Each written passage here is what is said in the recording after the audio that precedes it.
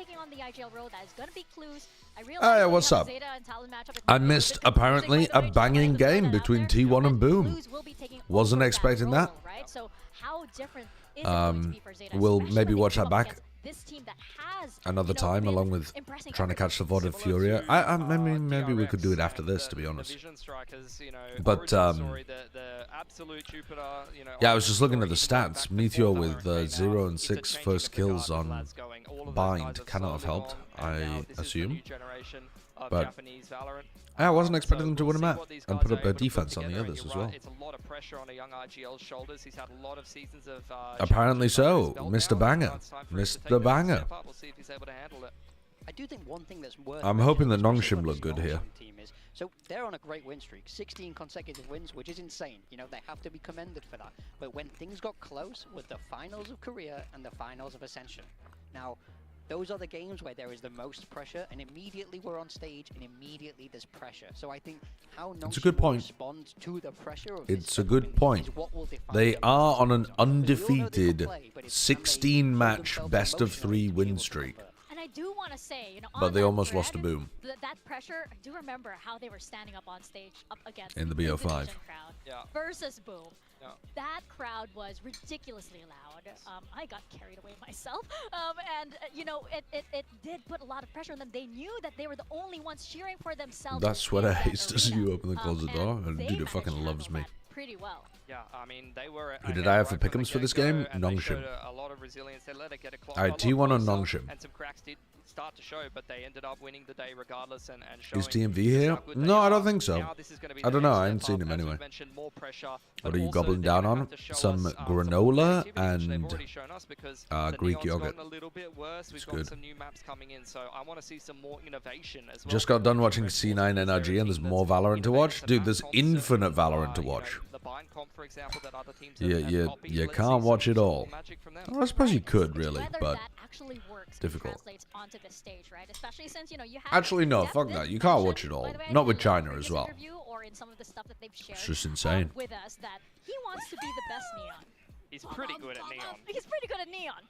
And look who else Cryptiduck, thank you for the 21 months. You have Danby, so that match. Yeah, if you double monitored, but then you're not really watching either, I think. I think you have to be a bit more focused on that. Then again, I mean, are we 100% focused on the Ghost stream? Not all the time, no. It was a very defining part of what Nongshim Red Force used to do. Danby playing the go to bed after the first game of Americas? Not a fan of the second game of Americas. The C9 NRG game was a weird one.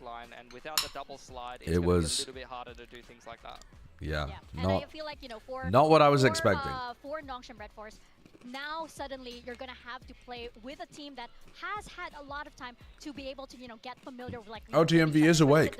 Okay, fair enough. Nongshim, I feel like, you know, maybe some things work. What are your thoughts on Britain stealing 400 trillion from India? When is Britain returning it? Britain literally couldn't pay reparations to India. Well, I mean, first of all, I suppose you could say that it wouldn't just be India that Britain has to pay reparations to if we were going from an ethical point of view. Britain has benefited massively from exploiting its former colonies for, I mean, even going back beyond when it was the height of its imperial power, Britain has caused enormous amounts of problems. Britain, even after it started losing or giving up its grip on its empire, continued to just fuck with the world. A really terrible influence, the British Empire. They didn't really play Ascent very much at all, and then they flipped the map pick. Do I think it's likely to pay back any money? No. So this could be a similar story for Split as well. No. And with both Ascent and Sunset going out, I mean, Sunset hurts Nongshim. That was a great map for them, but it hurts Zeta.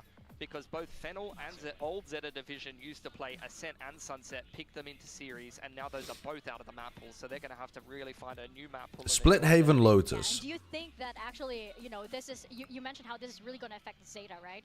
Is this going to be the first team that will fall victim to. I mean, I can expect.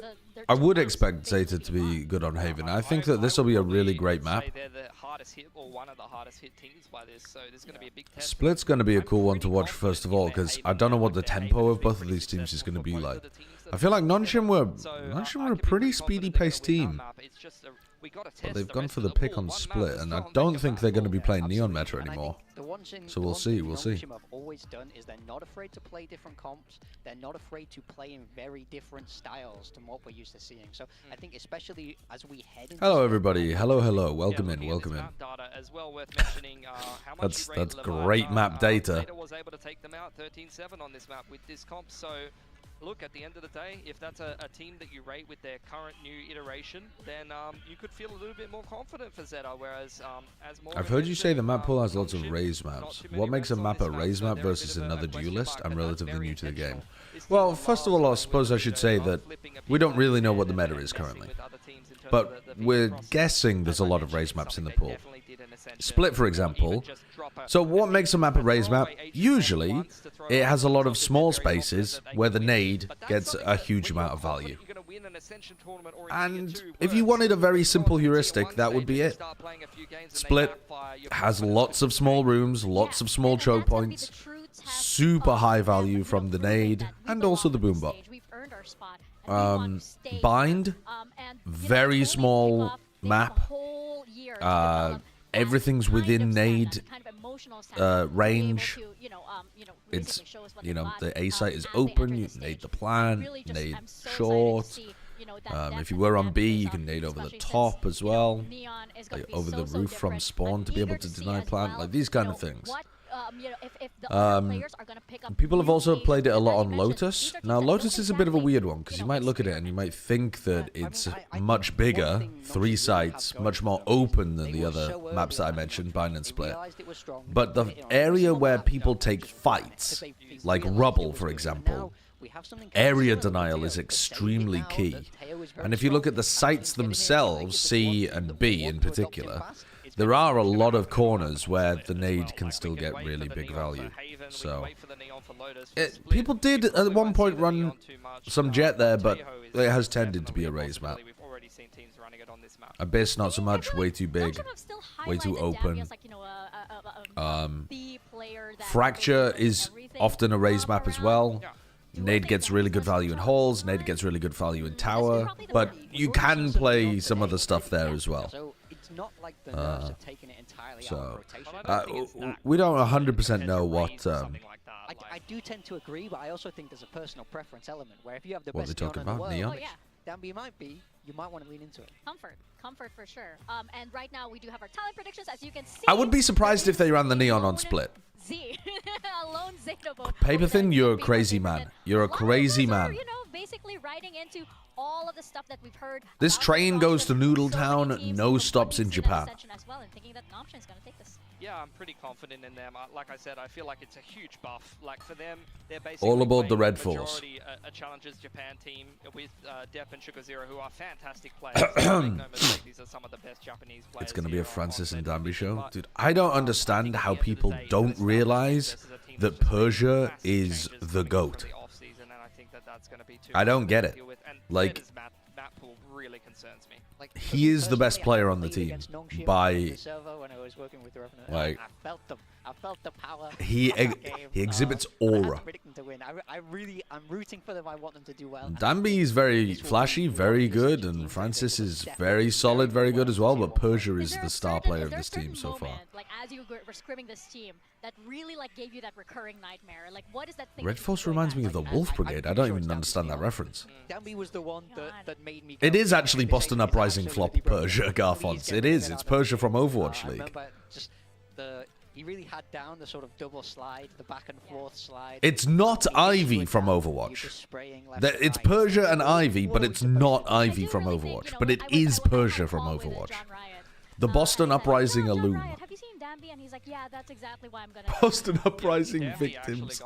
The Boston Uprising support group. We should gather a vast I think that I really am rooting them for Swing Chip. just from like Wait, a no. storyline perspective. No, Swing Chip was with Mayhem.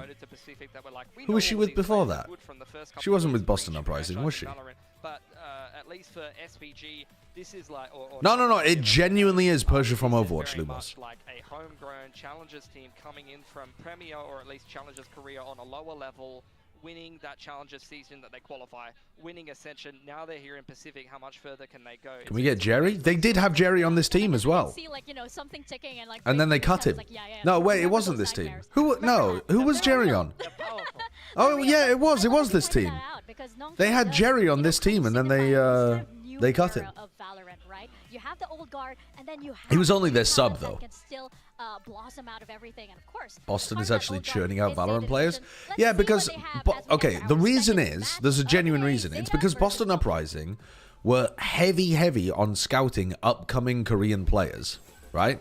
And so they just picked up people who were super young and like grinded the game in order to be good at esports. And when those players didn't find the success that they wanted in Overwatch, they just went to the next like popping game in Korea, which is now Valorant. And they're young enough that they still have tons of time to commit to the game before they do their military service.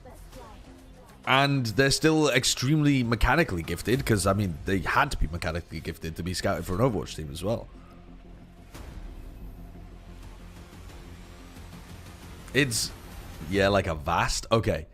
A Vast was before Boston Uprising started going very heavily into the upcoming Korean talent.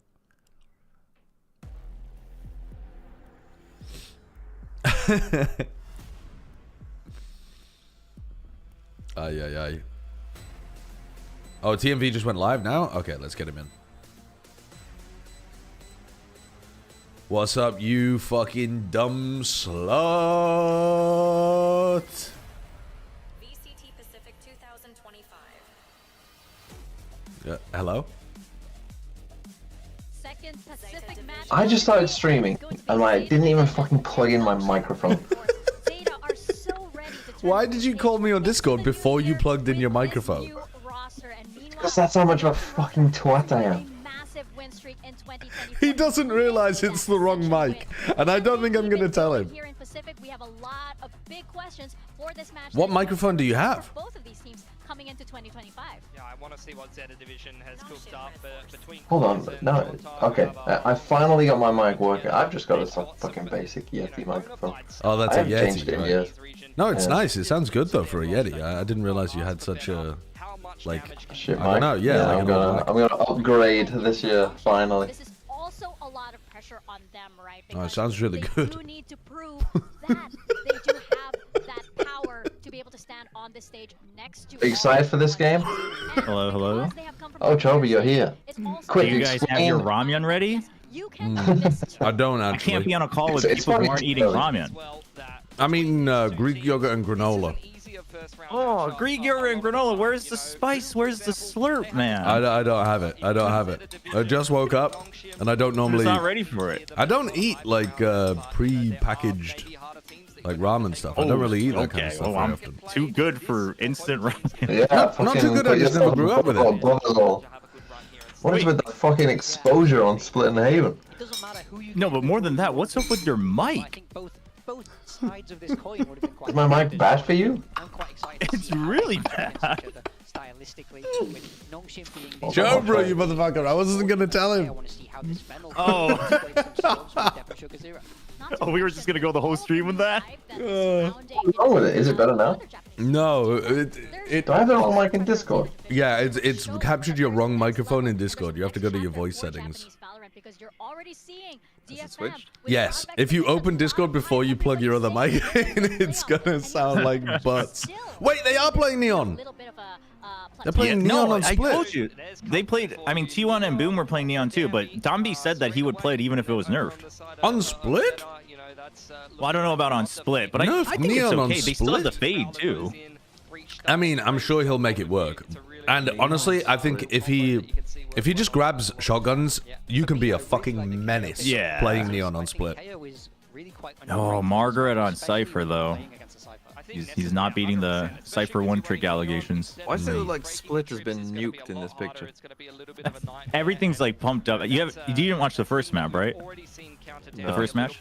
Oh yeah, like the contrast and vibrancy is pumped up. What? Oh, I guess we need to sort out the timings of stuff. Oh yeah. Oh, but I'll need to get to YouTube because YouTube is fucking... I'm waiting to get in the game. Oh, who's the fucking YouTube CEO these days? I don't know. Actually, yeah, I have no idea. The woman was like quite a while back, right? Yes, let's get ready to go into last year or something. of the day. Zeta Division I think it's an older guy who is the CEO now. Against our other Ascension squad, Nongshim Red Force coming out the gates, made waves over an Ascension, got themselves here today. I like this desk. This Japanese squad, that is the question. It looks alright. Yeah. Actually, I think they fixed the camera angle a bit too. It was really low earlier, but it's better now. Until the grand finals, they didn't drop a single map. In fact, they won the very first 2 maps of that best-of-5 grand finals before Boom was able to take 2 more. So why do I see slime traps busy writing his in diary my during the chat? break, so it looks like he has notes on his notebook? A lot of teams you're talking to behind the scenes that have scrimmed this team know how damn scary they are. The real question It's funny that. How did slime traps get back in here? Venue? From last year, yes, but it's the same from 2 years ago, but they like totally did some refurbishing. Like they built basically a stage elevated on the original stage so it can be a circle now, and then the casters are on the 2nd floor. I'm getting a bit of jitter here on YouTube. Yeah, I'm on 131, 30. Yeah, I'm 29. on exactly the same. Keep counting. 5, 24, 23, 22, 21, 20, 19. All right, I'm there. I'm there. I'm getting a little jitter. Yeah, I got a Really? jitter or two. You gotta call him out. Maybe I'll finally live in the future because I'm closer to the broadcast. What? Them up. What? What? Wait, what? What? How did What Clues the just get fuck through? was that? What the fuck was that? Ain't got much for you guys. What can I say? It was a good round for Clues. You gotta play that one back. Wasn't he just running down the rope, spamming his ghost? Yep. I think so. I think it was just blind spam. Okay, so I will say, this is classic Zeta, where they get the first kill. They were doing this all the time in the offseason. They get the first Oh kill, no, he swung through. Oh no, he was Okay. dropped. Oh my god, that shot on Ivy. Clues has been clutch as heck at my times God. in this offseason for this squad. He has really stepped up. He's the IGL as well for Zeta now. Like the disc was talking about. How was the Here we first go. game? Okay. Well, Obviously, I time to saw put Boom that 1. bucket to use, I mean, but T1 shut won, down, but Boom won a definitely match. second. Yeah. Boom looked really good actually. Comes up with 2 Boom, they came kills. really well prepared, but I don't know how much that can last, right? The real test will be, like, I think stage 1, actually, because you can prep all you want for maps and stuff in kickoff, but the adaptation and the mid-routing, we'll see if it continues to evolve. I mean, God bless them. Xerxes and Famous were firing, though. They have the worst kickoff bracket of all time. They play against T1 and then... dude, who do they play against now? They're against... questionable. Fuck, I forgot. Is it, but it's somebody nasty. It's the loser of this next match, right? Nongshim, DRX, and Zeta? Everybody's talking about in Japan. Is that what it is? Rising Yeah. star. Right. A little bit of backup from Depp around. That's the corner. rough. Nongshim inches forward. As the cam set up, there's a swing. He's playing off this little one-way, and we'll be able to go ahead and mow them down. Francis now. 30 seconds left. Last one left to see if he can find any impact, any damage. Stop this from being a flawless jiggle peek. Depth pushing forward, knows that stun's gone through, and will blast pack in for the 3K flawless match. You can see what they're trying to do there with the Prowler taking contact and then Dambi sliding into mail. Yeah, that's like their classic Fade Dambi Neon Judge. thing. Yeah. Round 3. Neon Judge. But really, they're really solid. Judge v. Judge as well. Knowing good angles to take, kind of catching their opponents off guard. This could get beautifully silly very quickly. Set themselves up in. They'll find those first kills. It's just sometimes after that they kind of lose grip on the round, kind of let go of some of the opportunities that. Oh, they're supposed to be going through. Oh my god, nice from Sugar Zero. They were supposed to be wrapping through vent here. put down to 35. Yep, here they go. They're still going through A little vent. bit more space in the meantime. Margaret able to open things up. Clue's going to be taken down here in mail. Oh, Margaret took so much damage from that. Like, relax, buddy. You can break the trip in a sec. Nongshim taking quite a bit of damage. They've already taken such great map control, though. They have the whole of mid, whole of vent, and they know that A ramp is clear. It's like amazing map control. Now you got to utilize some utility to get him out of that corner. Surely, yeah, Prowler Neon here. Against a judge. Well, you should be screwed. Oh, what? Not screwed. You gotta go multiple people, bro. Yeah, what is... Playing off the earlier damage that Okay, had been okay. found. Now into Oh, I like the fallback, so they don't all rotate. They've pulled so many people over to A here because Zeta have not re-cleared through ramp or through A main. Too indecisive from Zeta. Work their way across back over towards this B They side. needed to go and try and find where Danby was. They're happy to gamble on one side of the map or the other, and with that Cypher utility there, they hadn't had any Okay, Sugar Zero is still a alive. lot of their weight to A. They're gonna set up, try to So get heavy something going on-site here. kind of setup. Fade utility, still have the paranoia. Could break through actually. Maybe get this bonus to convert. Where does the paranoia go? They're in the haunt, depth. Through to the pillar? Damage there through the corner. Francis able to spot out that drop. Mr. Sugar Zero, where you throwing it? Nice gauge. Here it comes. Oh, They yeah, got they both waited. of them. They got both of them a pillar, though. Taking him down, finishing off that second low HP member. Sugar Zero able to find one, but Ivy comes up with two. Oh, shooter! One after the other, and Zeta Division come away with a bonus conversion. Sideshow, it's because you didn't eat your ramen. Oh, no. Hardly know It was a little bit of a shaky offseason, to be honest, for Zeta with the start with Zeta, but what a hot one. 4 kills already for him. Comes up big, finds a big clutch win. My and again, this is the way Zeta big likes to play Synpreza copium not looking too good right now. I don't know about that. I think it was a pretty good round from them overall, apart from how they contested that Heaven judge, yeah. That's just a sick spray down at the end. Yeah, no, that's just really good control. To see it. The fans in the hub. The hub. The hub pub. The Pacific Zeta replay. fans finally having something to cheer about after 2 years. Continuing Yeah. on attack this B side here is Nongshim. You can see him, or at least one of the poke and prod. Danby? The one way out. Oh, he's got him. Oh, what a nice start. He's back. Wow, nice one, Death, though. Basically doing a Instant reclear. That's what they didn't do last round. Depp comes up with Yeah. that kill, and Sugar Zero will note the lurk here from Margaret, not allowing him to gain any ground whatsoever. Bit of a deep trip this time. Last one was right at the front of the door. This time he kind of crisscrosses it. Was Zeta all Japanese this year? Tougher for Francis to clear. Does get it. They've always been, yeah. Zeta's the team that always tries to go all Japanese, and they still are. GFM has 2 Koreans. Now the rest of Nongshim has used that attention. Very open A site here. To try to at least get Giving them at least the plant money. a little extra cash. And Ivy could get his ult online as well, but I mean, not that that's going to change anything. Might as well give it to Persia. And then you'll have Cosmic Divide as well. Go on, Ivy. Hit a crazy one. Ivy. Put out for him. Dead. Good, Is try. that crazy enough for you? Good try. All comes down to Persia now. Will be spotted out by the Prowler. Paranoia sent through. Cannot be dodged. Sugar Zero coming Solid in start 3. from Zeta. Zeta Division continue on their merry Yep. way. 4-0 start. They're looking pretty This is the good. thing about Pacific though. Like I feel like, I mean, especially if Boom, who you said played pretty well. Like I feel like Pacific has a lot of, like a decent mid-table. Yeah. Of like, I think I think it's going to have a really high individual high average level, Pacific. But I think the potential for some of these rosters to collapse is fairly high as well. Like if everything works, they should have an extremely good average level. who's gonna collapse? I think there's plenty of teams that could. Go on, give me the one. Pick on someone. I mean, you could definitely see like a Zeta or a DFM collapse, or I mean, you could see fucking RRQ might shit the bed this year. You could see Team Secret shit the bed. Chobra's here, Sideshow, don't forget. Yeah, I was waiting for him to say it though. Does like I think pick a team in Pacific, the chance of them maybe collapsing halfway through the season is present.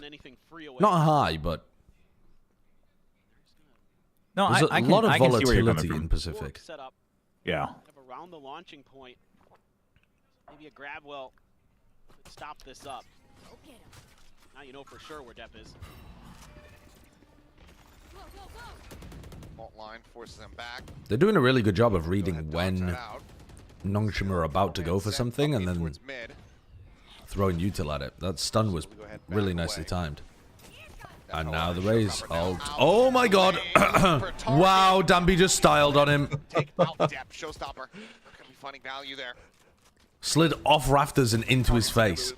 Beautiful coordination. Come on, Mr. Nongshim. Come on! Make me look smart. Did you have Zeta? No. He had Nongshim, dude. No, Nongshim. I had to go into He's the fucking world's Bangkok. biggest Nongshim sim. In towards heaven, comes up with 2. Leaves XCL on his lonesome. They'll be fine.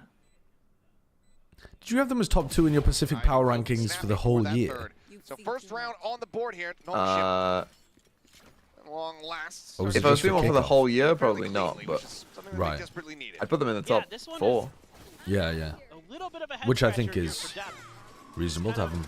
Oh my god. Dude, that is sick. That's so difficult to hit the Raze rocket on him. Gone for it a little bit sooner or something if they had the information, but XDL had backed off. He's an edge dancer. Out of the vents, so he wasn't able to really get the information on the timing, and Nongshim's able to punish it. Really nicely done by them. Then they come alive with that firepower. So Nongshim here, stabilize, get some money in the bank as well. Good fault line to keep I like what Sugar Zero's doing here. He's playing on the very edge of the 0 point and then trying to go forwards on ramp so that Dambi doesn't expect him. Checking out the box there. Didn't quite work though. Receive that damage. I'm cheering for Nongshim, local crackhead, because I think they'll be good. But to be honest, I think it might just be a good match. Here on to A. Depth force off the angle. Paint shell's going to be coming through, but already the players from Nongshim forward into the vent. Gonna get caught by that damage. Swing out though. XCL, quick peek, quick kill. Oh my god! What? You're telling me they nerfed the accuracy of that? You're telling me with a straight ass face they nerfed the accuracy of that? Had a warning shot. Now opened up, Jesus. Oh, dude, we had a couple in the first match too, but that was just something else. That's pre-nerf Neon. Are we sure they nerfed Neon? Casters share a brain cell. Oh man. Persia now. We pass it back and forth between the bold brethren. And yet, seemingly having no clue whatsoever. Today is Paper Thin's day with the brain cell. From Persia. Yeah, he's just gonna wait. No need. Oh, Dandy, bro. Things up a little bit more, That's all right. I mean, they're still banking on Persia. Why do I not see Persia's stars? Unable to make that one connect. Backs away, the defuse now being started for the Oh yeah, you're right. Going some forward out into the open. Once again onto the fuse though. Is Sugar 0. Nice. That's fucking good. There's our goat. Clutch to get Nongshim their second round win. Yeah, what happened to the stars? Don't know. They disappeared from the HUD, I suppose. Pieces of Nongshim are on that setup, and just always know that there's HUD one bug. player missing. You can see Depp is constantly looking. What is with that Raze's smile in that? Oh, that is ridiculous. Yeah, it caught my eye immediately. In the replay banner thing. Yeah. The full screen right. It looks like a mobile game knockoff? Yeah, it looks like something like that. It's a really strange one. It looks like official Valerant like desktop wallpaper. One here for the backup though. Just showed that on the site, but still going to be taken down. Clues with the final one. Solid shot there off the His name is Clues. Ivy lurks his way forward and towards that vent. Spike now being pivoted. Cross through the sewer. Oh, that's a nice idea from Shooter. On the eco round, re-clearing ramp from main, just banking on the fact that they inserted Dambi. The Zeta players are making really nice reads on what's going on. Yeah. They don't look like, you know, kind of clueless rookies like what the Zeta players did last year. Didn't get communicated over very well. Oh, no, Stop saying his name like that. How do you pronounce his name, Chobra? Who? Shooter. Shota? Shota. Okay. Yeah. I think that's as close as it gets. Dude, that's tragic. I thought it was a play on words and it was supposed to sound in English like shooter. You know, like straight shooter. Yeah, that's right.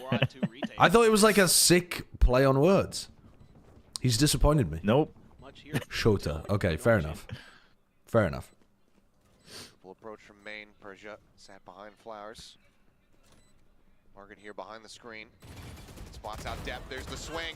Sees the second. Knows that he got some damage through. Persia. Spots on the third. Persia. Oh my Persia, God. my Oh goat. my Persia. God. We're going to Persia. We're going to Persia. The takedown clues. Oh, man. Where's the Vast? Call him up. Boston Uprising want him back. $1 million. The president of Esports. Huck's on the phone. Persia, we want you. Great bait by Margaret. Great 1-2 punch they have set up in that position. As soon as there's contact from Margaret, Persia can just swing out here. Who was the best for the first player. Overwatch player that came to Val? The best? So like best at Overwatch? Yeah. It's a little bit off timing. And this is the one thing almost certainly Sinatra, because he was like phenomenally good when he was playing Overwatch. But if you want another shot, maybe like Corey. Corey was very good. Baby Bay was also quite good. Oh, Carpe was also good. Yeah, Carpe was a fantastic Overwatch player, actually. A great read. The smoke forward here. Now he's a fantastic PR man for T1. Woohoo, yeah. That's like all he does. For sure. Ultimately, Zeta. Not Derek, not Sire player, no. Spike now available here for collection. Margaret doesn't necessarily know that. Carpe was a bit watched by the end of his OWL career, but he had a really long OWL career. Like, he was there before Overwatch League began. And he was fantastic before Overwatch League began until, like, I don't know, one season before he retired. So he still was one of the best Overwatch players to move over. If not the best. It's like kind of like a bit of a toss-up, I suppose, depending on how you define greatness. Fourth kill for him. They keep Nongshim at arm's distance, not allowing from the tie-up to come Yeah, I through. mean, I'm sure I don't have to say that. Something I was not anticipating at all from Zeta. Not a Sinatra Glazer by any means. So good. Leading this out is Sugar Zero. It's another one of those players who's just been on a relative tear. You know? Yeah. He's looking like the most consistent. Dude, Zeta are looking good though. They are making some nice reads. Hasn't really skipped a beat. Come on, let's have a look. What are we doing here? It's good news for Zeta. That is a nice knife. That's a crazy that is a knife. nice That's a knife. three. It covers the whole events and it covers the whole of mail. Yeah. And it doesn't look like it's breakable because it lands like up behind the map somewhere. Obviously, he's not going to be IGLing, but the guy who's going to have to. Nice shot, Margaret. Heck yeah. Close That's the my mines. Meteor Junior. Close the mines. You can't say that. He hasn't named himself after Margaret Thatcher. Where they are losing people over here. Margaret died, taking another fight on A. As well. All the pressure now, realistically, here on Persia's shoulders. What a good team fight Zeta had. The call is going to be to send Dambi through Garage as Persia tries to open things up. I don't think I've ever seen Zeta understand the current like overall flow and meta of Valorant better than this. Yeah. Like, yeah, the re-clears and the timings. They're giving Persia a shit ton of respect here. Okay, that's cool. Well, Dambi what? Fucking saves his saves him 1 HP. Why is he going for it if it's his teammate is saving its spawn? Should be a save at this point. Wow. And he's already got ult. Let me get Depp his ult. Playing really nicely. It doesn't light up the scoreboard, but he completely stalls Nongshim's attack. Great timing on that boombot. Oh, fucking hell. You can't be shouting close the mines whenever Margaret does well. Just enough time. Damage Danby enough that he has to rethink exactly how he's going to try to get through towards B Heaven. Meanwhile, Sugar Zero was really... Someone get on it, get a 7 TV emote for Margaret of a picture, like a picture of Thatcher's face. Picture of Maggie Thatcher. That was huge. Yeah. Taking on Ivy there. The Iron Lady. Yeah. If someone can Photoshop Margaret Thatcher holding a Vandal, that would be ideal. How is that gonna work as a Twitch emote? That would be so small. Where there's like 2-3 guys all right next to each other, and that's something that can be really punishable. You know, you think in your head you want to take quick trades, so that's why you're kind of close-ish together. Makes sense to take a timeout here. Dude, that knife into mid was so nice. Told them there was 3 players in mid. Margaret knew that he was going to be able to take a 1v1 over towards A, even if he did get contested. Gets the kill, and then instantly Zeta re-clear through mid and kill them all. That's... able to just kind of isolate fight by fight around these Nongshim's jackets are nice though. Very practical. That's what I care about. Yeah. Yeah, their windbreakers are they kind of look like racing team jackets. They have good reads on their positionings. They hold their I think esports orgs in general are very lazy with their like merch design. Why are we wearing sports jerseys? It doesn't. Well, it's because anytime someone like Evil Geniuses puts an effort to make a new jersey, we all shit on it. I don't want jerseys. I guess that's the thing. Like, it's not like these players are wearing jerseys when they're practicing at home. Some more damage here. Nightfall Cosmic Divide should be able to get a plant down in this round at the very least for Nongshim. Force Zeta into a retake. Another great knife. And goodbye. Let's fucking go. I mean, that's a drive-by that the streets of LA would be proud of. Oh, that's what I saw. You can't say that. You overdrive, but a little bit of an overcook here. I mean, he thought he was getting away. Did a bit of damage as well. Elimination not to be found. What? They were definitely not you. Ivy had full. Now into the site. The defuse being held. No, the wraparound. Oh no. Bro! There's no nade. There's no nade. Somebody has to push that smoke. Somebody has to push that smoke. Oh or spam. Or spam. Or spam. Persia. Coming through. Oh my God! Why did Ivy's ears not work? Absolutely just and why not throw the molly first? That's the wrong way of doing that, guys. We're seeing a new Zeta this year. I can't believe Sugar Zero lands that, man. You don't stand there with a molly in your hand in heaven. Neon, especially when you're Dombi. Come on, Francis. Yeah, that's a Francis blooper for sure. Oh. Throw the molly and tell Persia to wait with his pull. It's the responses that Zeta has.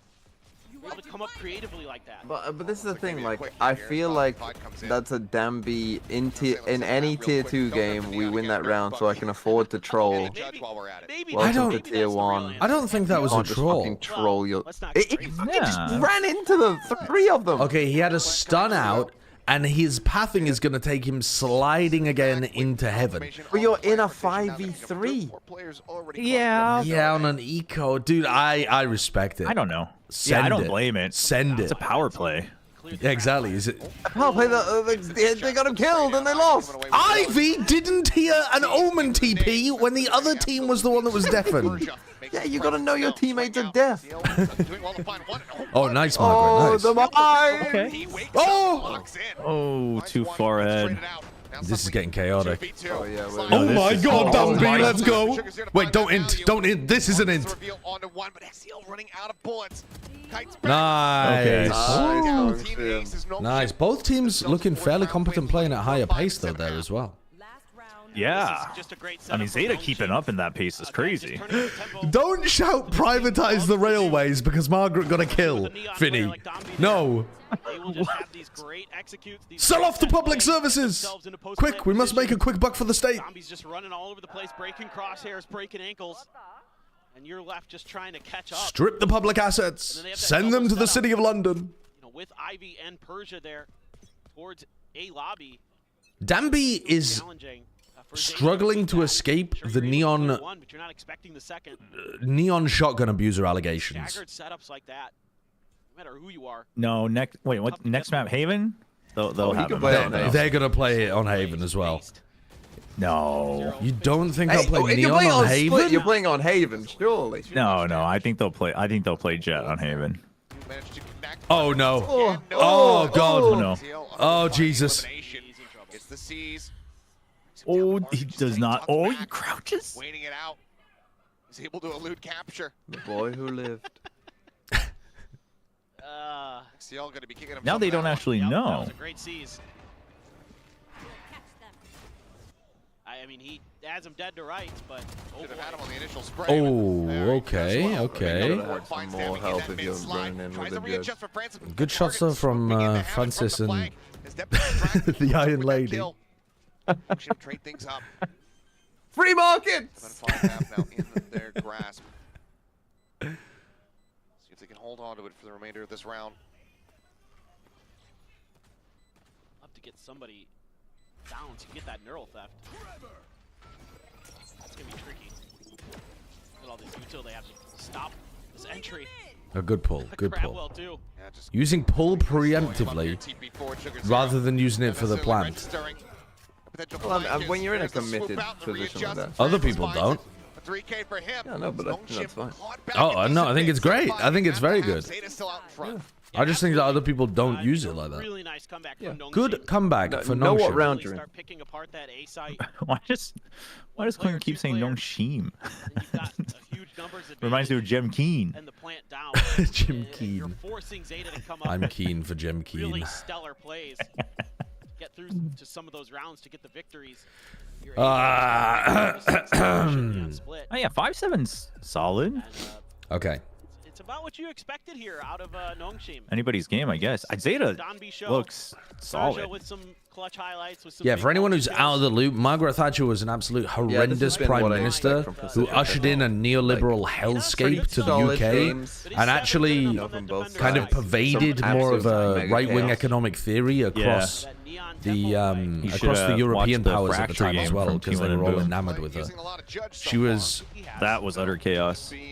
She was ethically very dubious and also just sold off a bunch of money-making assets that the state owned, putting them in the hands of Boom have private actually business in won order on to try to 12. grow the economy in the short term, but ended up 13. Yeah. just So they could have selling off money-making assets that the It was state would possible. have been able to benefit from in It the was future. absolutely possible. Very short-sighted, very silly, and very, I think cruel would be the right word. Going up against Nongshim. Woman. Trying to come up with like the noodle something. Kind of transitioned the party away from a slightly more paternalistic, caring approach to conservatism to a fuck the world, let it burn kind of style of conservatism, which Look at this. still has its impacts today. That paranoia all lined up. That's just going to jump right in, but he's caught up by the trap wire. And there she goes. There she goes. Smoke. Maybe going to be good for one, but quickly does get traded back. And Sugar Zero puts him down. 3v3 now. Spike scooped up, and it's a slow drift through the sewer. Donby saw the Cypher utility. I thought maybe he tried to hold a... Serge Falco, thank you for the 17 months. And Dickhead, thank you for the 50 bits as well. Are NRG still cursed to forever fall short of their potential? They did look like they were not playing up to their potential. Zeppa had a god He got a game, G2. but NRG did not look They don't have classics anywhere yet. near as good as I was expecting them to look. Spots one. Oh, And JJG, thank you for the prime as Maybe well. he picked the team that he's least familiar with in terms of playstyle. You think he's less familiar with G2 than fucking Giants? Spot this out, but Zeta Division, do they just go for the pivot? Yeah, I would. Persia's heard them jump into vent. Bruise is up. This is great for them, especially because Francis Is stuck here. They broke the trip. They're already mirroring Danby's giving this away. He's just making noise. He's distracting nicely for Persia here. Yeah, Persia's gonna get him. Takes a fuck ton of damage, though. Onto one, Persia. It's a headshot. She'll take it down. Swing on Persia. Holy, they go Persia. Bro, man. Plays the strike, gives his life over, Donby's so so Persia good can at that. Yeah, he's Hopping done around drawing aggro. So many different ways. From the initial read of their 14 and 9. rotate towards A to matching their movement. Those are okay. There we go. Those are pistol highlights. I'm like, The those are not Prince. pistols. There we go. The Prince of Persia and the Iron Lady on one team. How can you compete with that? And then completely distracting Zeta so that Persia can knock 3 down. He's not It's lighting pretty up the strong. scoreboard in that round, but he's given you so much Incredibly value strong. in so many different ways. 5-man buy. They also, like, 4 out of 5 of the players on Nongshim have IGNs that could be Oh, what are we women's doing? names in England or America. What? What? Dude, what? Okay. Oh, they didn't go for the guns. This monster is Interesting. Zeta now. A little bit lucky that Shota ended up dying to the nade. Still outgunned weaponry. Otherwise, this could have been a 5v3. They didn't grab it. I don't know why. Dombey saw it too when he jump peeked first, no? It was. I think he freaking went out with the judge. They need to get those guns. Go get them. Go. Ooh. Backing away. Push forward in towards Yeah, the B. guns are getting Persia protected by center 2 on the players, line. which leaves this gap towards Persia. Marshall in hand could do some significant damage here. Come No on, Persia, armor your team aside needs from you one again. tap. Carry, my goat, carry. He's just dead though. Clear the angle. Well, yep, bit of a What? block. He had armor! That's unfair! Will be able to find that Refs! Oh my. take a shot. Knocked down here Wow. to 24 HP, but Spike Unlucky. can be brought forward into the site, can get planted. Haunt out, reveal. You just saw him. Got the ping there, and Ivy swings out a little bit wider. Sugar Zero going to be taken down. Clues now up close, mowed down. Death is so Another with weak. the Bucky, 24 HP versus If Ivy. you one-shot a 125 HP Ivy... Oh no. no. Oh no, Ivy. Depp creeps up Oh my behind the god, box. Ivy, what are Where we else can he doing? be? No idea in hell. Ivy. The Prowler. He doesn't trust the Prowler. Seizes over the top. You see? Nice. Oh. Finds the He shot. did I mean, half By damage narrow to him. margins, Nongshim will tie it up at Christ. 7-7. I like Ivy, but that was nerve-wracking, man. Fancy shooting from Zeta. So what, Persia can afford to Starts this round off. buy something, They're able and to they have a knock the Guardian. players down. Depp able to And get that's kind past of like the it. front line Maybe Ivy can defenses drop and a Sheriff or something. That is a great shot from Shota. XDL there overstepping just ever so slightly. This is going to be a very weak bonus round. That is crazy good stuff. But yeah, the C's towards Depp. Good reaction. Nice idea by Depp. You're going to have that. You're not giving Dambi the Bucky? You have a Bucky and 2 Guardians, and the Neon does not have the Bucky? Oh my god, he's sending it. Maybe they. You can't wallbang that. It's like a fucking meter of concrete. That was crazy. It's, There he goes. But it there's looks so no good when he does. world you could wallbang that. Haunt cleared, some spray through. A lot of damage taken here from Ivy. Dissipating. Nobody for the Prowler for him. Just trying to W stream work a title. little Wait, bit what of the mid hell space is here. the mod? What have the mods made my stream Zero. title? Depp now. It's got to be something to do with Margaret Thatcher, isn't Got it? some open space, but What have you bit of a guys trap. done? You know, they're not meeting any resistance on that angle, yeah, but Francis and Ivy are perfectly positioned to capitalize on that potentially.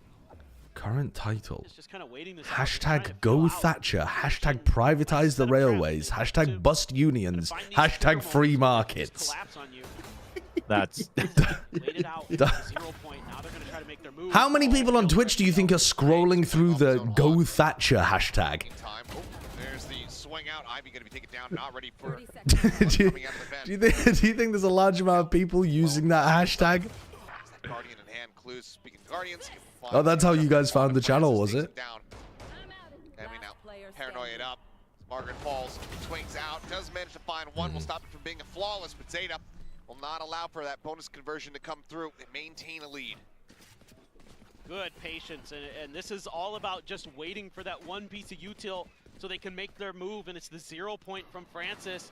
And after he throws it, he gets no contact, so he moves back over to the B side, and that opens up just enough space for Zeta to come through, catch him off guard. It's great timing. Good understanding of tendencies there for Zeta. And as annoying as Dombey is, if you They have Double 2 judge. judges and a guardian. then he's not quite as You had scary. such a shit buy in the previous round. 2 judges now Why in play didn't here for Nongshim. you How manage up it? we have with this? Also, why is Pacific using an old HUD? Would be a full buy round. This isn't the modern HUD.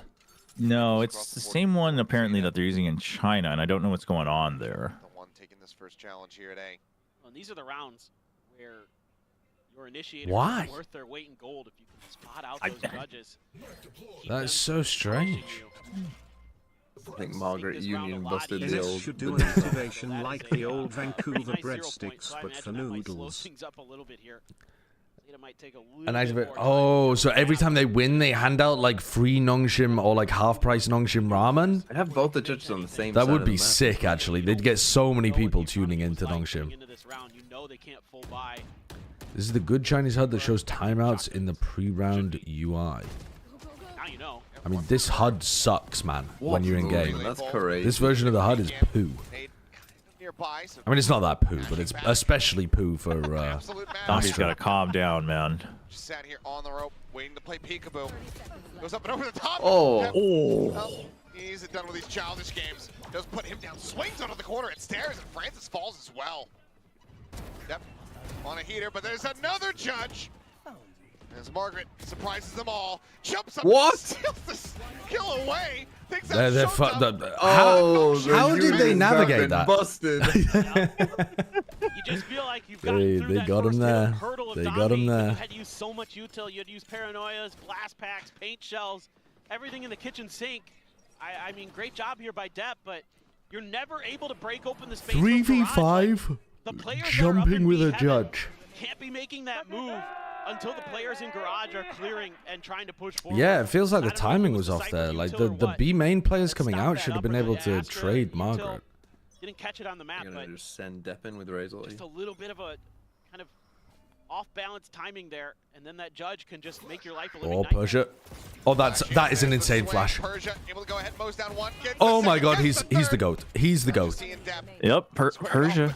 He will widely back away. Francis is going to be taken down.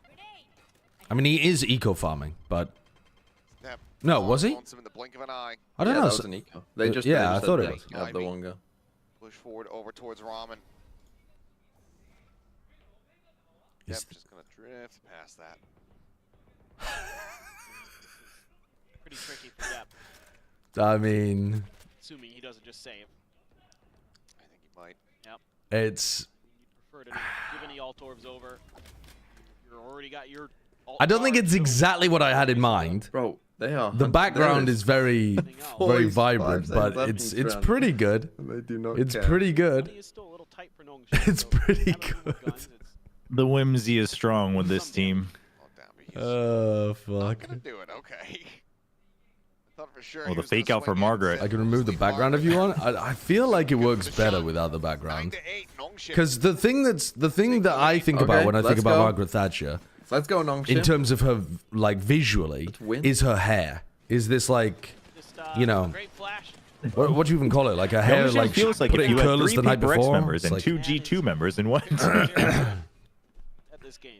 It's not wrong. Yeah, the power suit Pretty as well, accurate. I suppose, yeah. But certainly, like, if it's the head and shoulders, it's the hair. Timeout will be called. First one here.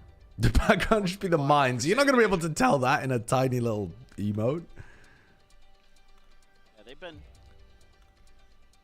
looking a little bit okay at times, but now Nongshim is really starting to get the pace of the game. Right, 9-8. Here we go. Starting to make good reads against Zeta Division. Is it true you styled your curls after Thatcher? No, I did not. But I think she... I don't know whether she did, but plenty of old ladies wear their hair like that. I don't know whether that is directly because of her influence or what. Bust unions. Wait, I can't see this emote. Is it the same emote? Like that are really annoying, and you gotta figure out. Oh, I can only see the text, man. Yeah. Stupid. I know. It's annoying. I want to... Oh, fuck. I want to see it. Is this one? That one's better because there's more contrast between Maggie and the background. There's a reason they're sticking with the neon split. Wait, that one's RIP though. That one's not Bust Unions. Where's Bust Unions? Dude, where's Bust Unions? Search, motherfucker, search. Okay, it's not working. Whatever. Watching your teammates die with a shotgun, you have initiators with full util that isn't being utilized. Oh, that one's the same, but you renamed it. Right, that is better. That is better. Good point. It's better for it to be like Bust Unions or something. Hey buddy, any advice for those having scalp issues? I'm bald like you, but I keep on getting scalp itchiness. I'm afraid I don't have any advice for you. Moisturize your head?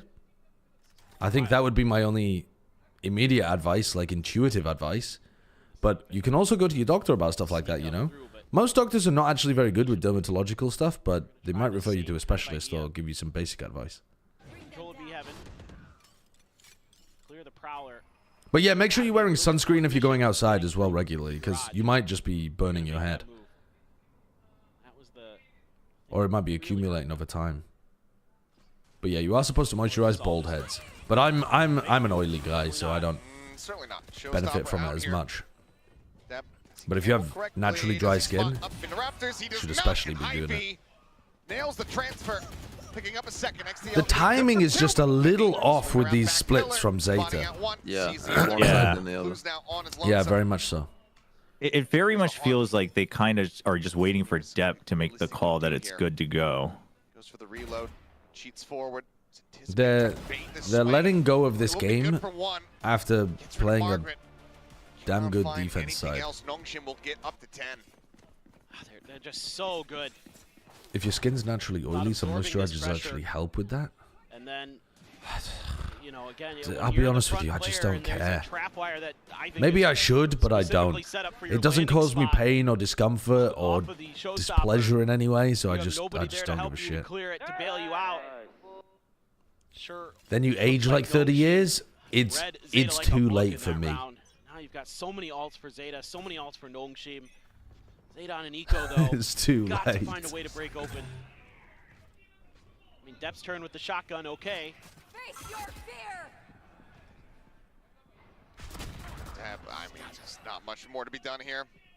Just pinned into the corner. I mean, Raze not looking like... Oh, with the shorty? Wow. Nice play by Heck Ivy. yeah. Wasting the breach ult in a 5v5 eco round to try to help Depp and see if he can set up a kill, and Ivy just owns him. They're not beating the whole we need Depp to care, like open everything up allegations. The attack side has not been... The attack side has been entirely unimpressive for Zeta. That's one standing. Yeah. He does well to find 2 kills there with that Sheriff, but he cannot turn the tides of this round. Looking good for my boys, my noodle boys. One that Nongshim We got paper boys and girls and Same noodle boys. 11 to 8. I've seen enough. Can you ask Chobra to sub I mean, Laz that's back one way in? to try to get him This in has gone on for enough. Unfortunately, he also has a shotgun, so it doesn't go so good. I don't think Laz could save this attack side. A monster. The Zeta players are not bad. They just... They look like their approach to the attack side is not refined very well. They're just going through the motions, like, take B main, take B heaven, okay, it's time to exec. But Nongshim have, like, 3 players ready to defend the site every time, and they're not being able to put utility pressure on anyone, because they're not even sure where people are. Like, they exec'd when there was a player rafters that they didn't even clear. And they've tried to hit before and not had a clue where the players on the site were, like, stuff like that. It just feels like they're running splits from their playbook without even thinking about what Nongshim are up to. Francis is about to hit a great night. Oh, it's a little short. Kind of shorts it there. Yeah, still will be able to spot out 2. Fragment thrown down, but it's already in ahead of that one. The witch is dead. Margaret. So sight for now. Margaret Thatcher shot dead in the streets. An opportunity here in the round to show the sense out that. Poor people everywhere rejoice. Flash fully into Ivy's face. Getting immediately pressured out, but Dombey going to be taken down. Ivy does eventually fall. Francis now on the floor. As it all comes down to Persia. The res not possible. Spots out 1, spots out 2. 3 up close.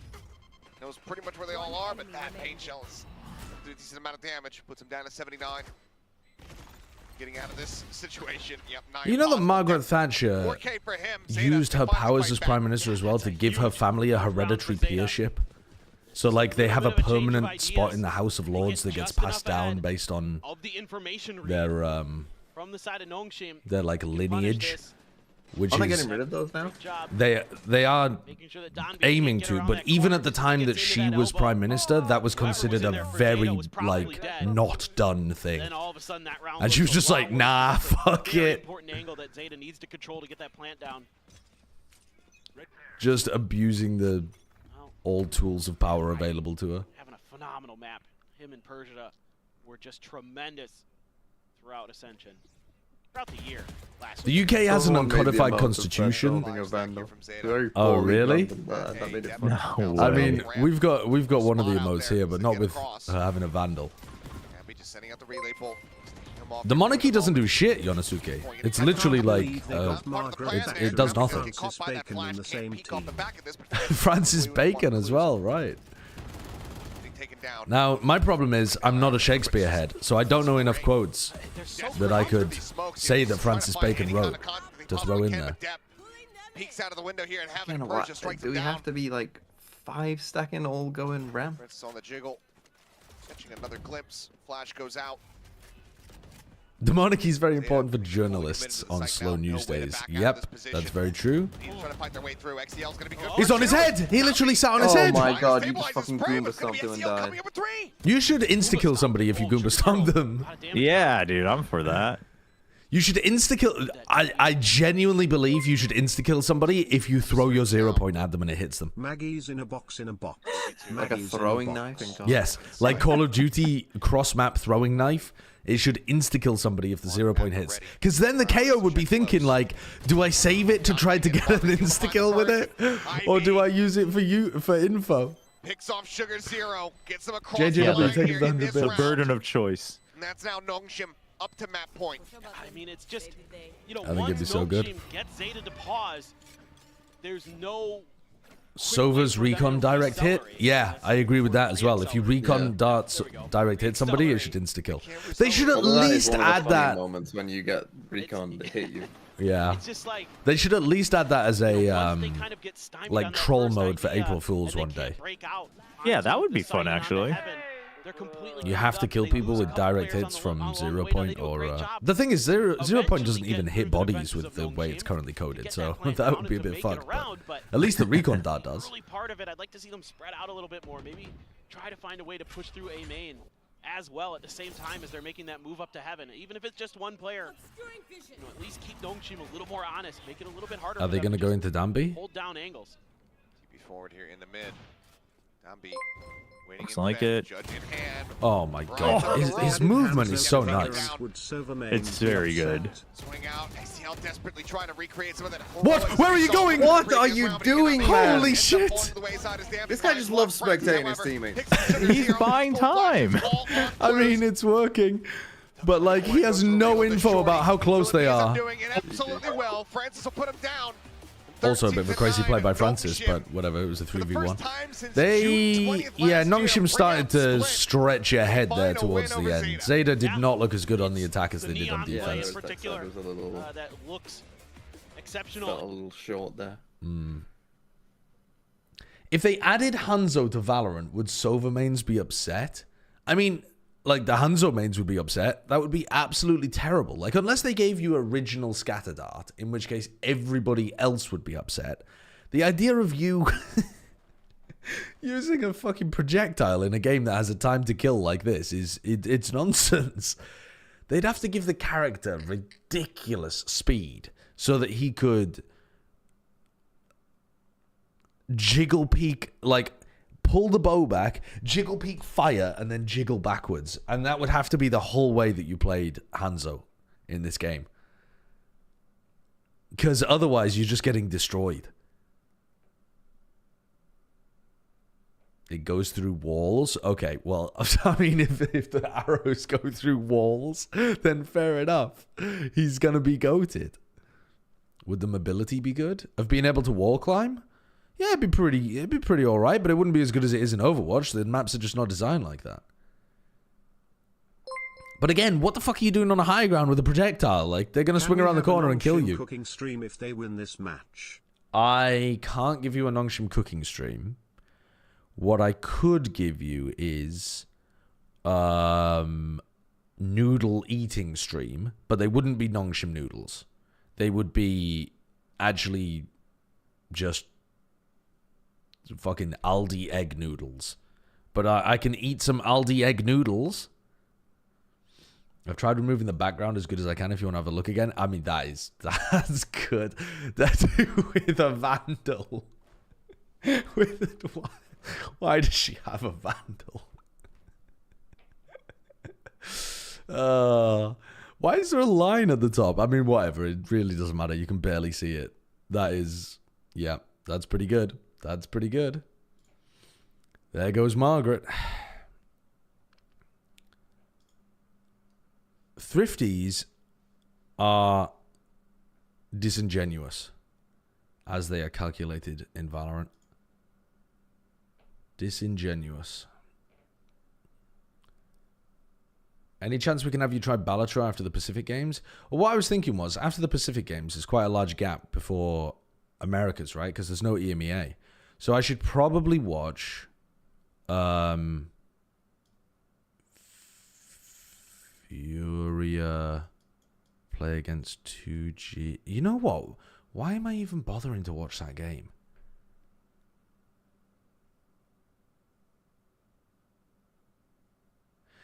If I'm watching it to watch Furia, that's stupid, because they're about to change their roster. And do I really think 2G are going to make it anywhere in this bracket after losing to Furia? I might just not bother. Yeah, we could watch T1 Boom, though. T1 Boom's worth watching, probably. EDG Nova would also be worth not watching, yeah. So, I haven't watched EDG, I haven't watched Trace, and I haven't watched T1 Boom. So, we could watch EDG Nova, we could watch Trace, but I think this one was a bit of a roll. So, we can watch Trace later on in the bracket. We can also watch EDG later on in the bracket as well, but it sounds like this EDG Nova game was actually worth watching. So maybe these two games, T1 Boom and EDG Nova, we'll have a look at after this. Euphoria, thank you for the 100 bits. You should play Hitman, you bald fuck. No, you're right. Insulting me is exactly the way to get me to do what you want. TMV, I know you love a good moral argument. Everywhere. A good ethical debate. Like, should you eat the pizza that murders people? One of those frustrating, but also good moments. I mean, speaking of chaos, this is pure one mention of ethics, and TMV turns off his speakers. It's so close quarters. There's so many great WW Zeno, thank you for the 10 months. Hashtag Zeta win. I don't. I think this next map is going to be a competitive one, but I'm expecting Zeta to be fairly good. But I don't think. Both teams kind of I don't think Nongshim are going to be bad here either. He's going to be good. Disgusting as it is to play. Yeah, it kind of depends on what side of the fence. Angelo, thank you for the Prime sub. Thank you for the new Prime. And Euphoria, thanks for the 100 bits as well. Yeah, I mean, like, I gave you money while insulting you, so it evens out. That's not how that works. That's not how that works. You can't throw pennies at people whilst insulting them and go, but you're supposed to be grateful for the pennies. Not acceptable. Yes, you can. You think you're entitled to insult a homeless person whilst giving them a donation in the street? You think when you donate to charity, you're allowed to fucking take the piss out of whoever they're supporting? You contrarian fucks. Maybe I have attracted the Tories, actually. Now that I'm... Wait, we've got to take... Guys, you realize the Margaret Thatcher stuff was ironic, right? Well, we do actually have a shred of empathy here. Okay, but what about 2 pennies? 2 pennies? Well, now you're talking. Now you're talking. Thinking man's microphone. I enjoyed your appearance earlier on in the stream. Ay.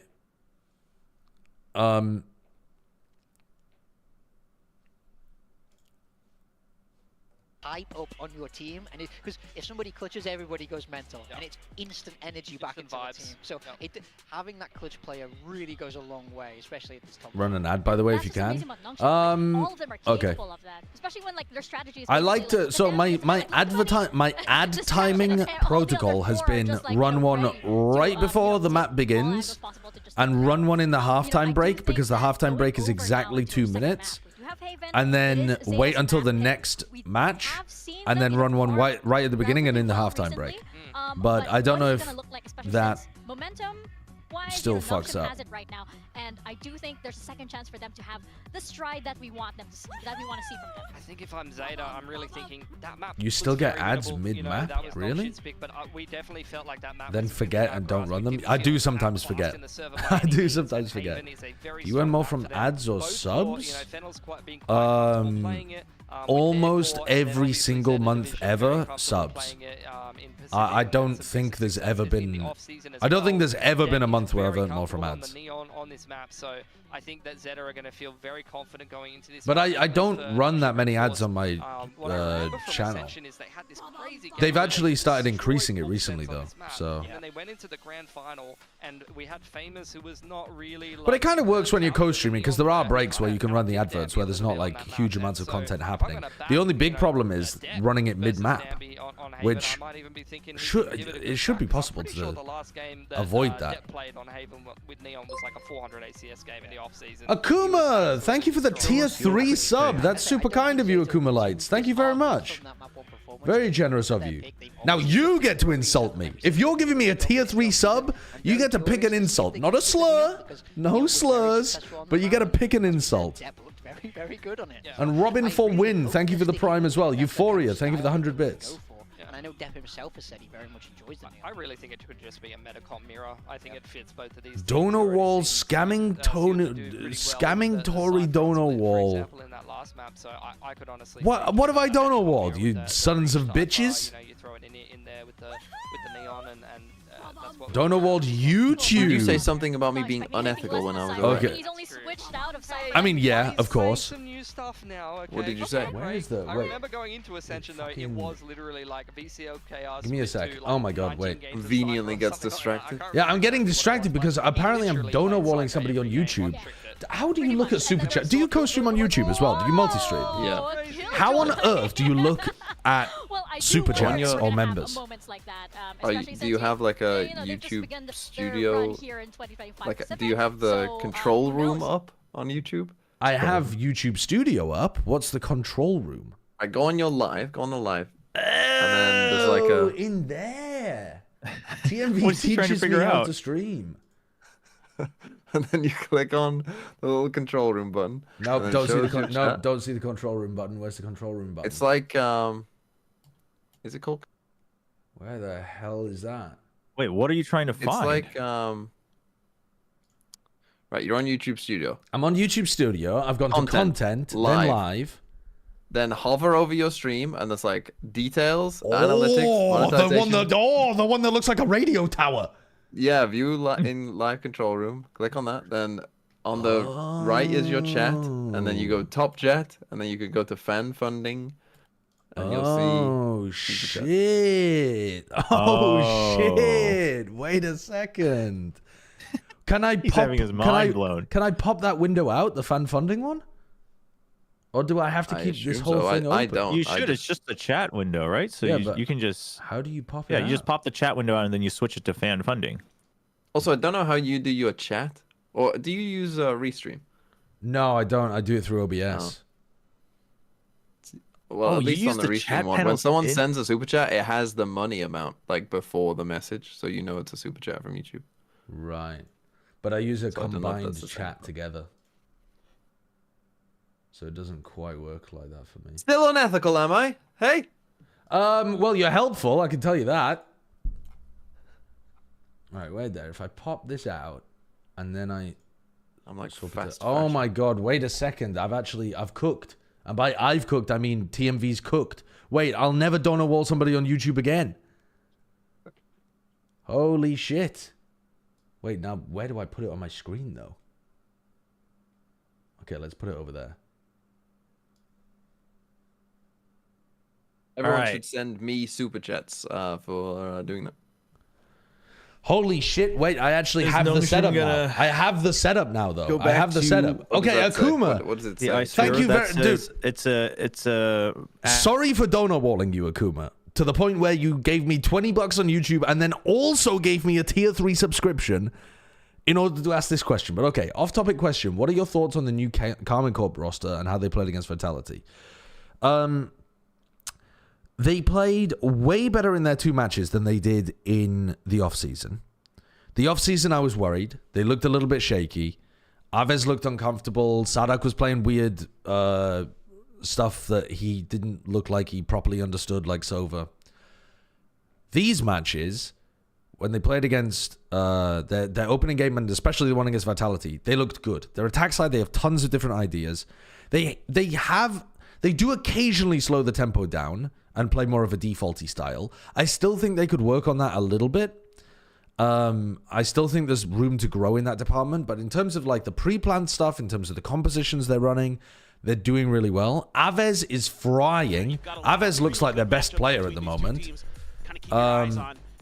going to be once again Nongshim starting on the attacker side, Zeta on the defender side to begin with. I think that they're probably a top 2 team that we've watched so far. I think Vitality and Karmine Corp were probably the 2 best teams. It was certainly it was the game of the year. It was the highest quality game of 2025 so far.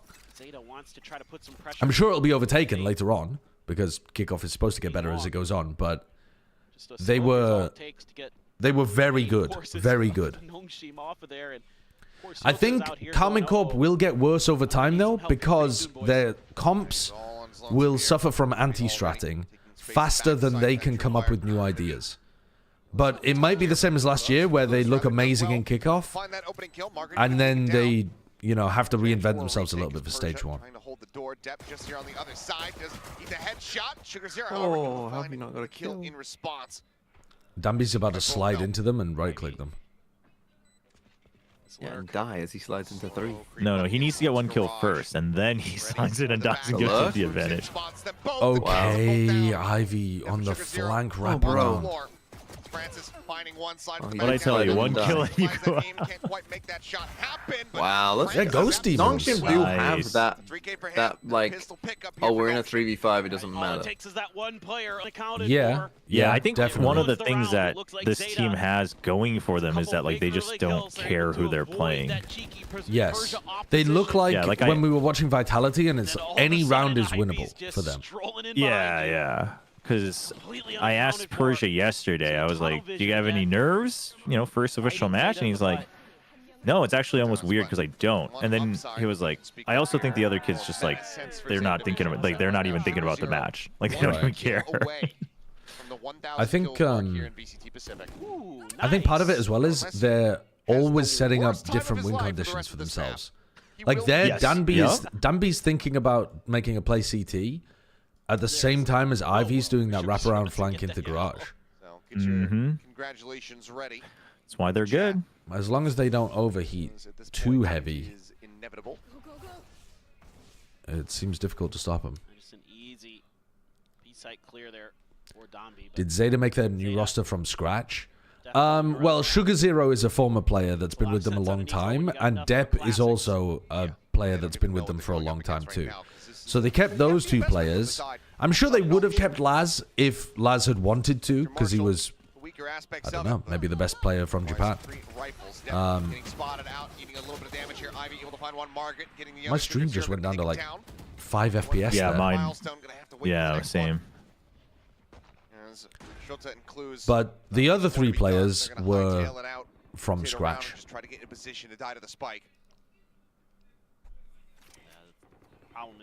I wanted to ask you an ethics question, TMV, while we have the end of this eco round. Oh, nifty. Oh, stylish. Okay, Huh. That's not supposed to be possible. Yeah, that's bit of a mess up from Margaret. As here comes the slide forward. Good job on a rifle. Picked up, fault line sent through though. Persia will be or able to not. mow down the 2 remaining players. So go on, give me your ethics question. Don't know why I'm taking ethics questions from you, but go on. So it's well, you're teaching me, because I'm gonna live by whatever you prescribe. So would you agree that it's, if someone makes a choice to do something in their life, like let's say they decide of their own volition to wear a silly hat, it's okay to mock them for wearing a silly hat. It's not like, you know, it's not vicious or anything, but they made the choice to do that, and so it's okay to just banter, you would say. Just banter. But if they didn't have a choice in the matter, you know, if they were born that way, for example, it seems really out of pocket because, you know, it wasn't in any way something that they chose. Would you agree that that's a decent, like, ethical heuristic? Yes. So if someone was bald, if someone was born with male pattern baldness and their hair fell out and there's nothing they can do about it, just kind of planted their Would you agree that that's out of pocket? Would you agree that that's hateful, perhaps? Hateful might be strong. I see where you're going, and instantly I knew pretty much where this was probably going to go. It's not a choice. It's not a skill issue. Certainly not. It is a skill issue. A bit surprised and pleasantly surprised, I suppose. It's a genetic skill issue. On that split, It's exactly like. Noted there. 0 for the kill, but already I think he's You're like the fucking homophobic people that call being gay a choice that I have to like live with. I didn't choose this. I was born this way. Going across and into chaos. Now, I mean, don't you think you look better bald though than like having your? I do think so. I do think so. Yeah, so you have made a choice in a sense. Get a hair transplant. It is a choice. You could get a wig or get a hair transplant. Okay, yeah. but that isn't me. I'm not living my truth. No, but you do shave your head, right? Denying that bonus conversion. Yes. That's just is that not a choice? That is a choice. That is a choice. Case closed. I rest my case. Easy win. Going in and, you barely know which I suppose there's also not a level of systemic oppression historically against the bald community. That might actually be more important now that I think about it. Yeah. He's able to do some serious damage for the side of Zeta. All right, come on, round 4. Let's see. Because I was thinking about the guy with no chin as well. To have a hair transplant by a company in Turkey, so sounds like a skill issue. Like, no, I did have that opportunity, dickhead. I did have that. Yeah. I thought that. I think that is out of pocket though. I mean, it's out of pocket when everyone is piling on. Sure. I think if it was one dude, then it wouldn't be too bad. Ooh. Nice. The little crouch spray frog walk wiggle. Oh, 45 HP, man. Well, there we go. Okay, and back onto an eco. Come on, Nongshim. Do better. Be better. That's what I like to see. Damn, when are we getting more Hitman streams? Not anytime soon. I'm in the Valorant mines right now. Extra player kind of steps up. I mean, the opening kill starts to break things open. Sugar Zero a bit off balance, but there's a great paranoia there to keep clues, or excuse me, keep Depp pinned so they can kill clues. Depp just outplays them. 1v2. And Dombi's got a shotgun. Using the drone to check up and over to see if there's going to be another push out. Maybe give Dombi a little bit more protection instead. That recon dart did nothing. The recon darted over towards Garden and all 5 of them were in front. Shaved off not only his hair, but his eyebrows for money.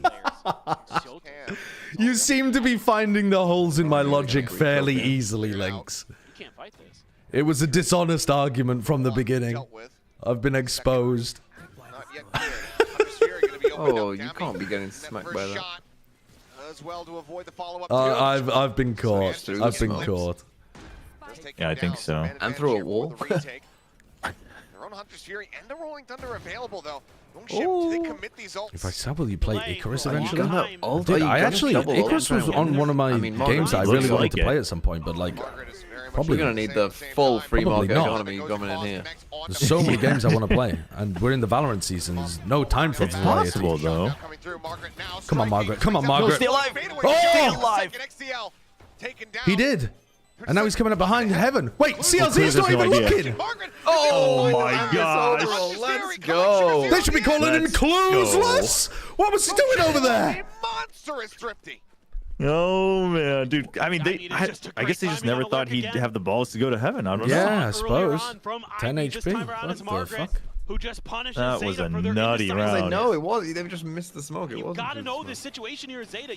You gotta know how many. But it goes back to the whole win cons, right? I mean, multi-layers. Yeah, lots of layers to that. And you have to have a little bit better flank If one doesn't work. A lot of things go wrong in that and it's often different layers in different directions as well, where one person's able. Like, if Margaret gets hunted there, I'm sure the others would be pushing forward to try to make it work as a distraction. Oh my god. Oh my god, there's nothing more scary than getting run down by a neon like that. Oh my god, gets the kill with the shorty. That with that. Hold on. No, it's over. It's over. The trading is too good, man. It's too good. Team Ace, Danby delayed his entry into that smoke a little bit, and Ivy was already coming around the back of default. It's so nice. They're so good. Yeah, they are looking nice. And that was Danby's first kill. Yeah. That's when most teams start to crumble against He plays for the team. Those are the rounds like when they have. That's what I love though. It's like there's so many Pacific duelists who are just like.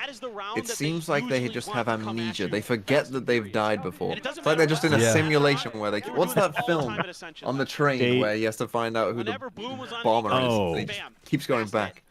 Yeah, which one is that? I don't remember the name of that one. It was like Groundhog Day, but on a train with a bomb. Have you know? People will know the film. Yeah, source code? So smart, man. Somebody says? Source code. Yes, yeah. Forward clears out the trip, fault line on the right side. He's just source coding them. Forward, taking space. Confirming that the site is clear. You can't condition somebody with no memory. A shot. Devin gets taken down. Very solid there from Devin. Much needed. Rolling Thunder now going to be sent out from the defender spawn side. Doesn't connect on everybody. That's very disconnected positions now. How are they going to win this post plan? With the ultimate. After shot going forward. With Margaret once again. Shota gave his life for half. And Clues got rid of the Persia reflank. Yeah, that one's not Who gonna are you work. shooting at, Margaret? What? Hello? Margaret? Are we in fucking late Margaret and Thatcher now? Going fucking crazy? Can't remember where you are? Hold on. The only thing I didn't like about that was that they popped both ultimates. That was a... I don't know if that was to cover the neural theft, to make sure it got through. They weren't exactly sure what was going on the I mean, they couldn't play on-site because of the breach ult. But then when they played off-site, the garage reflank got caught. The A reflank was too late. Everything comes out well for And maybe try and bait it out. they got shot in mid. Straight away. Yeah. Even though, you know, it's a fast hit from Nongshim, they dodge it this time. Can't really Or just take the L and win the next couple rounds. Here they go B again. They're like, okay, well, they don't have breach ult this time. But another B hit, able to be stopped again by Clues' utility. Aftershock there. Oh, Clues, you can't go forwards. You can't go forwards. You can't go forwards. You have to run backwards. All I can think of is his name is Blues Clues. Yeah, that's what I think about every time. Francis might be a bit fucked here. He's been completely lit up. Oh, nice wall. Nice wall to let Clues out. Francis out, sorry. Shota able to find one XDL with another. Margaret going to be taken down. And Francis unable to find the shot. Oh no. Two players left. Why is Persia playing Hello? offside? Hello? Shoot! Shoot! Shoot! Oh, they got him. Ooh. Fuser now eliminated. Time starting to dwindle, but out into the open they are. Ooh, dude, the drone to fish for the diffuser is kind of nice. It is, but it's a bit slow. No, it's not reliable. But yeah, it's nice. the problem with assessing those kind of strats is there's no good data on like what percentage of the time that's gonna work. You know what I mean? Yeah, like, is that a 70% reliable? 80%? 50%? It's so tough to know. Obviously, it can go wrong a decent chunk of the time, but trying to stick that defuse, thinking they can just maybe sneak it underneath Nongshim's noses, but they're not having any of it. How they can grab an outlaw. I feel like on B, when you know it's planted in that little tight corner, your spam should be pretty accurate. Decent. Yeah, I mean that's why you plant there for sure. Yeah. Ping revealed there. Hunter's Fury opened up from XCL, trying to just find anything that he can, but splits the difference on that final shot. It makes me feel better when I see pro sovers get their ults dodged. No one that's trying to flood off the back of it anyway. Because that's exactly what? Oh, I hate it. On the anti-eco? I love it. I love it. Okay, I love I will say the pinch from Margaret is quite nice. I normally hate when people breach ult, like push through C. The fuck? I will say the extra flank through B at the same time is quite nice. But also, but why? You're on an anti-eco round as well. That's so. Yes. I agree. Why? Because we can, but it's high risk, and it means that you lose the ult for the rifle round afterwards.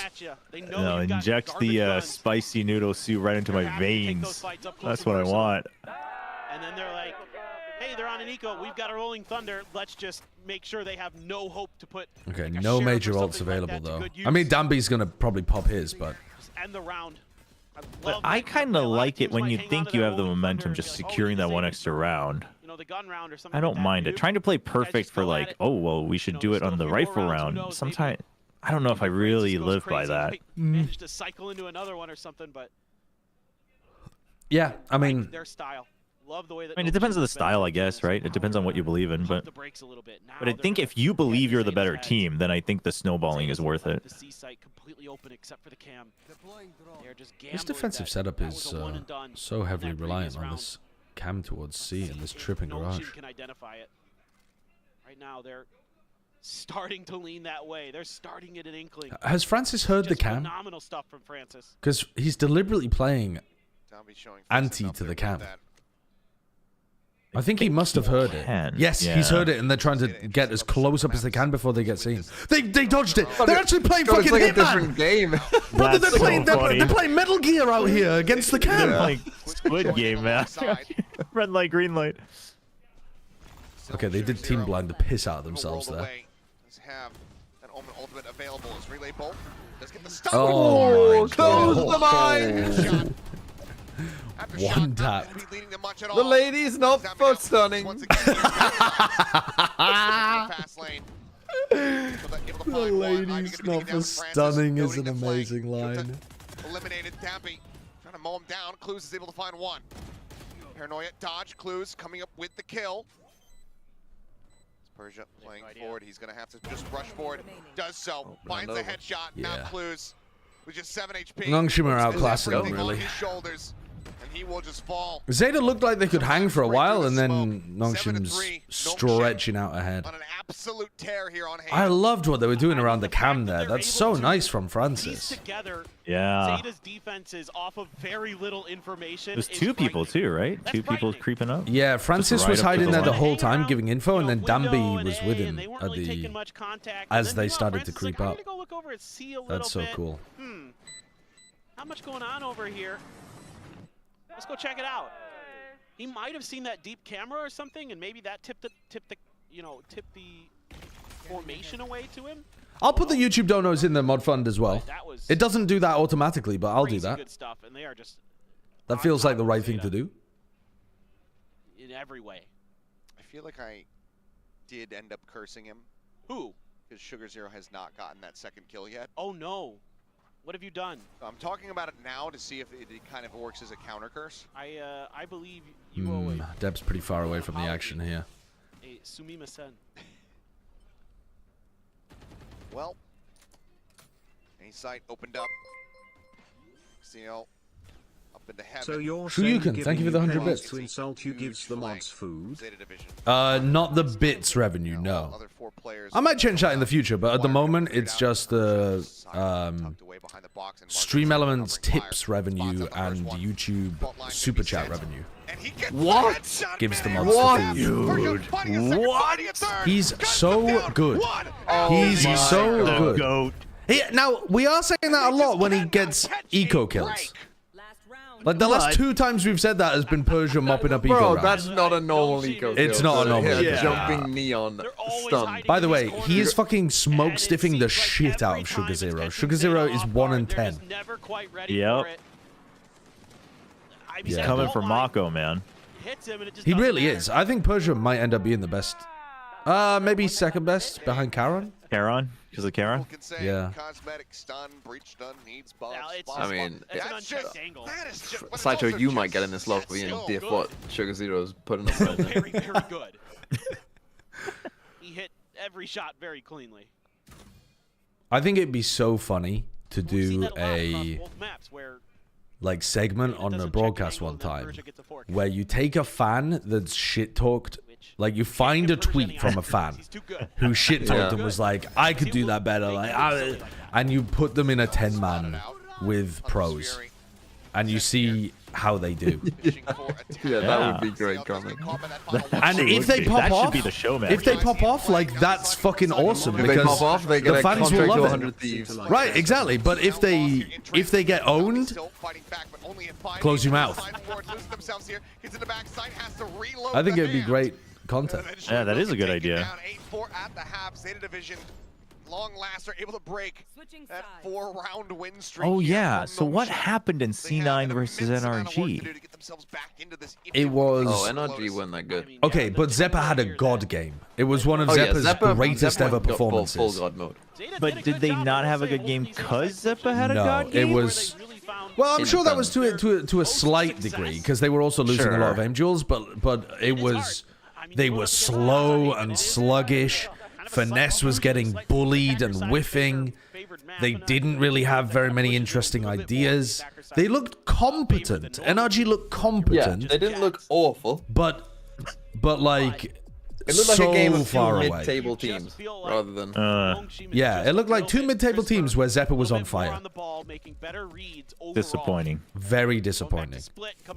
There is, if you look in my chat, exclamation mark finesse, we called it the Biden round because his brain just like, it just, the old man could not figure out what was going on. Oh, the one where he shoots his teammate? No, not even. No. Honestly, No, that's the not thing. even. Wait, There's what? multiple. That was the second Biden round. There was one before that as well. Historically, Oof. but That's rough.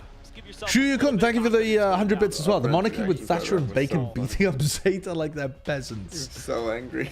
Did you, TMV, somebody's just donated to me and talked about peasants. Did you hear Kimi Badenoch talking about the, like, you know, the grooming gang thing that Elon Musk was trying to peddle recently? So Yeah. Kimi Badenoch was talking about people coming from, like, Pakistan and India and stuff, and for some reason was calling them fucking peasants as well. Like, this is the Tory leader and was like, these people are coming over from South Asia. Peasants, by the way. Peasants. Like, what are you talking about? Oh my god. Francis, in the meantime, Like, they say that they're from rural areas, but don't get it wrong, they're peasants. Like, fucking... She is a maniac. She's actually a maniac. That is nutty. Disgusting. I heard that coast in hand. Depth at the same time. She's a terrible human. Gross. She is a terrible human. Telling it, wrapping all the way around through the spawn. See if he can deal some additional damage here, but that is all but a pistol round confirmed here for Zeta. Well, that'll get him back in the game a little bit. Second half. Well, there you go. So many things, you know, the mental things get adjusted in this half.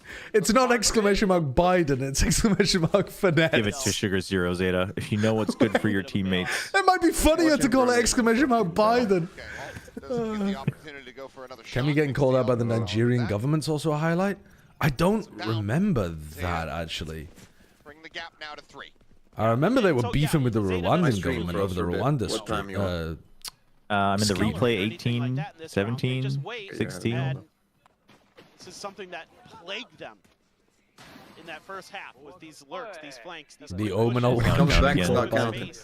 Yep. Oh, the Omenal one was so 8, funny 7, as well. Was doing, 6, and this time around, 5, they let you do 4, that, and then 3, Shota's gonna have something to say 2, about it. 1, And that was 0. one of the fastest 3 Ks 139. you'll see in a pistol round. That was absolutely filthy. So a couple ghosts, 2 rifles, and a bulldog going to be kept for Zeta. So a little bit different look to their anti-eco. 3 rifles. Really, if they can keep those over, things are looking pretty solid. Dep's even got that Phantom leading the way, but look at this stack around the corner.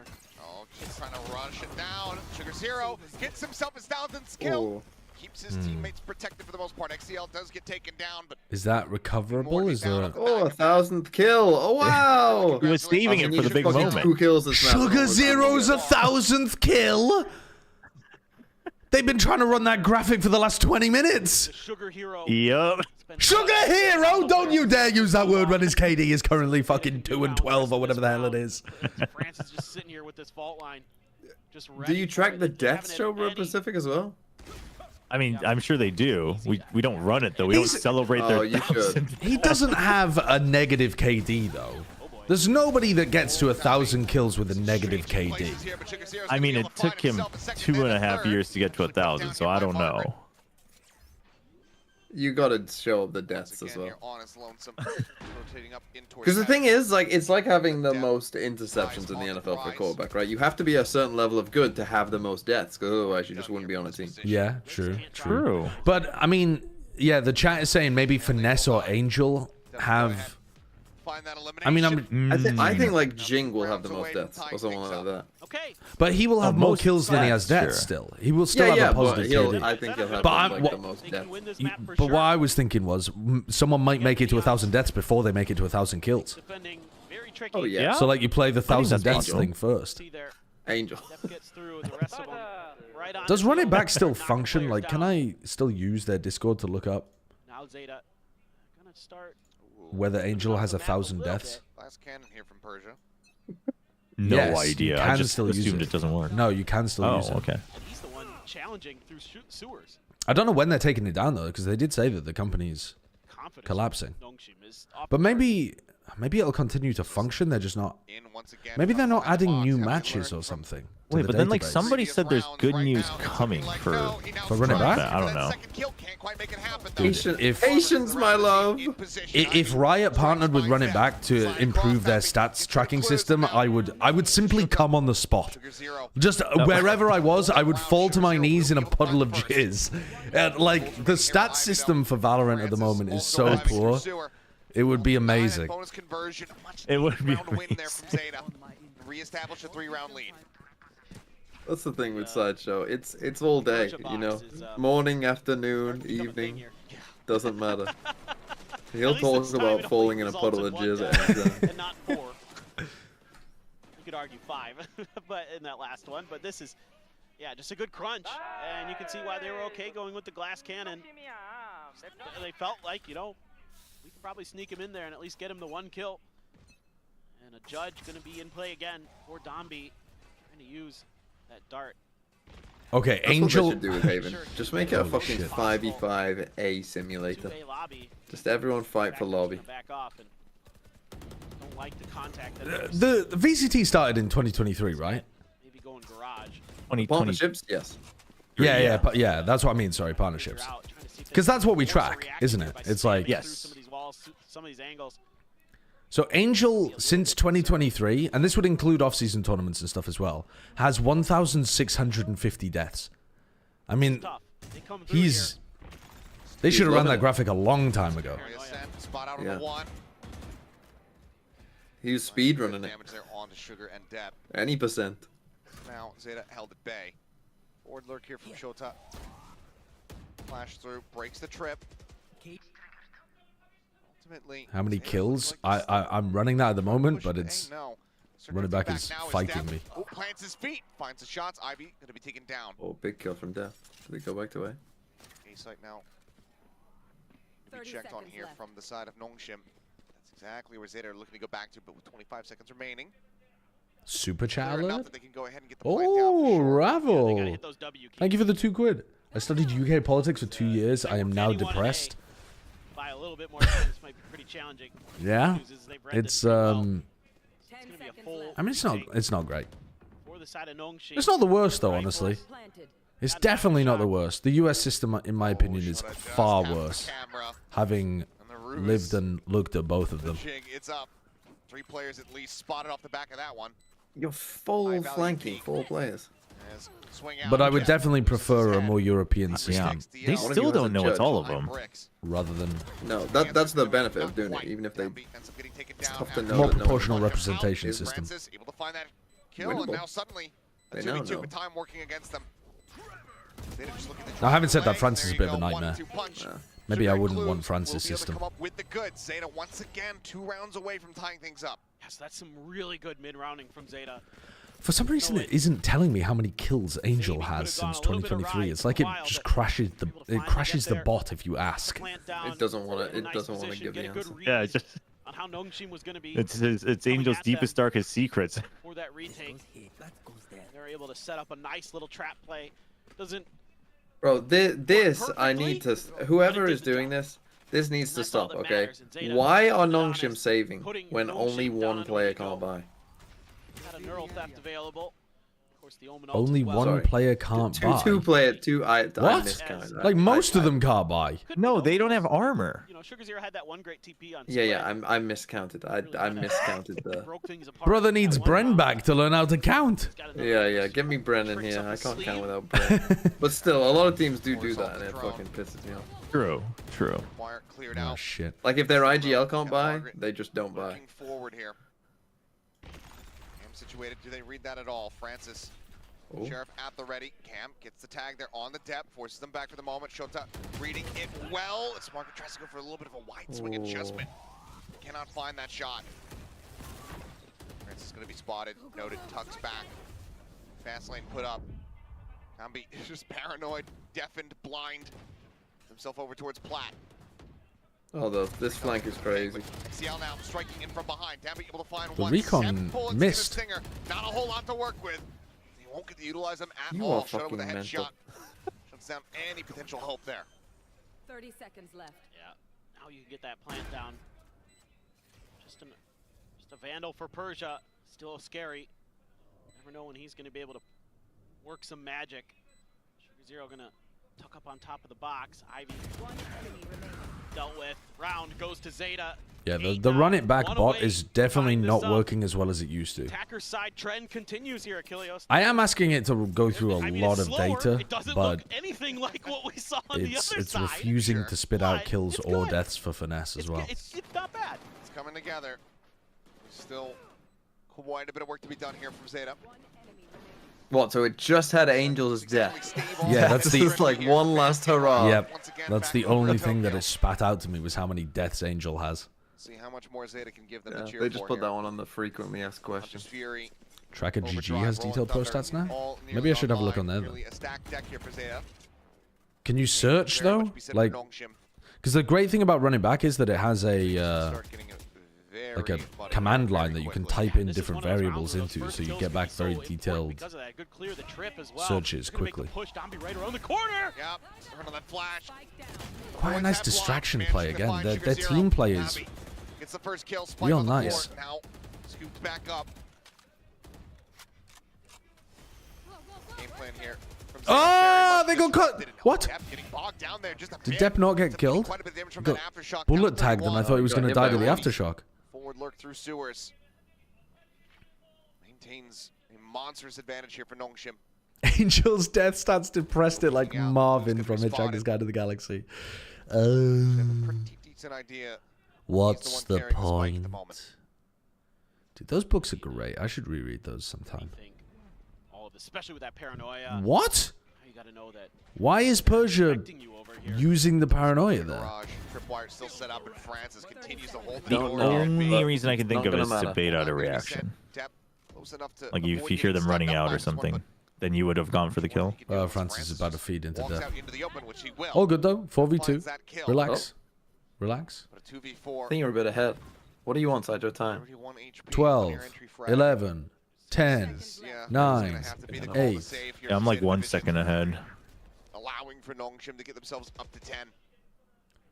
Copilot says that I mean, the Angel thing has for Zeta here, 2,370 the kills from rounds that have been 2023 to now. Generally I mean, that's a working for them. very decent Or KD like then. ones where they're spreading the map, they're kind Wait, of is working it? they're Fucking mid way rounding, he's they're fragging poking out and like prodding, that. They're trying to get a feel for the defenses. You're saying he has 600? What was it? 2,200. Beating their head against the B door. Yeah, well, I and mean, it never, dude, how do you, it never how do I, floats. how do I do Francis this does a great division job in there my holding head? the line, What is that?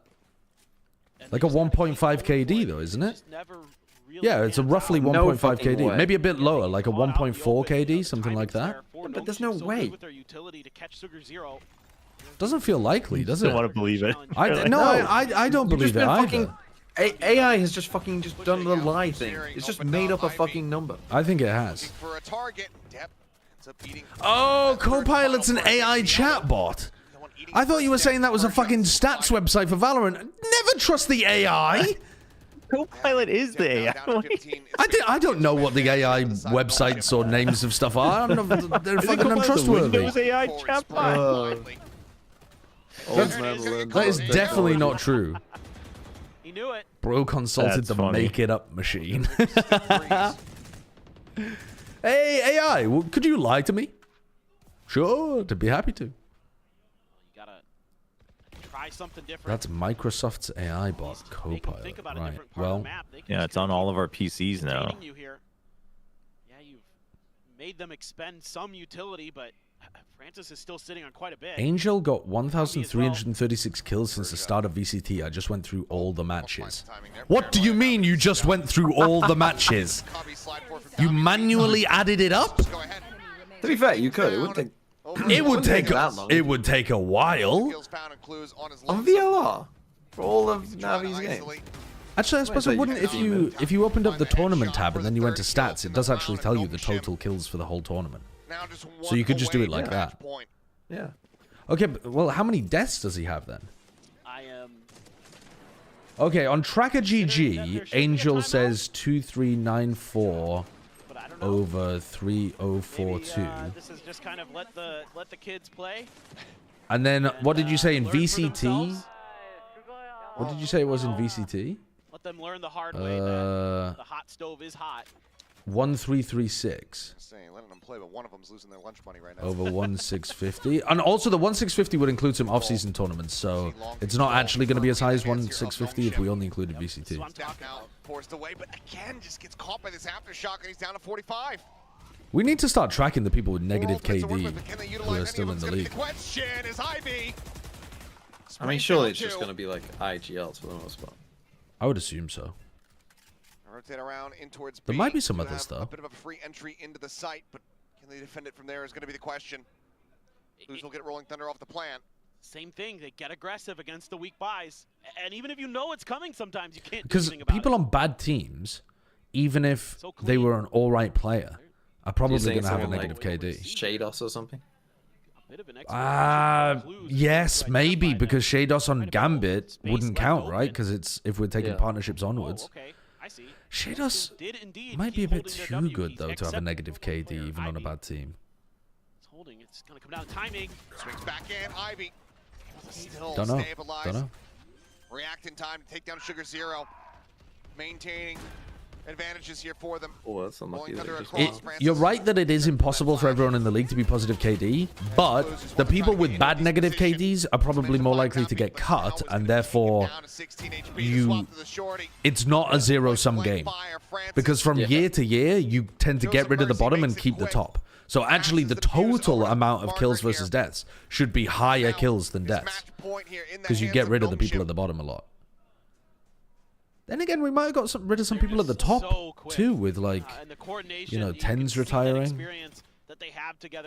I'm not even sure that Sassy has a positive KD in partnerships. In fact, Sassy might be exactly the kind of person that has a negative KD. Start of 2023, Sugar Zero has 1,489 kills and 1,509 deaths with a 0.99 KD in all comp.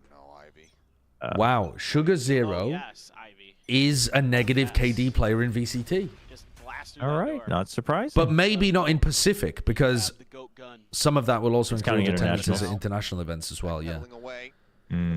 But it's possible that Sugar Zero got to 1,000 deaths in Pacific before 1,000 kills. Yeah, I would think so, because he hasn't looked as good as that Reykjavik run ever in Pacific, really.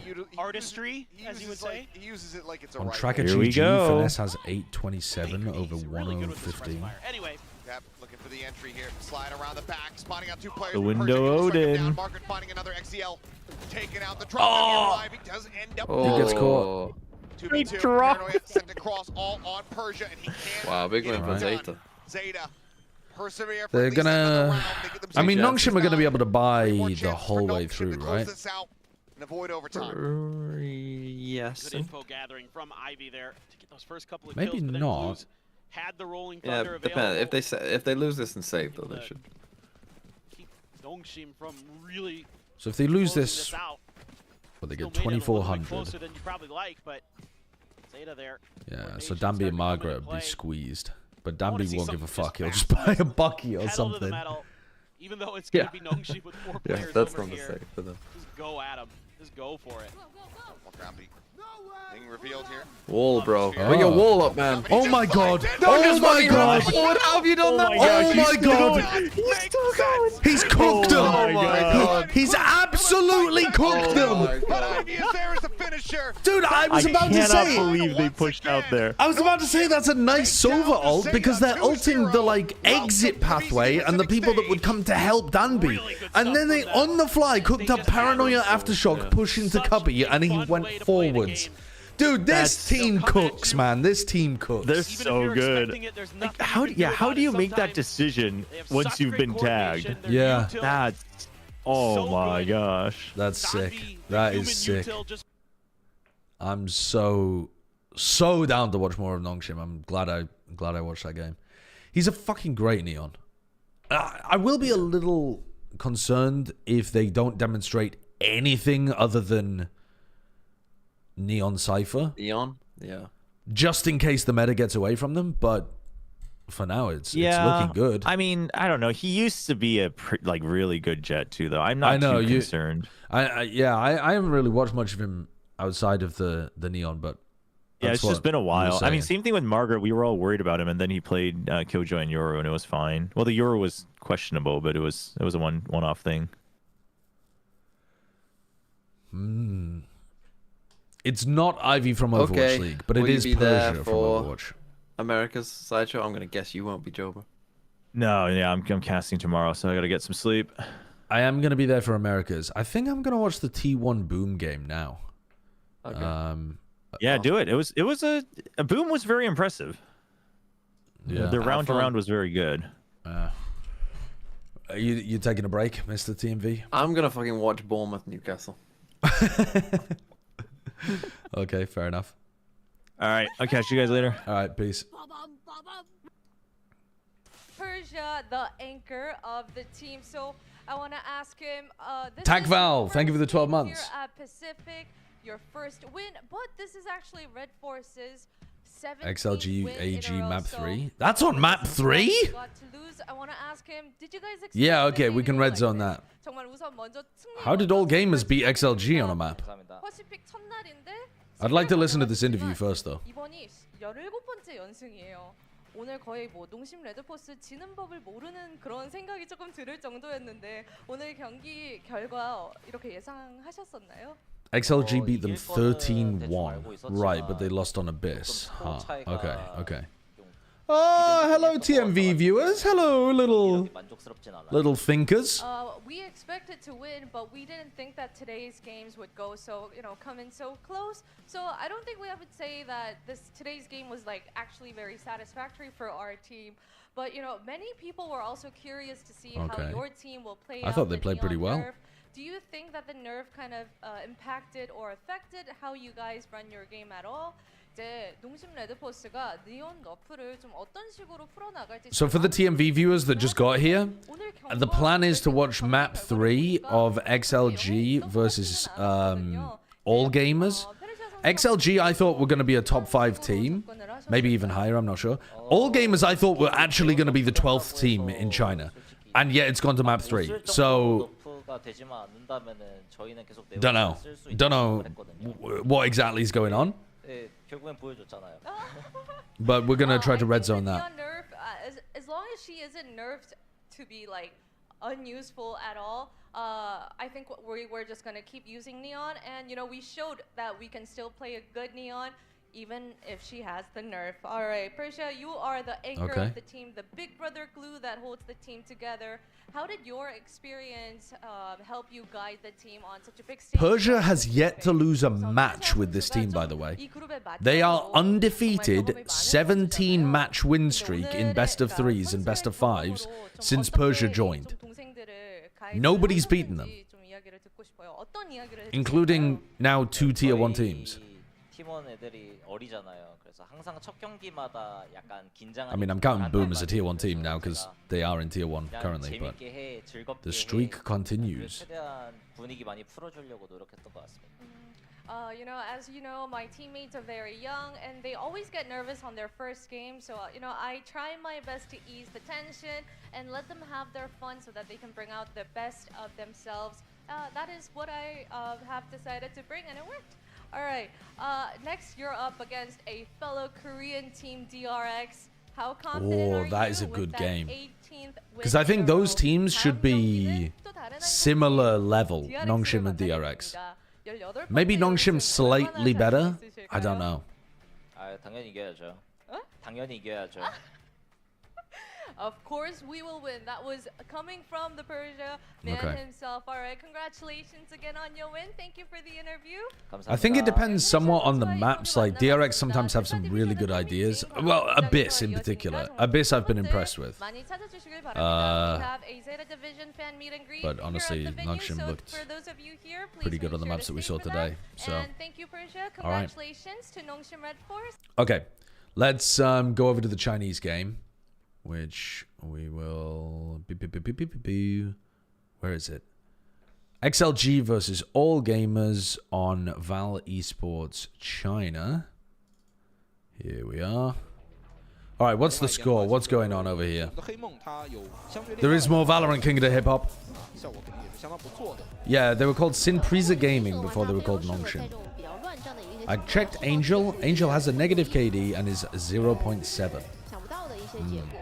Yeah. Whoa, why is the quality so shit?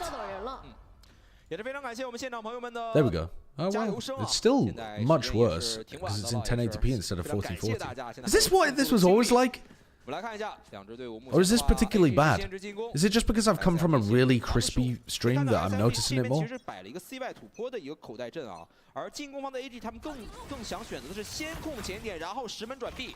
Nice that we get right from the beginning of the map, though. I thought the map was already started. I've seen XLG be good on this map before. I'm not expecting much from All Gamers. We have seen Bunt and Monk before. They used to be on Attacking Soul Esports? I want to say? I can't quite remember what team they were on. Something like that. I recognize Kira and Delby. I don't recognize LSN. I don't know much about this team.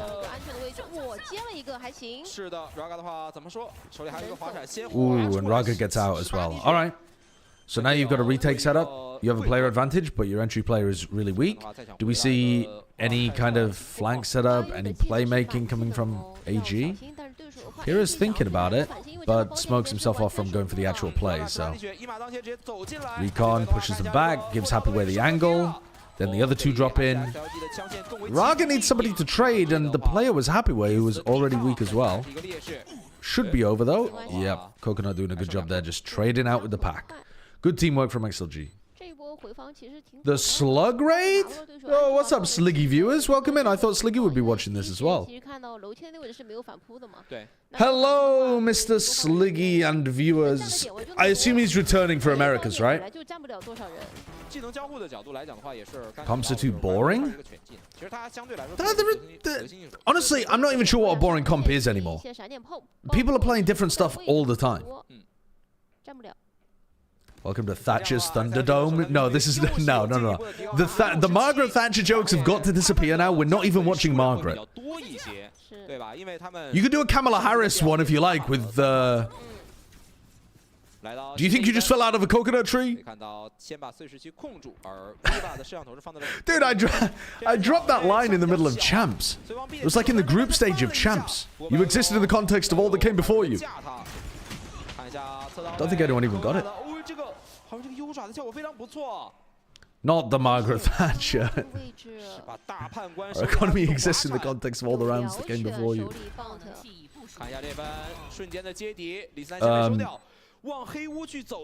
Bunt managing to upgrade to a Bulldog here could be a problem. Cage to try to smoke off these guys, so they have to step in front of it, and that puts them in Raga's... That puts them into Raga's range, but that was a very close.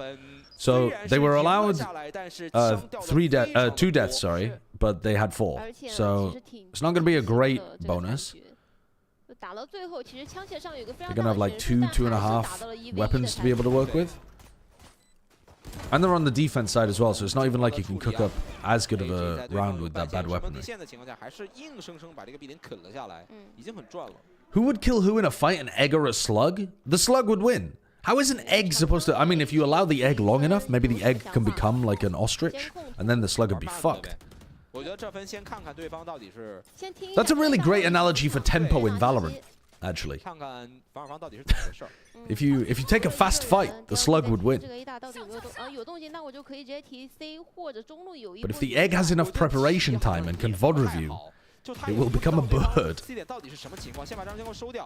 Why did you go with ostrich? Biggest, meanest bird I could think of?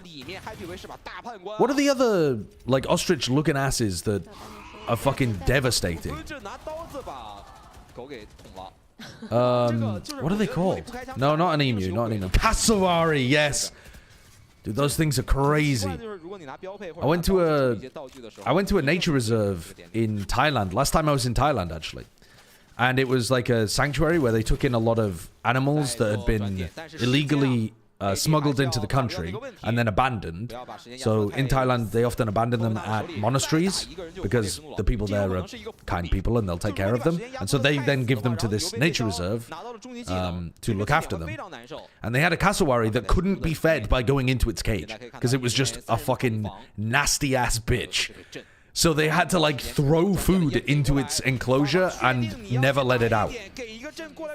Because it would just kill you. They have big hooked claws and a nasty-ass beak, and they'll rip your stomach open. Slicky viewers facing a culture shock right now. Sorry, let me dial the fuck in. AG, nice control over towards A. Good pivot through the B connector as well. These C players are able to pull off because there wasn't very much C pressure. They leave the trip open. Raga gets the opener, traded though, and that now gives a good post-plant position over to Kira. We're liking this, 4v4. It's a bonus round for XLG though, remember, and they can definitely turn up the tempo. Here we go, they're in. Bunt, good flash. Why am I casting? This isn't what Sliggy does. He sits here silently and then says something at the end of the round like, nice play. Stealing that one. No, this is a really big round for XLG. The util that they used there was lovely as well. So they had Paranoia onto this guy who's going to be tucked here. This is a really common post-plant position. They Paranoia and then they flash afterwards as well. So they completely overwhelmed this guy. And then they basically smoked off the rest.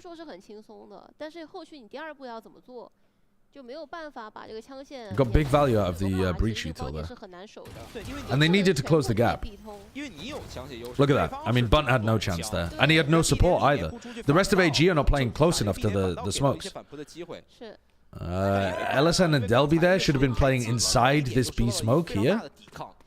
And then allowing Kira to play the late play through blue room. So apparently XLG just 13-1'd them in the previous map. So how did AG? What was this one? Can somebody have a look on VLR? What was map 1? Oh, it was Abyss. You guys told me. I remember now. I remember. A falcon would fuck up a slug more than an ostrich would. Ostriches mostly eat plants.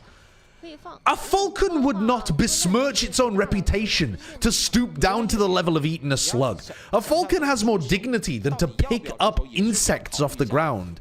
Bugs. I'm not gonna become a falcon and fuck around with eating slugs.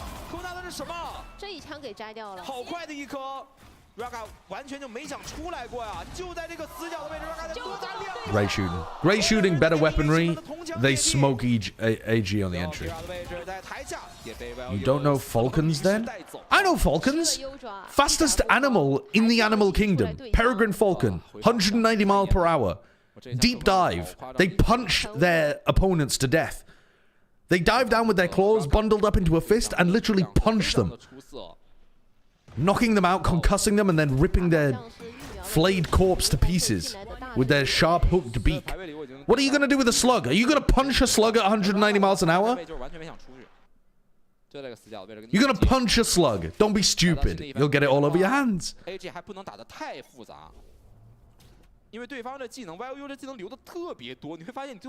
kind of animal do naturally eat slugs? It's probably smaller birds, like a blackbird or something?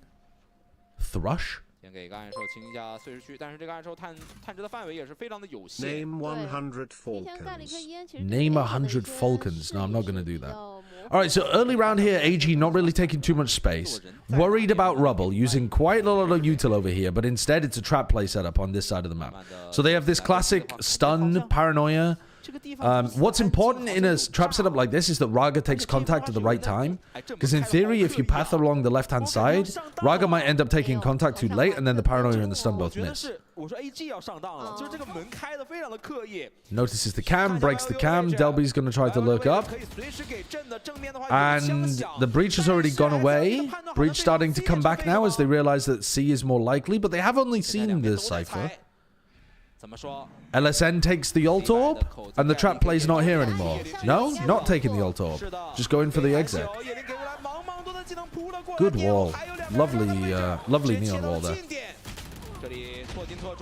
Wait, no, I'm trolling. I thought that was Raga's neon wall defensively. That was an attacking neon wall that cut them off from being able to scale water. Bunt's doing a bit of trolling. I thought Raga had thrown that while he was defending. 10 seconds left. Both of these players can be spammed or shock darted. Coconut's only got a recon.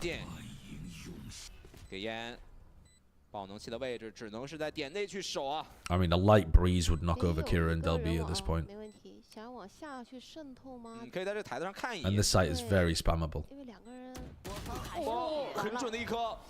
That's a huge kill, though. They haven't caught Delby in the corner either. Hard clear on this. Oh, he's seen him. Do you not know he's weak? Oh my god, Kira gets it. Was the comm not there to Viva that Kira had taken a shit ton of damage? Depends who did the damage, I suppose. It might have been Viva himself. Shower Natty, thank you for the new tier 1 sub.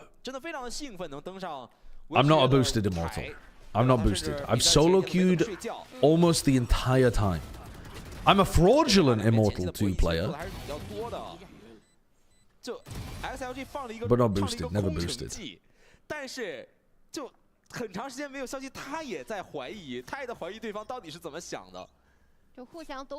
You should know that Omen's low if he did the damage. No, if you... So it's actually worse if you do the damage. If you do the damage, you don't see... Like, sometimes if it's through a smoke or through a wall or something, you don't know exactly how much damage you did. Whereas if your teammates did it, they can just look at their player report when they die and they can com to you exactly the amount of health that he is. Kira. XLG picked the right side of the map to fight, though. Rip him. What the hell is that? Beth boost? I'm not boosted by my wife. My wife has never played Valorant before. She plays like World of Warcraft and Overwatch and stuff. She's not I don't think she even played very much Counter-Strike before. And she's still better than you, damn. So apparently when I first started dating B, she told me, she refused to tell me what her Blizzard account name was, back when we were both in the Overwatch scene. And she said that she had queued into me before, and I relentlessly trolled her game. And so she refused to tell me what her name was because she didn't want me to know when she was playing and ask to queue with her. So to this day, I still don't know. Like, I don't know what her Blizzard account name is. But she was about the same rank as me, and she said I was fucking horrible to play with.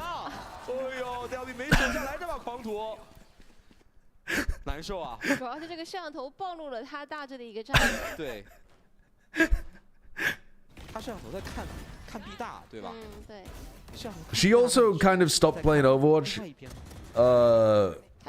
like in 2019-ish when we started dating, and she stopped playing World of Warcraft in like 2020 or 2021 as well. So she hasn't been very video game pilled for like the last 4 or 5 years, but she used to be. She used to play League a little bit as well. She'd definitely be better than me at League. If I look like I start playing League and you see like my win rate start to go up on League of Legends, I promise you it's not me. It definitely is the Beth boost. The B boost is through. 铁壁在 A 大的情况下，你一定要把土坡这个位置踩过来。但与此同时，如果你没有 How long had you two been dating when you shaved off the brows, by the way? Quite a long time. I think I shaved off my brows in October of 2019, and we started dating in April or March. So like maybe 6 months, something like that. We were essentially living together at that point. We weren't like, we still had separate apartments, but you know how it is when it's like you stay over at the other person's place like most of the time.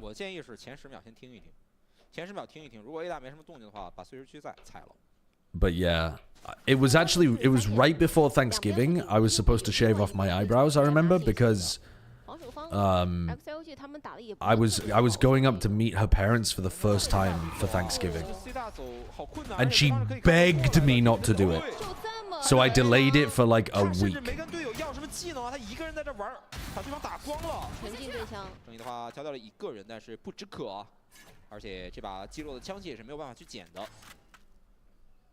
Easy cleanup here on the rifle anti-eco round. Thoughts on the Nongshim DRX matchup? If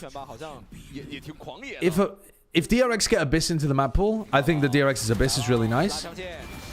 Generally, though, on most of the other maps, I think Nongshim should be a bit better.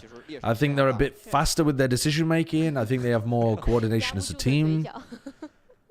But the current DRX roster is not bad either, and they're probably going to have some like decent game plans, some solid ideas.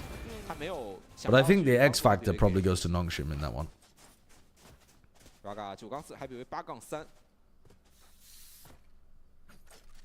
Okay, here's a round to actually tune in for then. Rifle round, a desperate one that AG need. They really need this one. They have a breach ult to be able to work with along with the Neon ult. Not that they have to use the Neon ult at all. But XLG looking like they want to get aggressive, run another trap play over on this side of the map.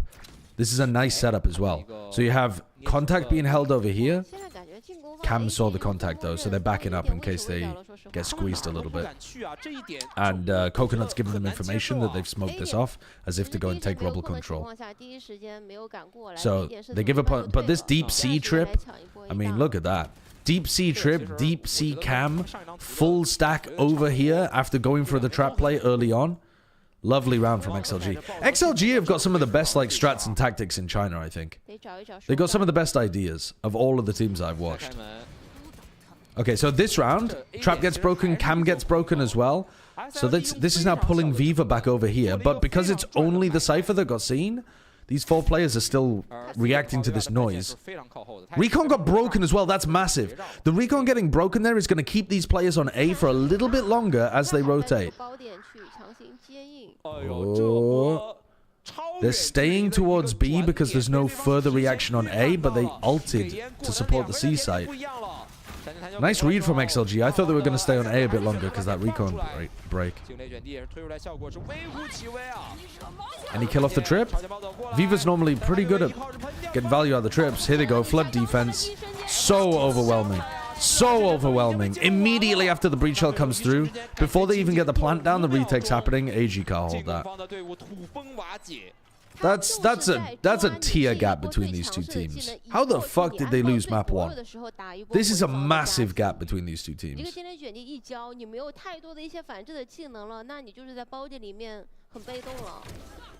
You literally skipped half the Chinese matches? That's true. You're right. You're right.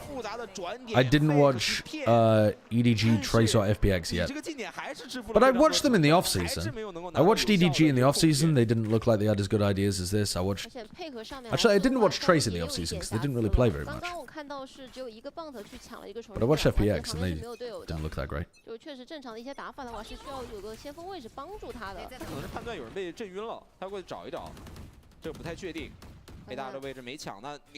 And I did watch FPX's opening game as well. I just didn't watch them play against somebody else. Yeah, the teams in VCT are playing very differently to how they played in the offseason. I think I'll watch the VOD of the EDG Nova game, yeah. I'm not going to bother watching the Trace game, but I think I'll catch the VOD of the EDG Nova game. I might watch it after this, actually.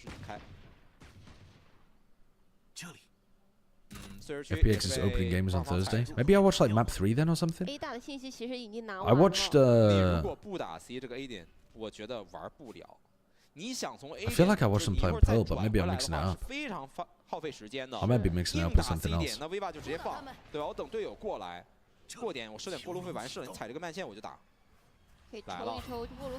Oh, I watched the end of their match before I tuned into the next game. So yeah, I didn't watch them properly. I just watched the like last half of the third match. I'm remembering now. Because I remember looking at the stats and seeing that Autumn had a bit of a heinous map 1. Is China as a region improving? Definitely. Definitely. Even if EDG has a little bit of a slow start, which is super possible, XLG are a damn good team. Billy are even better than they are, by the look of things. Trace, FBX are both still solid, but we kind of knew that already. And the EDG just won champs. So they've got a... Oh, and Wolves should be good. Wolves is a good fucking roster. They just played like wank in their opening game against XLG. But in theory, Wolves should also be good.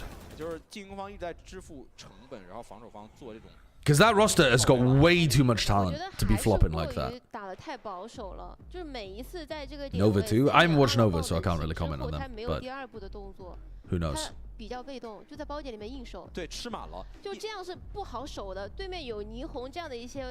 Same with Tech. Tech are okay. Like the thing with Tech is like, yes, they're all right, and they do contribute to the overall level of China going up. But I'm not expecting Tech to make it to an international event. I'm not expecting them to be able to actually clash against the other regions. So I'm not really thinking about them in terms of like, you know, relevant region versus region strength.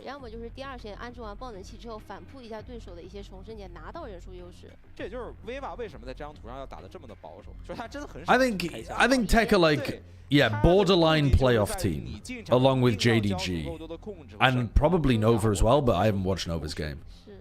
But those are the kind of teams I expect to be fighting for like 8th, maybe 7th. Tech's still better than most of the EMEA teams we've seen though?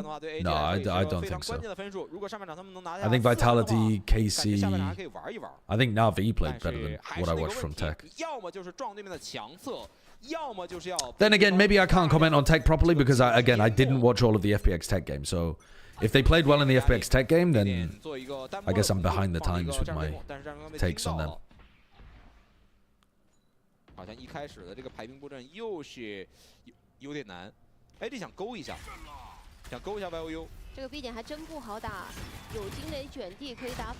Is this just going to be a rip it with the breach shell kind of? Oh, wow, the trade from Monk came through. That seems like a bad decision there from YOU to try to dominate that smoke. Because, I mean, you can get pushed like that, but you can get double pushed. You have the breach ult to go for the retake as well. They've taken heaven control. I like that. I like this proactivity. I don't know about the wraparound, though. Might end up working from Kira. He's tried to go for these quite a lot. But I think he's found it. Oh my god, what is that awareness from Happyway? Doesn't work, though. They know that the breach is over towards heaven. They know the Cypher's heaven now as well. They know the location of all 3 of these players. They're giving them half! All good, though. God, I was worried there if Eva got off the spike in time to be able to take a fight. Happyway's good, yeah. Happyway's got good awareness. Na'Vi, the team that somehow made Taeho look trash. I don't know about somehow. There's a lot of teams making Taeho look trash. They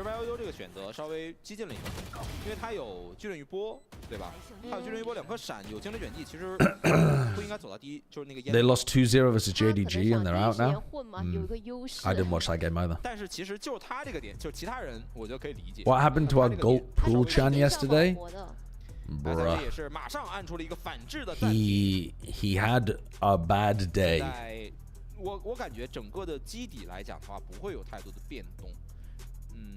There was an aide in the White House recently that was talking about how rough Biden's mental acuity was over the course of his term, and talking about how on some days they just called them the bad days, where they would just cancel appointments and move them until he was having a good day, deferring responsibility completely until he was able to have a bit more like mental awareness.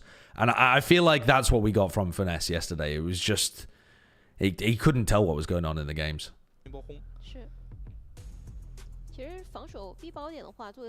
They also said Biden was better before the sun sets. Maybe that's the problem as well. Maybe Finesse was ready to get tucked up in bed with a hot cocoa and a warm blanket. He should have played the first game of the day. 这分 XLG 也是用了一个之前他们有些分数尝试的战术啊，就是 Raga 可能会配合着一个 Dude, Taravangian looking ass. 向无人机找人 Finesse is not Taravangian though. Angel might be Taravangian because he sometimes has the god game, but Finesse was kind of hitting map 2 a bit when he was playing the Vice. He had a couple of moments. Alright, Delby goes down, proactive play to get rid of that at the beginning, and they breach ult to clear the whole of Mound. Alright, very early and aggressive from XLG. That's the first 30 seconds. But this is taking a lot of pressure off Viva's setup over here. He'll be able to hear with this cam. A lot of the stuff going on in this direction, but AG contacting for now. They've lost full mount control, and they've lost all information towards B. So this is really the only place that they can go is straight into Viva's setup. At least without XLG figuring it out. I guess they could go for the pivot through to B as well, so it does make sense. But Happy Way then would be able to paranoia, open the door, like, take control. Alright, do the trips find value? Ah, yes they do! Cosmetic Sun! Cosmetic Sun? Cosmetic Stun?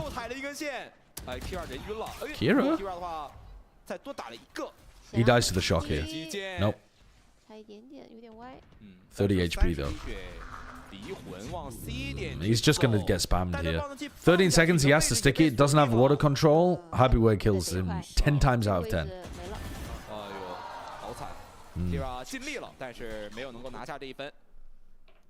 Increasing the tempo there, realizing that all gamers simply cannot keep up with the pace of the game when XLG play fast like that. The early breach ult over towards Mound might not be the most ideal thing to do against a good team, but against a team like this, they just make so many mistakes when you increase the tempo against them by the look of things. Is AG actually bottom 2 in China? I think AG are probably bottom 1 in China, aren't they? Who's worse than AG? Oh, Tai Lu. Man, Tai Lu are kind of butt cheeks as well. I don't know. Yeah, I guess it would be between the two of them. It's not Tech. Tech are not bottom 2, I don't think. I mean, they literally beat Tai Lu as well.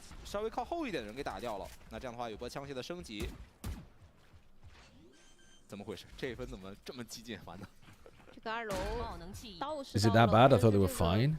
I mean, the overall level in China has gone up, so it's not like they're tragic. They're not comedically bad, but I don't think they're good.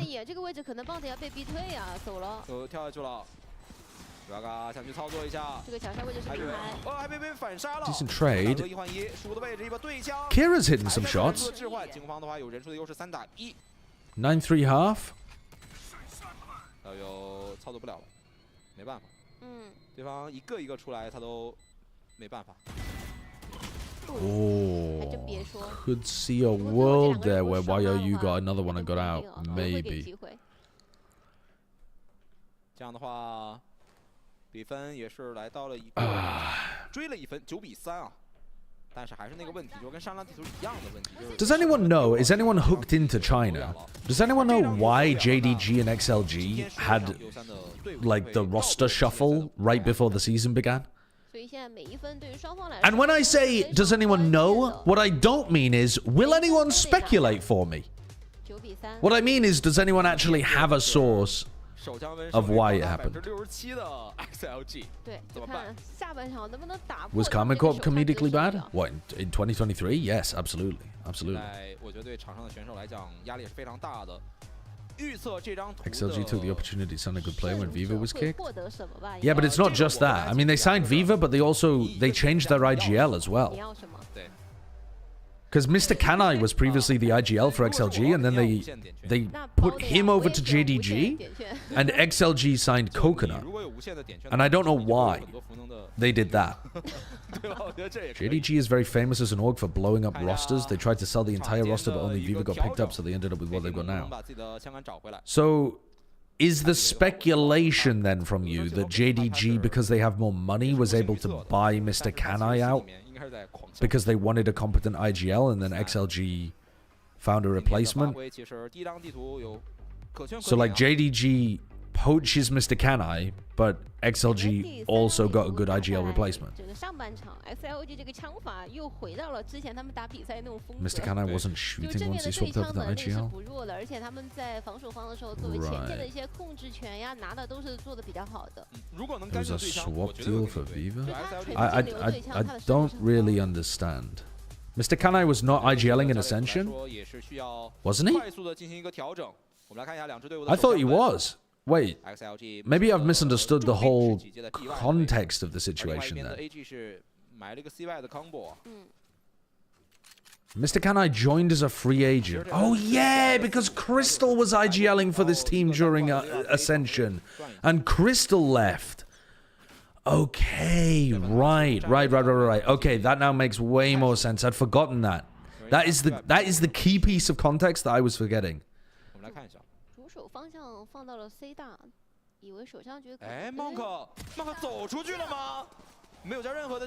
Monk playing alone and super aggressive at B main. That's a weird decision for a Fade player. You've just given them the whole of the B site. Any util for this fight? Don't need it. Raga's better. Wait, where are we going? We're finishing A? A smoke is a look at that smoke! What are you doing? Guys, relax! You had the whole of the B site! What is that smoke accomplishing? It's like someone threw... It's like someone just threw a ball into an open corridor. There's so many gaps all around it. That is not accomplishing its goal as a smoke.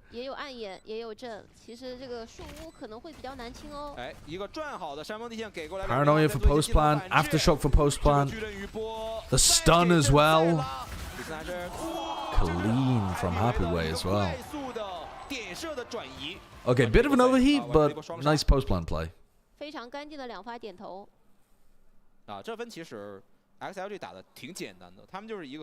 The org had to pick somebody to keep between him and Raga. Right.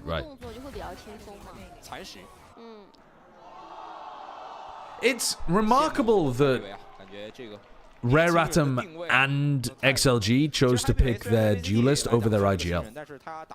It failed horribly for Rareatom, but it's worked really well for XLG. This team does not look like a team that just changed their IGL like a week ago. Oh, not a week ago, like a month ago.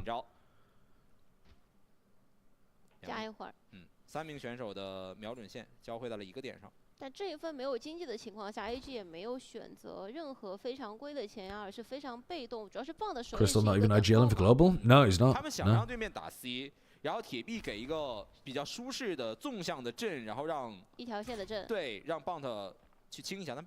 Very patient from XLG for the first 40 seconds. What are they up to with the cam? Are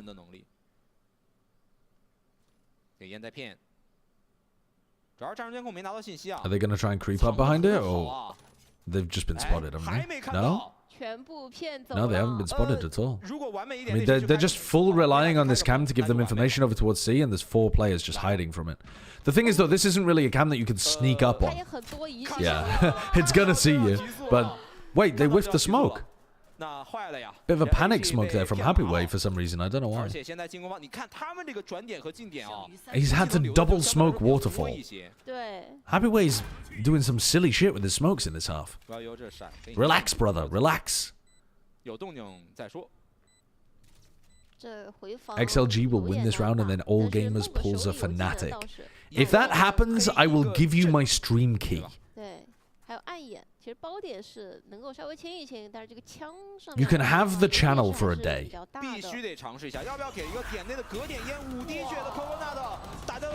We have a deal?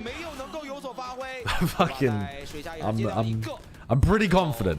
I'm pretty confident. 残局的处理没办法 ，IPV 完成了残局的收割，11-3的分数。现在 AG 应该是我记得是没有暂停了。 You can't fuck up this channel any further. I mean, you couldn't pick more degenerate topics to be discussing than we have in the last week. 最后的机会要把握得住啊！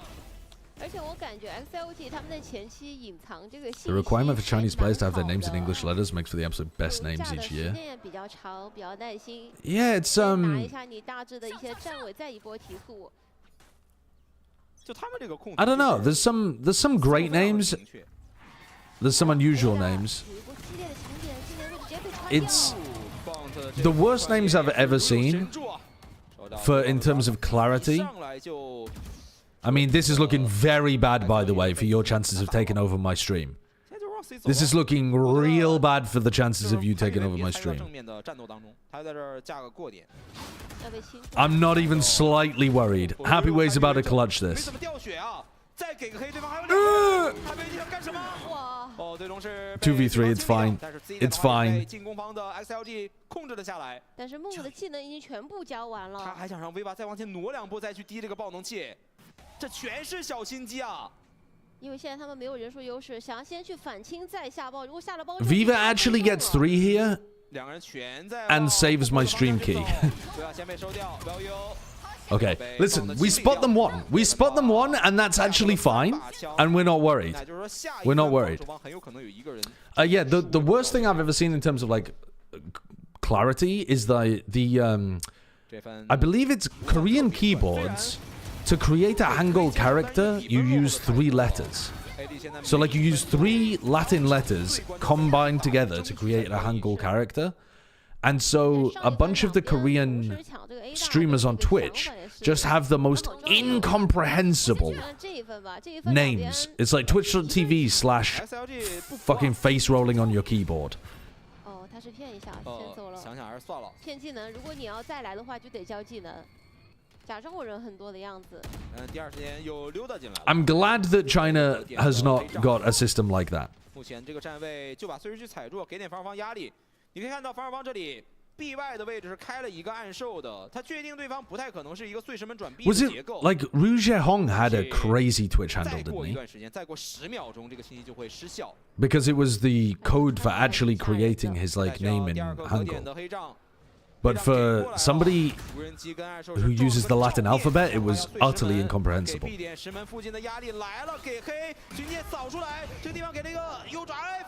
Uh-oh. Nice, YOU. Come on. Save my Twitch career. Holy shit. You guys are the goats. Delby going on the mad flank. The thing is that YOU is probably going to drop back into playing tree here, which means that they would need to open up the door and give away the location anyway. Alright, YOU just gives away where he's playing. Happy Way missed the timing. Uh-oh. Wait! YOU's made the play of the lifetime! Oh, the play of a lifetime! 2v4! Not even worried. Not even worried. Sliggy would treat us to the number of chances at 12 drawn on the screen here. Alright, sure. How many chances did they have originally? What do you think of the idea Discord was cooking up? Give the mods stream key, and between all of us, we cost-stream every single game. And we play the games you don't. Chat wins. I think Alpha, Retro and I would make an amazing cost-stream. That's I've seen okay, there's 8 chances remaining. I like the idea for okay, I'm gonna combine your idea with one of my ideas. When I'm in America, I'm going to try to do oh wait, no, I can't do it while I'm in America. Wait, let me think about this. Let me ponder upon this further.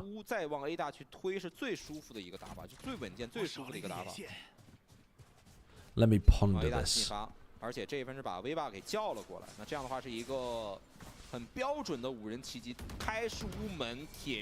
The days when America's is off, EMEA is on, right? Something like that.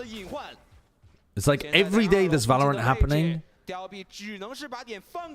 Monday it's only Pacific, something like that.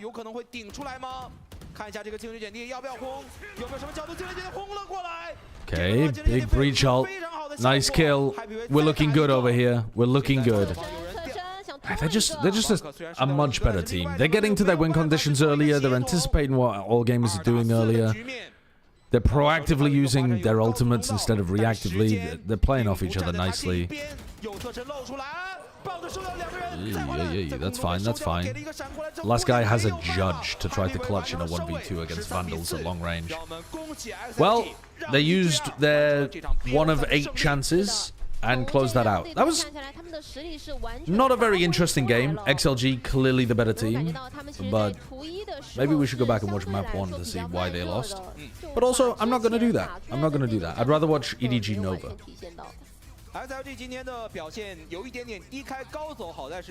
There was a Chinese Overwatch player who asked his team for some time off because of personal issues or something. He said he would be back in a couple of weeks, but he just never came back. Turns out he just wanted to go back to China to have sex with his girlfriend. Yeah, and then guess what? The fucking org sued him for breach of contract, and they were embroiled in a legal battle for a while as well. And then he still got signed by another team in a future year, which is mad. Was that Crystal? Yeah, I believe so. What came of it? I don't remember. I don't remember. There was also another player.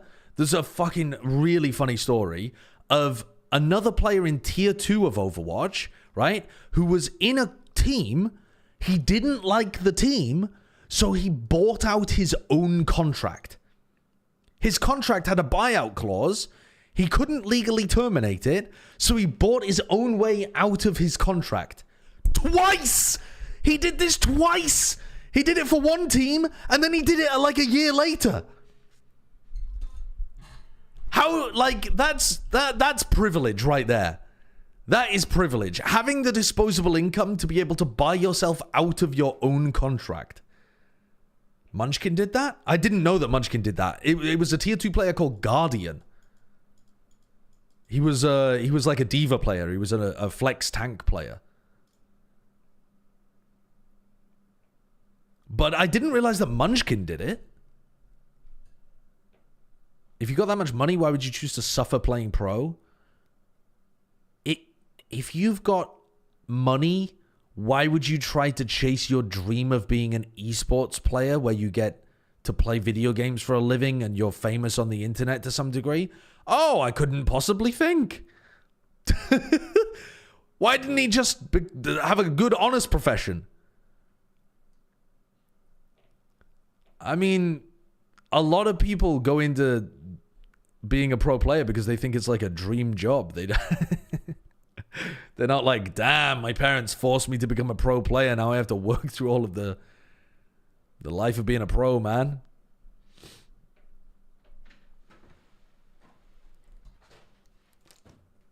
Hey, love. Hi. Okay, I'll be right back, chat. 剧烈的，他们没有办法，一定是会承担相应的后果。而 XLG 的话也是抓到了对方的弱侧。我们来看一起来听一下 XLG 队内的语音吧。Camera. Come on TPC. I break. Fading C. 可以走吗？One. Nice. 不用 fading C. Cypher on outside B. I will join outside B. Go. Oh, it's 5 minutes. Last 2C. Can we open door and fight? Okay, go. No. We cannot. That's 2 C. I go to C. Yeah, go. You can help. I play B. It's okay. They can sneak? No. Hey, son. Coming in. Oh, it's happy. That's happy. 好的，本场决胜图的 MVP 是给到了 Raga 选手，313的 ACS，1.9的 KDA， 拿到了6个多次击败的数量。其实这张地图，206的分差还是比较大的，所以6次的多次击败已经非常的多了。而且 Raga 感觉今天还没有能够就完全发挥出来，释放自我，对，完全释放自我没有。而另外一边的话 ，Kira 选手在一开始来到1突的情况下，今天又是转到了一个控场位，今天也是拿下了队内的 MVP。而这张地图其实 DLB 的0啊很难有非常出色的发挥。是。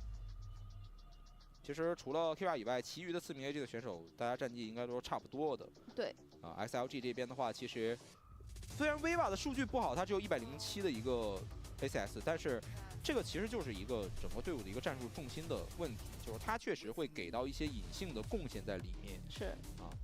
看一下进阶的数据啊，13-4，跟比分一样的一个率先击败数量的对比，而不同的是 SLG 拿下了3个完美团灭啊，这个经济血就滚动的非常厉害。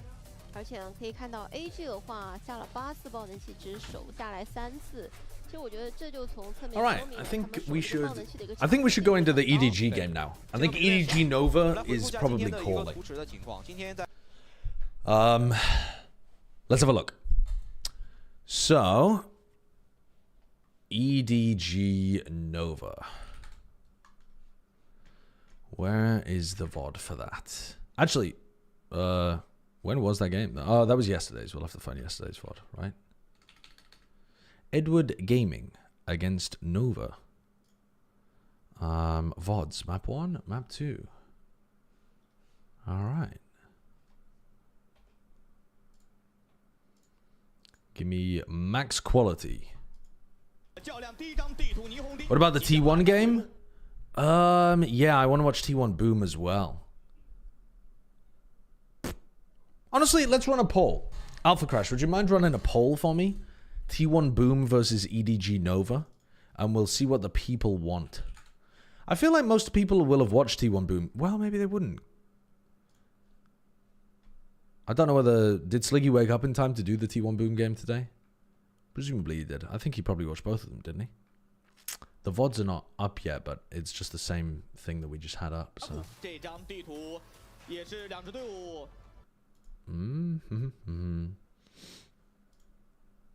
2G Furia? I'm not going to watch the 2G Furia VOD. Like, Furia are changing their roster and 2G got slapped. That's... I don't think 2G are going to last very long in kickoff.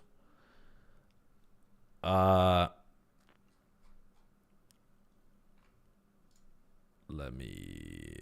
Valerant Pacific YouTube.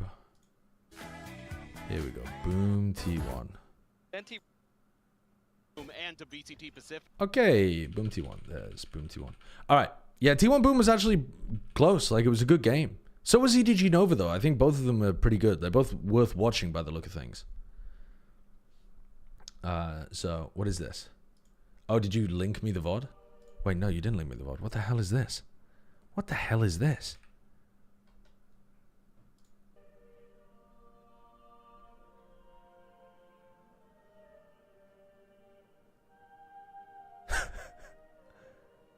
I forgot this existed.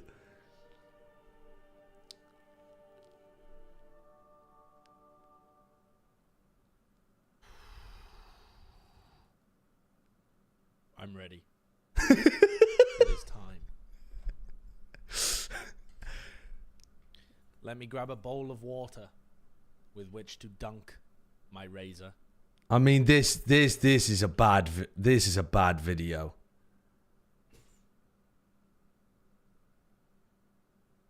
That's an enormous amount of shaving foam. That's just a ridiculous amount of shaving foam. As far as how much ones. I think my eyebrows used to look better then. Parity. Actually, I don't think there's a large difference. Sometimes when you shave off your eyebrows, they can come back thinner. They do look the exact same. I've just gaslit myself for years. All right, what did the poll look like? Is this after you sucked the Sekiro? Dude, I completed that game. I fucking loved it. I was a beast. What did the poll say? EDG Nova, EDG 1? Okay, let's go for it.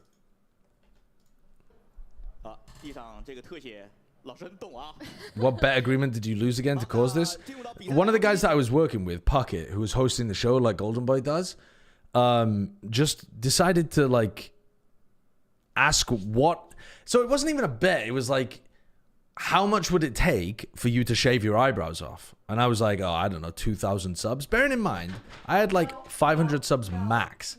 No, I'm not doing it. I'm not doing it. I was just telling the story about it. I heard shaving eyebrows and my sirens started going. No, I'm not going to shave my eyebrows. I'm not shaving my eyebrows. I'm just telling the story of how I did shave my eyebrows. Okay. It's in your wedding vows. It is. It's in my wedding vows. I'm not going to do it. Otherwise, we contractually are divorced. It dissolves immediately. No, I'm not going to do that. I'm not going to do that. Look, you're panicking my wife. You're panicking my wife.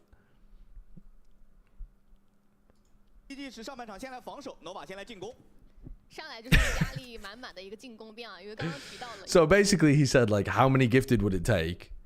Or like, how many subs would it take for you to shave off your eyebrows? And I just said a number that I thought was ridiculous. Because like, again, I was getting, oh wait, when was this? This was 2019. So I guess I was actually getting some decent viewership. Because this was after the co-streaming stuff. So during the height of the co-stream, I was getting like 4K viewers at the beginning of 2019. But I think my average was probably, I don't know, 400 maybe viewers, something like that. So I probably had about like 400 subs. So I said 2,000, and we got there, and I had to shave my eyebrows off. I got set up. I got set up.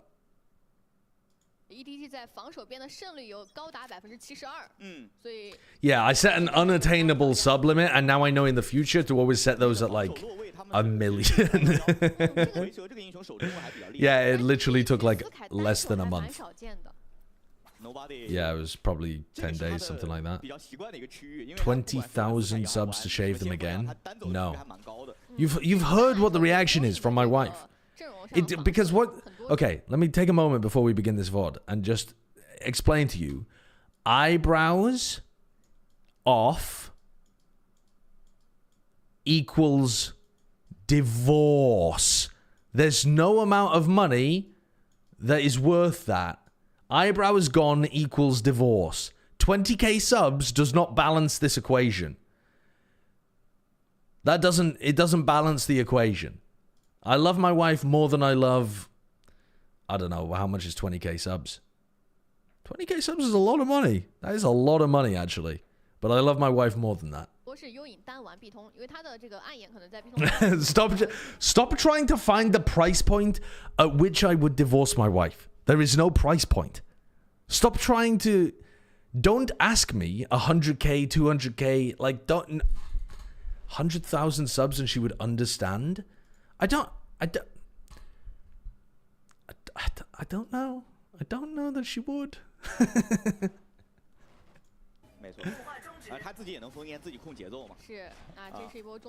Okay, let's have a look at this then. So, let me pause, because I haven't even taken a look at the comps. We're 30 seconds into this, and you've distracted me the entire time. Right, so they're running Kong on Raze. They have double initiator, double smokes. So they have no sentinel, which means that they're going to be lacking large amounts of information, in theory, on defense. But they have double drone. So they have drone for both sides of the map. If they want it early round, if they want it mid round, whatever. But they don't have trips. They can't trip mid. They can't trip B main. They can't trip A or vents or whatever. So there's a potential weakness for Nova to try to exploit. And on the other side, we've got a double Senti comp. Right. So, I mean, I like the double Senti, and I think a lot of this is going to come down to how good EDG are at getting proactive on defense with their drones and with like good timing reclears of stuff. All right, let's watch the pistol. Yeah, I like the Nova comp. I like the Nova comp. You have an Astra that's going to be able to provide like pullback smokes for people to lurk up here. The Vice is really good at being able to help the pack take space in mid. There's a lot of spaces where you can like, you know, stand here, flash into heaven for the rest of your team and then connect with them main. Vice flashes are good for info on this map. And then the Deadlock is super solid too. You've got grab net nade combos, stuff like that. Alright, where's Simon throwing these? Into heaven to try to stop the exec. Slows them down for a moment, but Swill already gets through.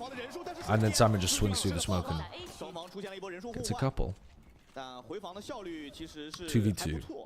No util. Flash, actually. From Vice. Too low. Yeah. Okay, so outskilled a little bit there, EDG. Sorry, or rather, EDG outskilled Nova a little bit. Simon getting 2 in that spot, and then the 2v2 win towards the end.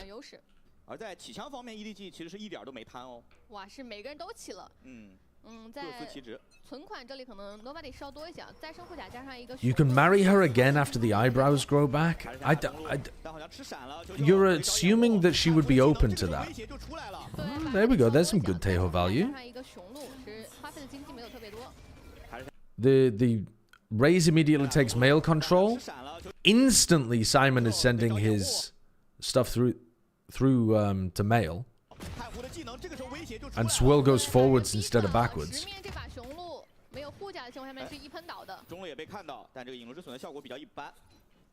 Simon must have been on his iPad there at the start of the round.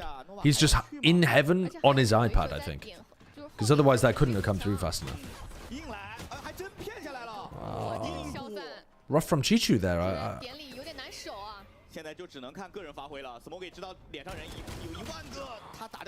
Kind of getting overwhelmed. I mean, this is not going well for them. They got the opening pick and then they just got deathballed in heaven. Kankan clutch. One shot both of these players. Good nade. Good nade. Does he know the last player? His teammates have commed it, right? That he's over towards hell. Nice reposition by CB. Not big on that fight in heaven.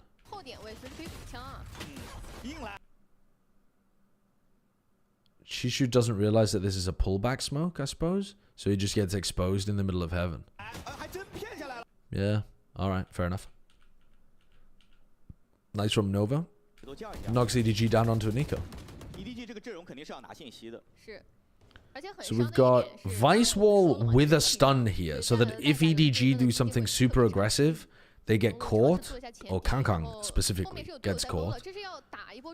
So that's heavy investment of util to stop that push, which is unlikely to happen, but if it does, it'll be decent value.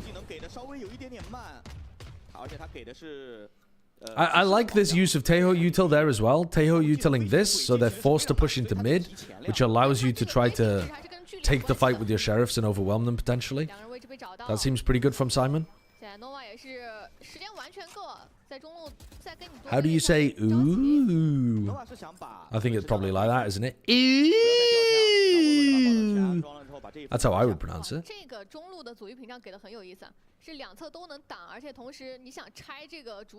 Not ooh.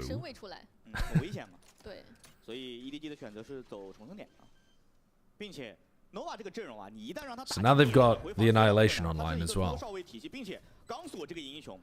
Nova are going to get up a big snowball out the back of this.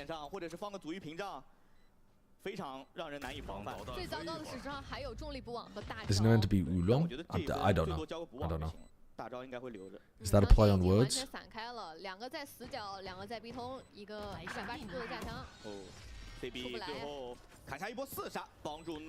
Okay. So now you've got a big ult to be able to work with. EDG, I mean, what do you even do in this spot? What's your game plan? They've got a high-low setup over towards B main to try to punish in case they go for like Annihilation over there. Gravnet instantly catches onto nobody. Chichu should have been overwhelmed there. There's no world he should get those. That was bad positioning from Chichu, and he got away with it because he's incredible.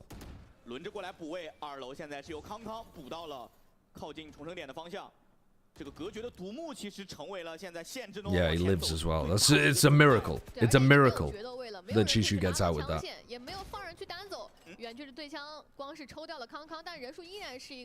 Kankang dies on the re-explore.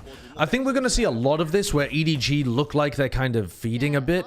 Like Kankang here. Somebody else is going to have to go and get info as well.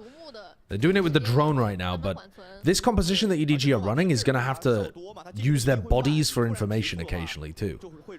They can't just rely on the drones.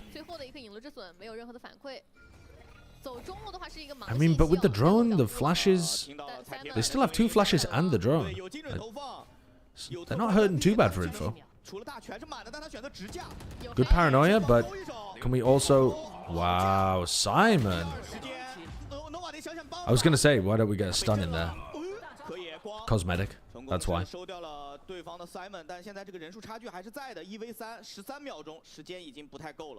feel like EDG are winning though because their players are better in this round.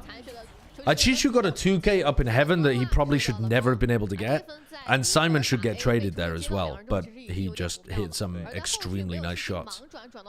The setup is not good. Chichu should not even get 1 in that situation.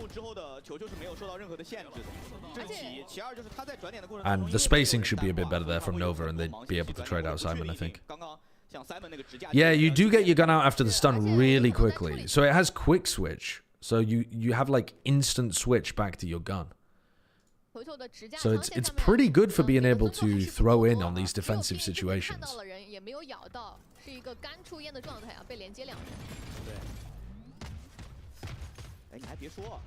So Simon's throwing his Teo util with a smoke here to try to fake like they're taking control of B, but actually the strong side is over on the A.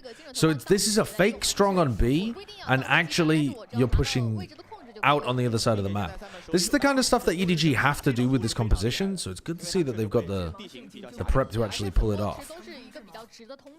Kind of need to bait out this wall, I think, to threaten that you could be going further. And then you can leave. Yep, okay, so now they leave. Nobody's been getting a bit of info for them in mid. I don't think he needs to fight this, though. They've left the sonic sensor in there. So it's pretty difficult for EDG to re-clear that. I like that idea from CB. They have big ults here as well. Nice angle from Chichu, but he breaks his ankles falling down as well. Smoggy gets out with the teleport. And Kankan gets played in. Good trade, good trade. Alright. They have to go and recover the spike. Good from Swirl, jumping up there with the blast pipe to be able to get the spike back as quickly as possible. This looks like a solid setup for Nova. Where's the Teo ult going? Towards the back? No, for them to scale with. But it doesn't clear hell. Wow, that's nice from Smoggy, using the Cosmic Divide of his opponents to try to get in. But yeah, Nova. Not... A weird Teo ult. Let me go back and have a look at that one. So the Teo ult looks like it's designed for you to push into sight with. But it doesn't clear this portion of hell. And these players don't fight that portion of hell. Where does Simon use his missiles? Oh, in the back over here. But there's a gap in the middle, and Izia survives in the gap.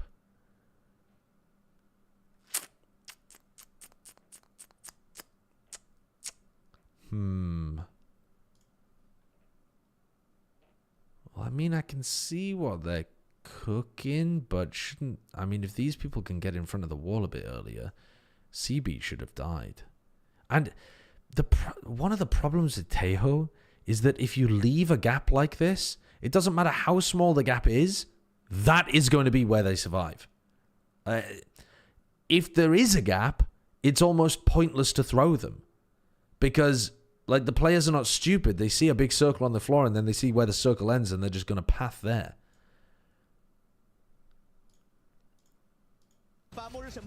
Wouldn't it have been way better to use it in Hell here? So that you completely have cleared Hell, and you can just path out into Rafters and connect with the rest of your team.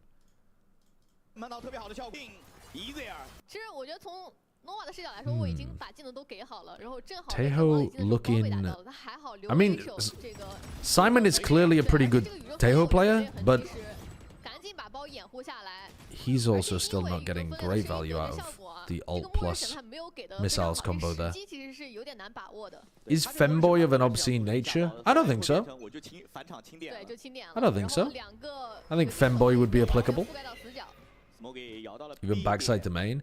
Yeah, well, I was thinking, do you Teho ult like this? But the problem with that is, it's going to make them step forwards and take the fight as you're entering. So the potential is that you Teho ult like that, and then you just get mulched as you try to walk into the site. Whereas at least with the one that Simon did, it helps you get in to some degree. I kind of like what Simon's cooking. I just think that it might have been better with the missiles towards Hell there, so that you don't have to worry about Hell at all. Sliggy said he would ult back sight and salvo where Swirl is, so they would be forced to fight. So you ult here, and then you salvo what, here? Or was he saying you salvo here or something? I don't like that plan though, because the Cosmic Divide is up. So you don't actually have angles here. If you wait for the Cosmic Divide to go down, then I think Sliggy's plan makes sense. But the problem is if you ult like this and then you salvo here or you salvo here or something, these players are still, even though they're moving, they're still going to be on the angles better than you because you're having to run through a Cosmic Divide.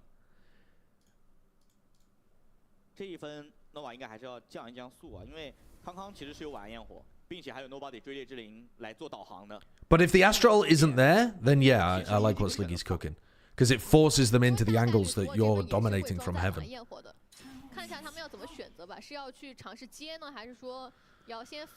Okay, so weak weaponry for EDG in this round. 3 players trying to look to take the fight in mid. Raze ult on A if they do go in that direction. The Teho util from Simon is good. It's good, it's reactive, it breaks Oolong out of drone there.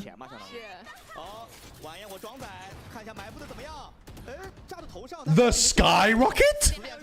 Swirl sending up the directly vertical rocket, and you're not looking at all towards backside, are you? Not at all. We're ignoring that, like the devs took it out of Split. This should not have been a close round. No, and you're dead because you didn't think of the Raze ult. Oh no, Smoggy's gonna win. Oh no. Oh no, no, no, no, no. Oh no. Oh no. Oh no. Oh no, no, no. That's a toss from Nova. That is a major toss from Nova. That round was a car crash. Alright, and now it's put them on the eco instead of EDG. They've actually just let EDG back into Split. The fuck are we doing here? Viper ult off the rip to dominate mid. Throw the smoke B main to fake like you're taking B main and you fight A. Nade? Where do the Teho things go? So that's the stun, top ramp, which, cool idea. Love that. Nade as well to try to catch the player scaling top ramp. So that's a cool idea, right? The nade is going to bounce like this, and the stun goes like this. So you're designed to try to catch the Raze as they do their fast thing. But then what are they going for? Ah, and then you Teho blast the corner that they're going to fall back into. I like the idea, but I don't like Smoggy swinging into this without this smoked. What Smoggy's doing feels like a toss. The other stuff felt really good. And it's also followed up by EDG spamming into that corner too. Really cool anti there from EDG. Really nice. But Smoggy smokes B main for the macro value instead of smoking here for the, like, I'm going to swing and fight value. So he ends up getting punished. And Simon almost got punished by the Gravnet stun combo as well.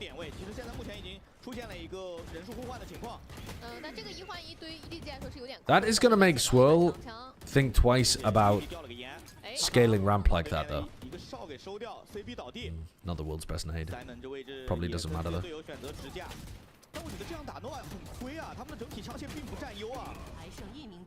Someone on Ascent just got hit by a Raze rocket. Swirl gets one in the kill feed.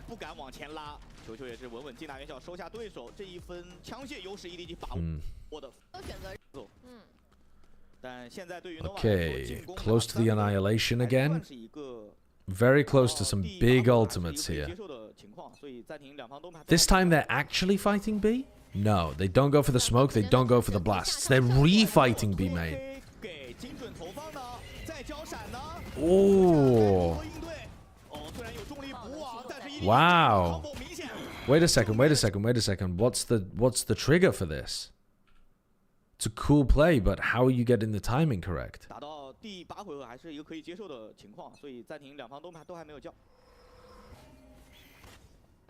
They flash at the beginning, it sees nothing.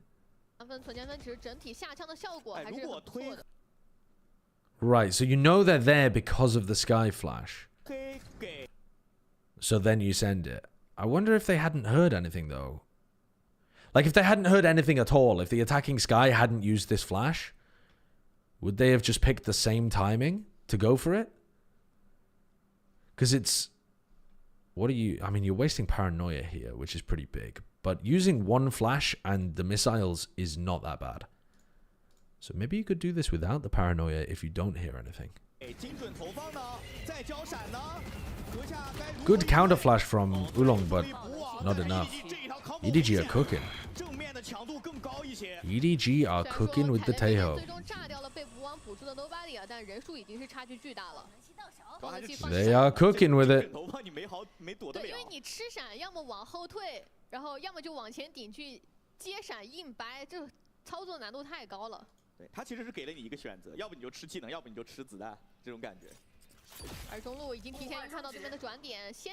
And now they fall back into a bit of a high-low setup, watching over towards B. One player jiggling for info here, one player jiggling for info here. Can we get help? Help util from Simon before we swing? That's bad from Chichu. They should have waited and they would have had the potential for this to come through. Alright, throwing the smoke there and looking to try to go over towards spawn instead. I like the idea of this on the mid-round from Swirl and Guangi. Guangi? Don't know. Guang.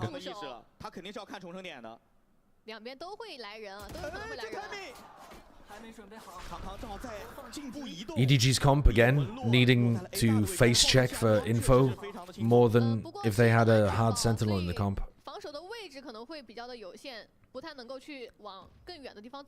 But Smoggy has smokes for this. You can smoke this. You can send blasts over towards elbow.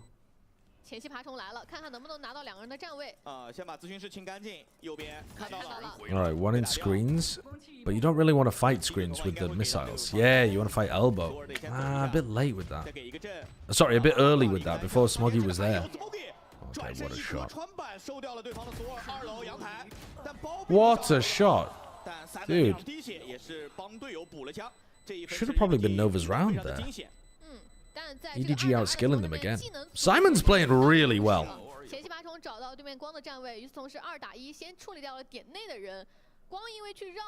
Who would you replace the Sentinel with in EDG's comp? I don't think you should. I think this comp is good, but it just... The reason that I'm saying without the hard Sentinel is that that's one of the weaknesses. Like, it's not necessarily a super balanced comp. It's very good at certain things, and then it has this, like, weakness that you have to fill in with more info play from the drones, more aggression on defense, more info peeking. Like, it's not like they need a hard sentinel. I'm just bringing it up because they have to do other things because they don't have one.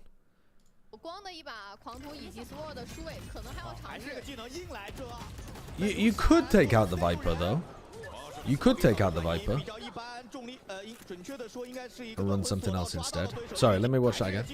没有特别好，是一个混起的局面。 Why are they trying B main aggression again this round after they did it in the previous? 光的一把狂徒 Don't you want to mix it up a bit more than that? 可能还要尝试。 A little bit whiffy from Smoggy. And the grav net there is huge, catching Simon. The deadlock value's great.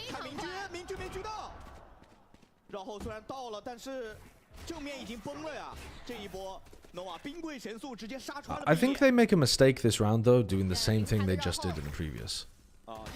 Not the exact same thing, obviously, but like similar. Instead of doing it as a trap play 7 seconds in, they do it right at the start of the round to try to control B main. TP the Omen over, play somebody here, but you can see that Nova had already thought about how to break that, and how to break that was this grav net off the side so that you ISO the player that gets in front of it. Simon did not pick his name after Simon Cowell. That's not true. That's not true. You're lying to me and one-guying me, and it's not believable. Thank you, Triceratops.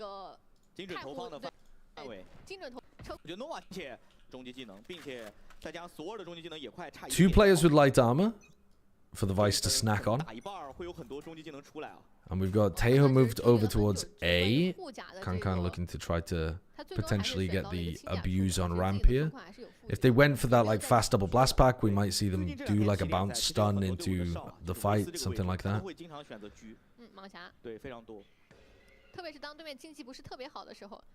We're going to see a response in terms of some info here. Flashing for info at some kind of time on the clock. Yep, here it comes. 1:10.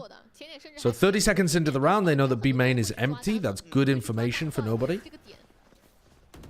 The only other team that I've seen play Sky as the B anchor is Foot, where they play somewhat similarly. 10 seconds later, they flash as well. Nobody flashing just in case somebody had found the timing after his first flash. Good decision making there from Kankan not to stick around. He's got the Raze ult.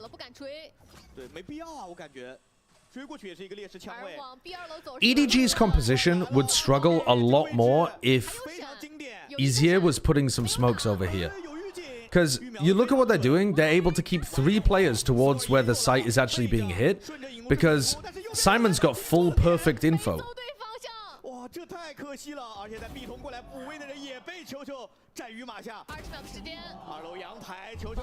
Just skilled player.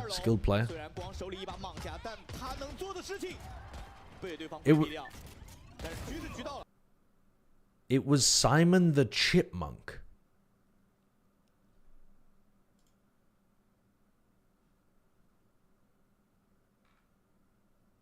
What? What are you talking about? You were trolling? I've been baited. I've been actually one-guyed. There's no fucking way. I assume it's because his name sounds a little bit like Simon? Is that how you pronounce that? Sai and then Meng? Sai Meng? Sai Meng Sun? Something like that, so it kind of sounds like Simon? Is that the reason? I'm just straight fucking guessing at this point.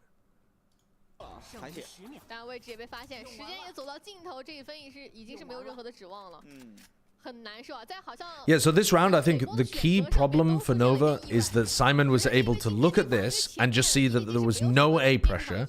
This allows Kankang to fight towards Vent, and it allows them to still keep 3 over towards B.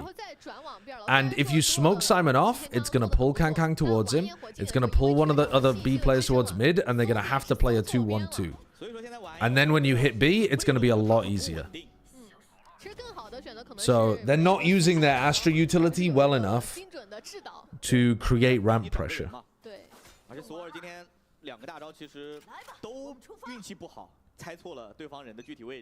It doesn't really sound like Simon, but I guess it's kinda similar. It's staggering the amount of one guys you fall for. It's not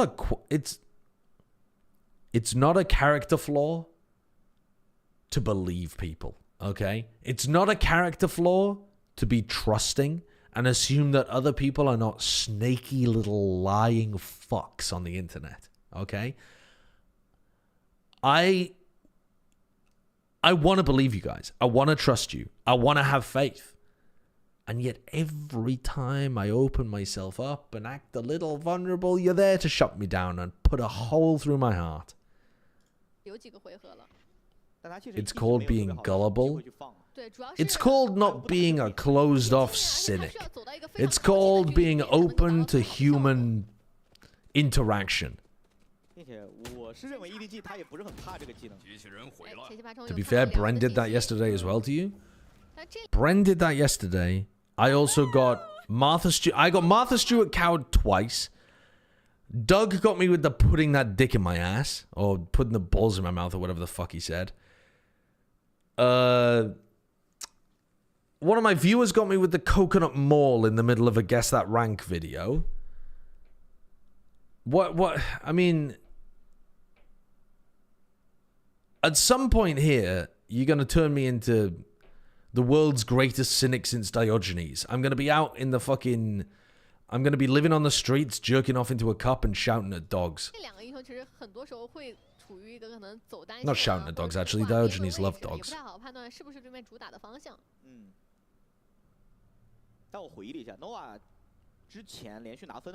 Madrone, thank you for the 49 months.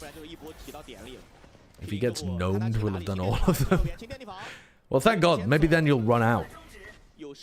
So Kang is taking this kind of line. They're also not smoking him off as well, so that allows them to stack 2 players mid and 2 players B. Again, Nova not doing enough to create ramp pressure. Oh, nobody should really get punished for that. He was in the middle of his spray. Good trade eventually there, but the Nova players are just not good enough to punish EDG for these gaps.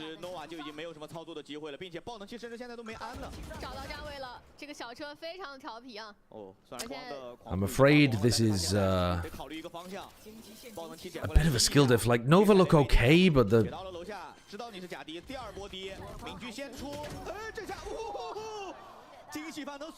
Sorry? What? You're in a 2v1. The attacking player has 10 seconds on the clock. Taps. You have nade to deny the plant. 6 seconds left. Right? 6 seconds left. And Chishu ints before the 4-second timer. So now Kang has to also int instead of just being able to live and play the time. And has to blast pack at him with a fucking classic and believe in the right click. If that right click, if instead of this one bullet hitting him, it goes like here or here, they've completely trolled that.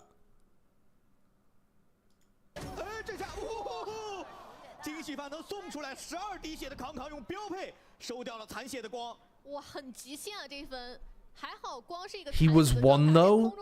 Right, and you're still relying on RNG, pure RNG to hit the 1 bullet. Instead of just playing the situation better and Chishu pushing him 1 second later. Literally pushing him 1 second later. He has to plant there. There's like 5 seconds left when he taps. He has to plant. Wait like 3 seconds and then push him. And you just win the round.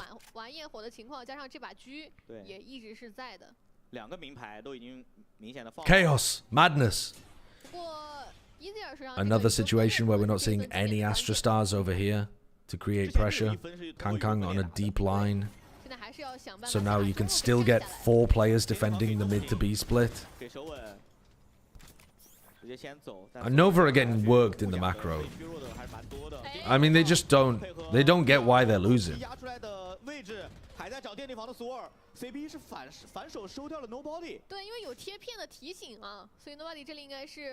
It's a nice opener. I think at this point I'd be looking to try to exchange Simon and Kang, because Kang, if he's able to get towards mid, has this Raze ult. Like, let Simon cover A ramp and have... well, Kang's fallen back a little bit, but he's still just watching this with the ult. They're going for the re-clear of B. They're forced to play aggro. This is all on his ear. All on his ear. he doesn't expect them to be that far forwards. He does get one. Now they have to root out Smoggy. Good shot. All right, fair enough. Should be around for Nova here. And even though Kankang was providing them good value in the round by allowing them to 4-stack over towards mid and B, he hasn't found any opportunity to use this Raze ult because he's been playing on the opposite side of the map. Which is why I was saying maybe try to...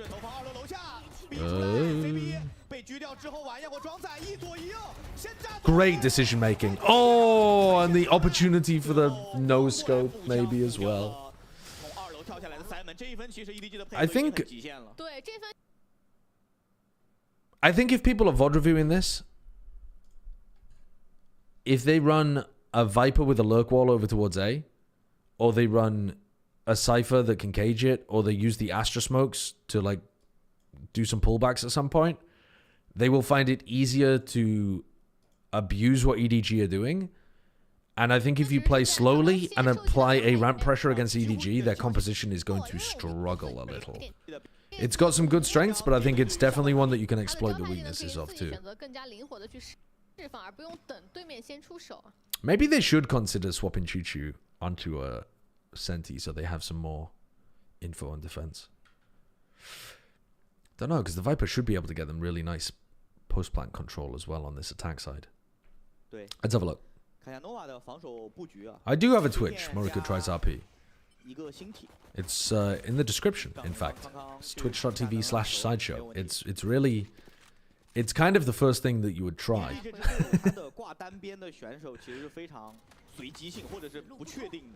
But I'm happy to answer questions.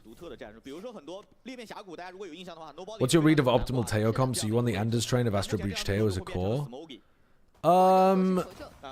The Astra Breach Teo has a lot of stuff it's good at, but if you're not comboing stuff really well together, then or if you're not playing on a tiny map, then I kind of liked what we saw from Vitality, where they ran Astra, Breach, Teho, and an Info Initiator.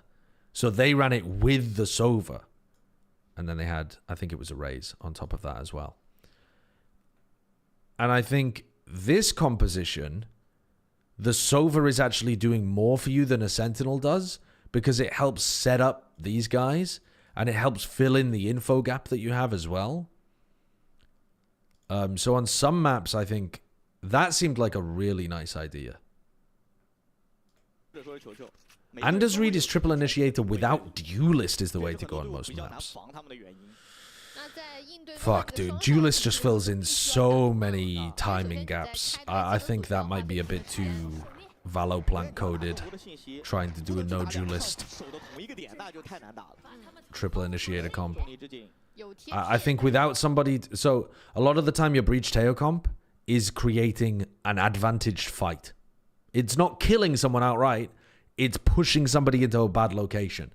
Who's actually going and getting that kill if you have triple initiator and a sentinel? I think that's too far along the lines of like perfect Valorant, pure, like if we place everything here, here, and here. There's enough sloppiness in the game, even with the best possible setups, that the duelists just capitalize on stuff and fill gaps so well. Yeah, the Bren rant comes to mind here. Could be wrong though. We have seen in the past people playing triple initiator Senti, but that was in the chamber meta when chamber was incredible.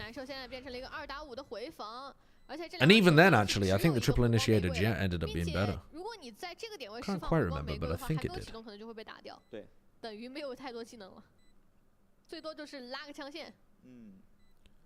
In some ways it makes sense because you saturate the site with util so no one can play there. Right, but that's ignoring the fact that you actually need somebody to scale off the utility. Okay, so if you saturate the site with util, but then you don't run in and actually capitalize on the utility, then they're just going to live, and then you don't have the util, and then you're just running in dry. So that's what the duelist like gives you, is that ability to scale and capitalize. They tend to have util that is fire while they're scaling, stuff like Boombot, stuff like Nade, rather than Taeho being in your iPad, rather than Sova being in your dart. Like, you can't really scale whilst being in your iPad. You can't scale whilst being in your drone or in your recon. You can't scale whilst stunning. They either slow you down or they stop your gun from being out for too long.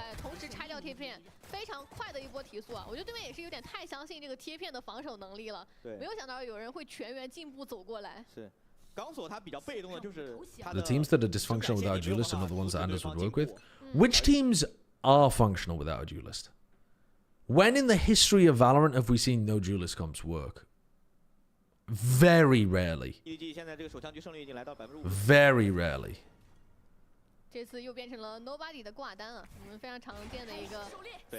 Ascent bind.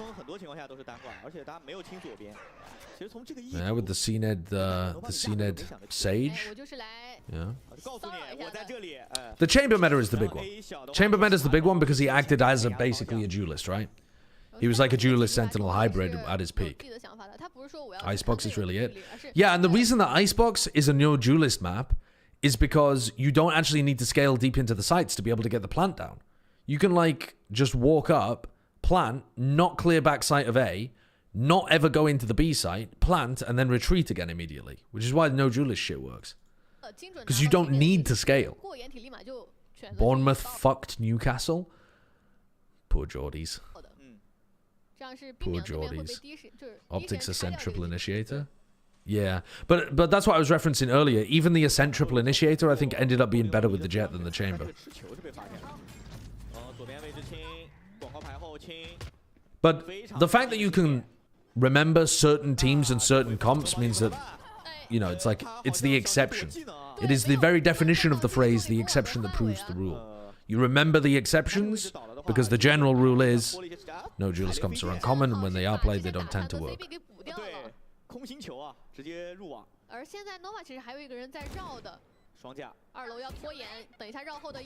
Dysfunctional means entirely unable to play and get a win.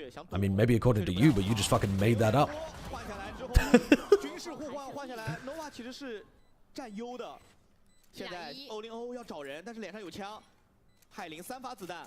You just invented a definition, brother. Oh god. So they got ecoed both pistol rounds. Both pistols EDG get ecoed.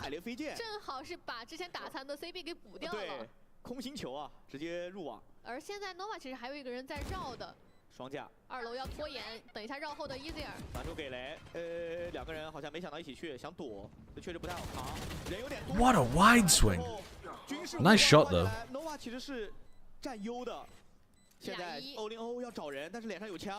The Nova Classic looks alright. Wow. Yeah, I mean, that's a wild one. Oh wait, what am I talking about? They didn't lose this round because the spike goes off anyway. But they just do a lot of eco damage. So it's like a... Yeah. Alright, so the bonus is really weak.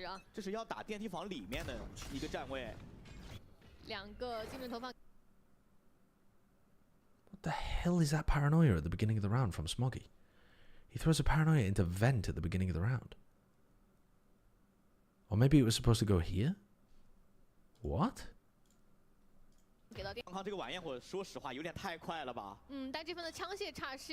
Are they just trying to get a kill with the Taeho util? Yeah, right from the beginning. Wait, no, that doesn't make sense. They're Taeho blasting here, this room. Then they're paranoiaing where you would exit. But they don't send Kangkang fast up to capitalize on the paranoia. Why doesn't Kangkang double blast pack as part of this strat?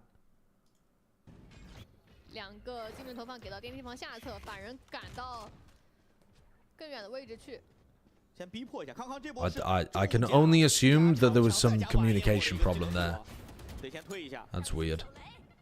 康康是现在 EDG 这一回合 When does the co-streaming end and you go to work? In about 10 days, something like that.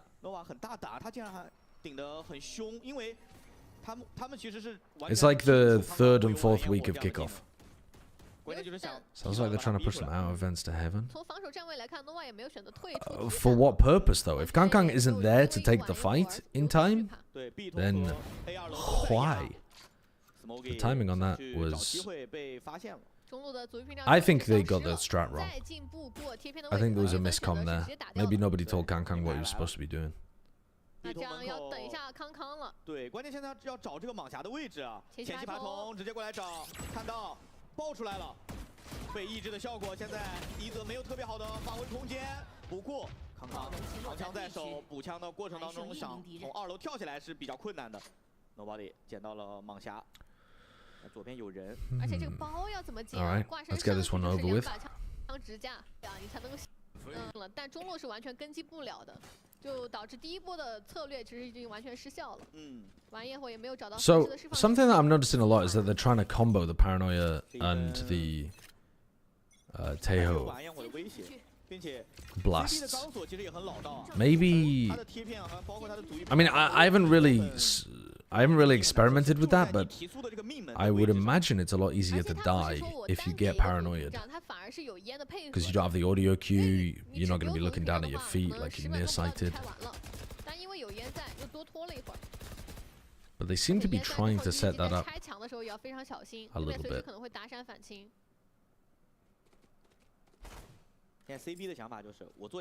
So slow mid-take here, very slow mid-take. Looking to try to connect into a B split. Stun to catch on to somebody who might be using a judge. That's nice from Simon. Clearing this. Dog in. Find a location of somebody to ult onto. A lot of damage. Smoggy gets caught though, and now the defense have B main control. Weird spot for a judge. Probably weren't expecting that. Nice attempt with the flash, but EDG dodge it. And Annihilation doesn't really get much.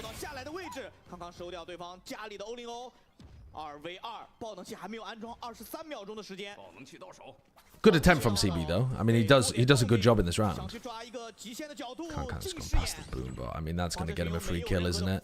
Swirl's not going to check this. Nice timing from Kang.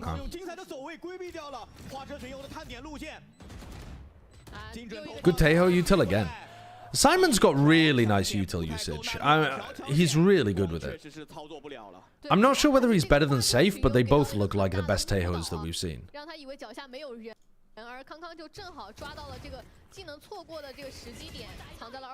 That flash just wasn't quite there, was it? I did say that it was good from CB, but it looks a bit goofy from Chishu's point of view. Maybe he should have just tried to play an A main. B main. Because, I mean, CB there can pick up the rifle and just stay in B main, and he should be a constant threat. But instead, he just kind of donkey walks out through the smoke. Might be changing my mind about how good CB was there. What about Zeppa's Taeho?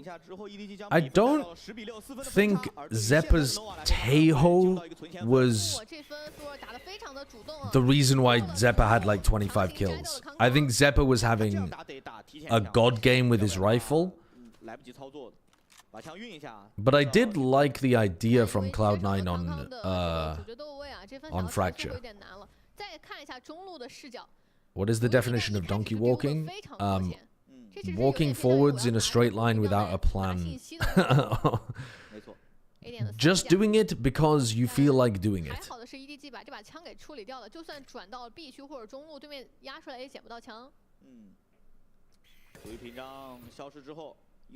What about melon walking? I mean, presumably that would be walking forwards very slowly without a plan. Zeppa and Kawan were just fragging independent of the Taeho. Yeah, I mean, it's not like they were playing it badly. But, yeah, they were kind of just fragging because they're good players. I mean, Zeppa was having a bit of a life game though, I think, as well. Yeah, Finesse trying to hold tower against Teo Raze Brim. Godspeed to you. He picked an unfair fight there. Nice pull. Only one though. Oh, they got 2 out of it. EDG are struggling on these anti-eco rounds to be able to actually find a gap where they don't get caught by something. They're losing a lot to ecos. Oh, then again. They'll just win the 2v4, I suppose. This is a VOD review, Ryder. This game happened yesterday. You see how the Viper over here, though, pulls more attention towards A than anything Nova were doing? And you can do this with a Viper, Cypher, Astra. But you have to do it at some point in the half. Otherwise, A is just trivial to deal with. One person can spot all the info.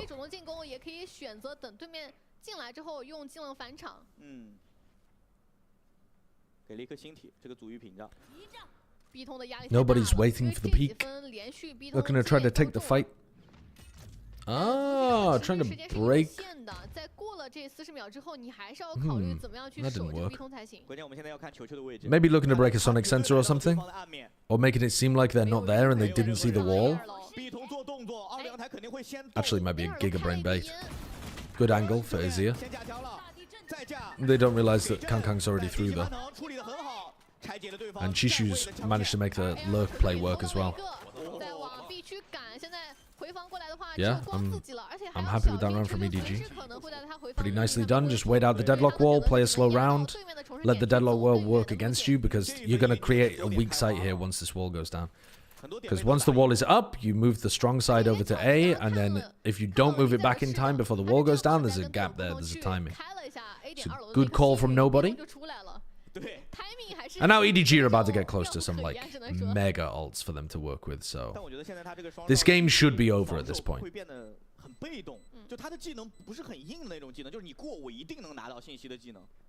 How are EDG looking? Are they still as good as they were at Champs? Well, we've only watched one map of them so far. They look like they're in pretty good form, yeah. I mean, the players are hitting. Kangkang's not like tearing people to pieces like he was towards the end of Champs. But they've got some nice ideas, and Simon's utility is really good. I definitely think there's ways that you can anti this and beat EDG on this map. But to expect a team of Nova's level, which is like bottom playoffs kind of level, to be able to figure that out on the fly, I think is just a bit too much to ask.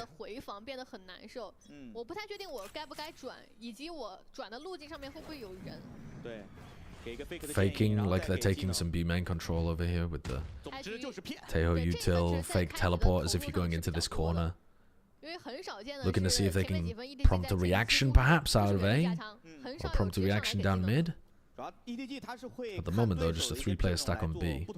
Shishu got the lurk off in the previous round, so he might be a little less happy about taking the same timing now. Wall used in mid from the deadlock. EDG probably want to break that, because it's going to be a long time before that wall's gone. 4 players on B. They've managed to find a timing to bait out the Vice wall.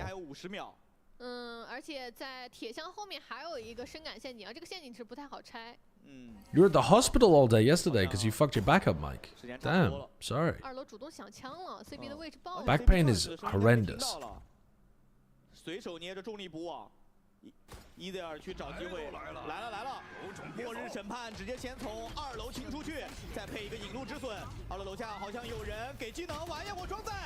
A direct hit. Okay, so Simon kills Swirl there. How does that happen?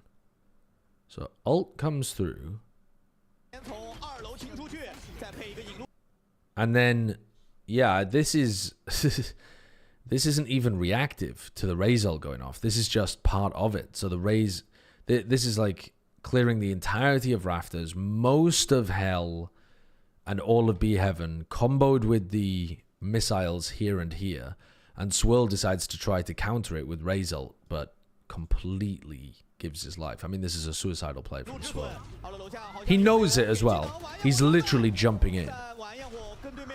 But they combo it with the Gravnet at the same time, too. CB gets 1. It's kind of good enough here for Nova to make a good go of this. Nice. Smoggy's getting owned trying to come out of B main. A couple of times now he's...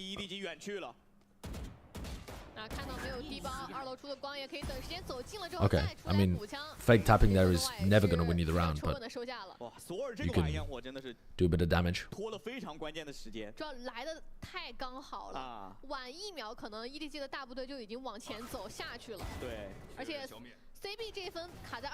Yeah, strangely enough, that suicidal play from Swirl actually slowed them down enough that it probably contributed massively to them winning the round. But Smoggy is also losing every time he tries to come out B main on his own. They're doing a lot of this where most of the team goes in one direction and then only one player goes B or only one player goes A. Like, this is Smoggy over here and this is Chichu over here, and then the other 3 are going through mid. A lot of the time. I mean, unless they just group up and do like a full B pop. But Chichu's having more success and Smoggy's having less success. So it's making their B hits a little inconsistent. Huge ults available for Nova. Very difficult to do a fast play into this with Vice util and Deadlock util. So I think EDG have got the right idea on their attack. I think that nobody is doing a good job with the calling of running these slower rounds. Reclear? Kankan could pop ult here to help his team. They just hold the fucking L. Alright, well, they've baited out the Deadlock ult and the Seekers. No, not the Seekers, sorry. That was nobody that had used the Seekers. Definitely think that could have been an opportunity for Kankan to pop his ultimate and try to relieve pressure from the rest of the team that got caught in the Gravnet. But there's the power of the Gravnet for you. It's one of the best abilities in the game right now. It's consistent. It takes longer than it used to take it to like pull it off you. It gives you noise cues of when people get caught and when people take the thing off. They actually buffed it to a point where it's a very good ability.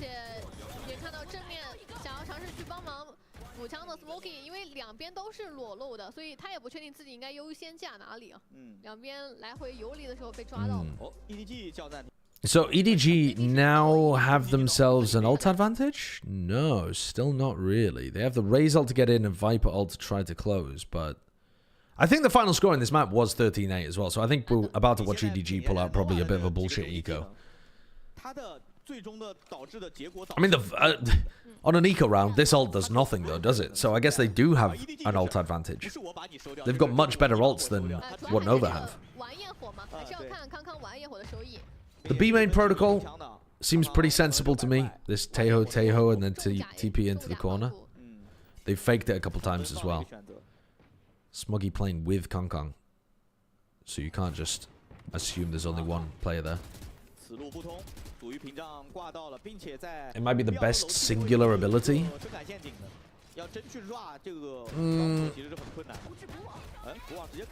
I think that's a very... I think it's almost maybe not even possible to decide that in Valorant because the abilities are so different and are used for different things. Yeah, they're ripping them apart here. So how... Sorry. Let's just look at how they get out through B main. Wow. I definitely thought a sonic sensor plus a star there was going to be enough to catch Kong, and he just went straight past it immediately. Nice movement.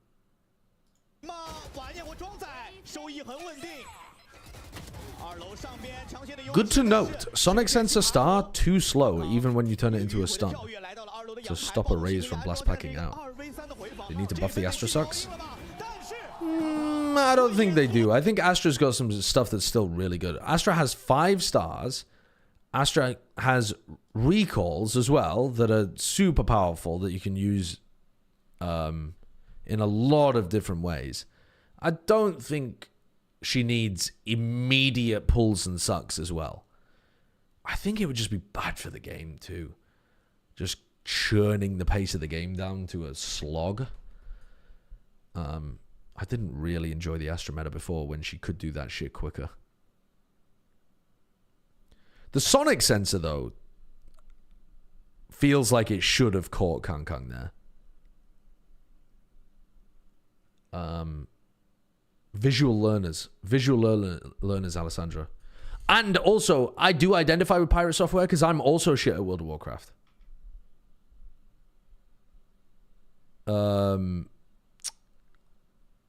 Let's have a look at the next map, shall we? Where is the next map? Okay, here we go.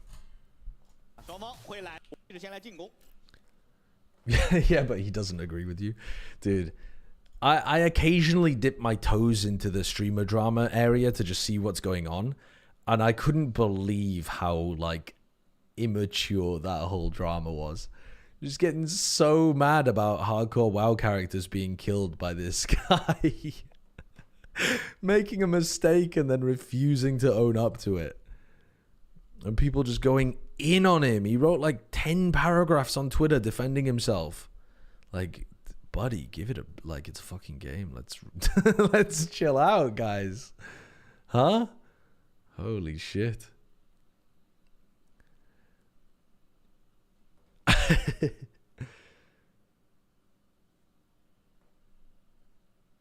All right, let's go. I literally know nothing about World of Warcraft. I don't know whether he did or did not make a mistake, could or could not have saved his team, does or does not qualify as a mage player. And I don't care except in the sense that it's funny to reference. The phrase, it's just a game, is such a weak mindset. You're okay with what happened, losing, imperfection of a craft. When you stop getting angry after losing, you've lost twice. There's always something important to learn and always room for improvement. Never settle. Versus Chad, it's just a game. I don't give a fuck. I'm going to go and have fun anyway.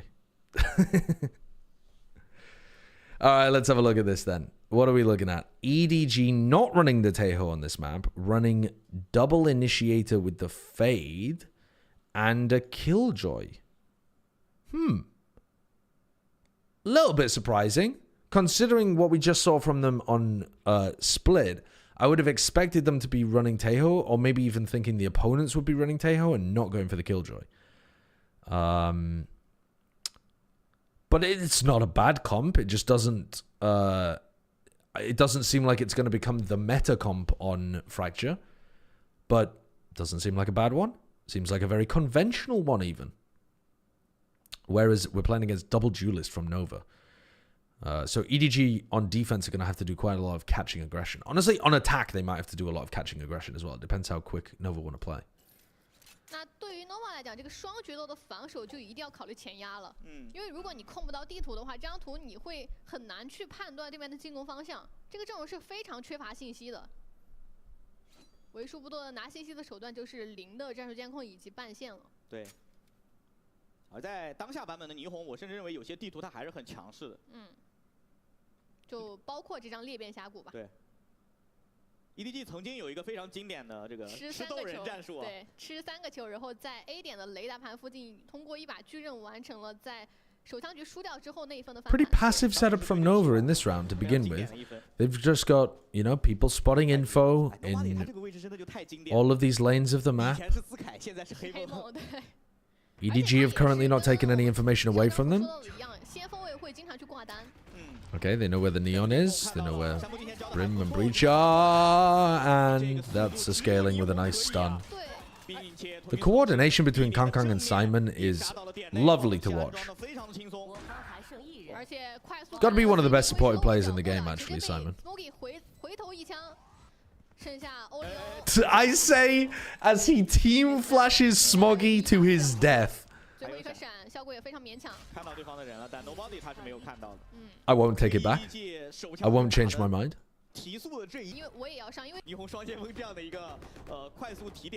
How many gifted to get a Thatcher bust in the background? Why would you want Thatcher's titties in the background? of all the women that you could objectify as well, what the heck? Picking Margaret Thatcher? Not that kind of bust. Oh, you mean like shoulders and up. Shoulders and up. Right.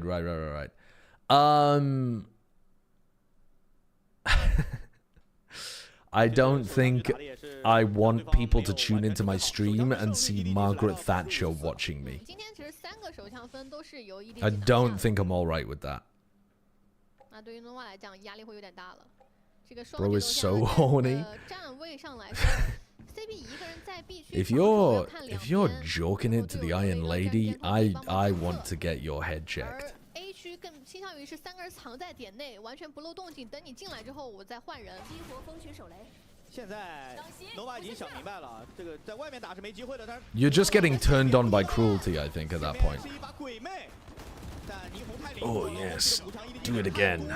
Take the jobs away from them, Margaret. 虽然 Nova 赌对了点，但他们依然没有办法完成在 A 点的存活。而且 CB 在 Didn't you admit you did it for the Queen? No, I said I wasn't bricked up for the Queen. 没有办法了。 Famously, I said that even Prince Philip wasn't bricked up for the Queen. But that's more to do with him being old. I'm sure at one point he was bricked up for the Queen. 相关的一下是把2楼上以及2楼下2个人都给震到，只有一侧就是炼狱的这一侧。 Let's see the bonus round from EDG. They've got good weaponry to carry in. Are we going to see them run some kind of fast play? Looking like it, looking like an A split. Alright, so first they've got to deal with the Neon. There's going to be a stun down this lane as well, potentially. So 2 stuns to try to navigate. Fade Horn up over the top, trying to clear out this area of sand. You know that you're going to be trying to take a fight, so Oolong's holding the stun. Oh no, Aftershock, sorry. Big swing, but only Aftershock, no stun used. And they just kind of crumble. Did they not use the... Did they not use the Neon stun? Oh, they already used the breach stun. Wait, whoa. Oh, they used the breach stun early here, before CB had even taken contact. That's a bit of a mistake there, I think. They should be looking to try to use the breach stun as CB takes contact, and then you re-push in. Where's the Neon stun? Oh, there it is. There's the Neon stun. Late. Not a great control over halls there from Nova. 那点内 smoke 已经是压到了对方的重生点，这一下索尔完全没有预料到，并且开关门这个位置应该能和沙地形成呼应。Okay, Simon gets burnt alive, but still sends through the breach flash. Simon literally dies for the team so that they can get a good breach flash off and kill the final 2 players. What a fucking based support player. 对面在开枪过程当中，尤其是在烟雾的隔绝之下，确实防不了这个闪，很难被。再加上这一波，我觉得一开始 Nova 给到的信息就很明确，我这一侧一定。Wait, are you saying that? Sorry, I missed this in the chat. Are you guys saying that Pirate Software played Outer Wilds with a walkthrough so that he could seem smart? That is the most pathetic shit of all time. That's dreadful, man. That's horrible. That is just horrible. And another game called Animal Well. Wow. That's so bad. How do people even figure that out, though? What did he do? Like, tab over and pulled up the fucking walkthrough by accident? Oh, it's speculation because he finished the DLC in 6 hours. Dude, how long did it take me in the DLC? I felt like I kind of ripped through the DLC, I'm not going to lie, but it didn't take me 6 hours. It took me longer than that. He looked at his phone over and over and then suddenly solved a hard puzzle. That's funny. You have to just accept that you're going to look dumb on the internet sometimes. You just have to accept it. I'm fucking reveling in it. I'm like a pig in mud. Isn't the point of the game the process of figuring it all out? Yeah, it's journey before destination.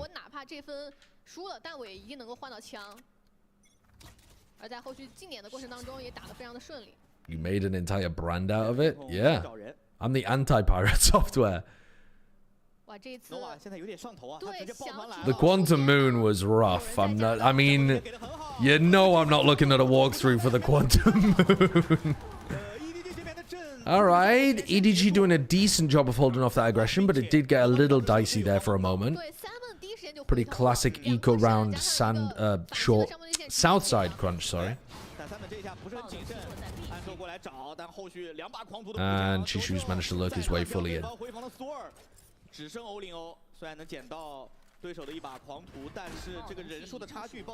You are him when it comes to being stupid on the internet? No, okay. Calm it down. I am not the premier example of stupid on the internet. It's gotta be XQC. I'm sorry, but like, the amount of things where he didn't understand, he didn't know what noon and midnight were. He didn't understand what condensation was. Like, there's no world where I beat XQC in this competition. There's no world, man.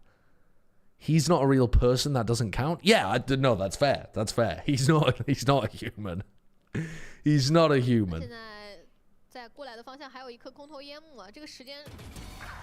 Okay, all right. Cheating. Do you believe in Pangria or the Big Bang? Pangria? What is that, a fucking Spanish drink made out of wine? Do you mean Pangea?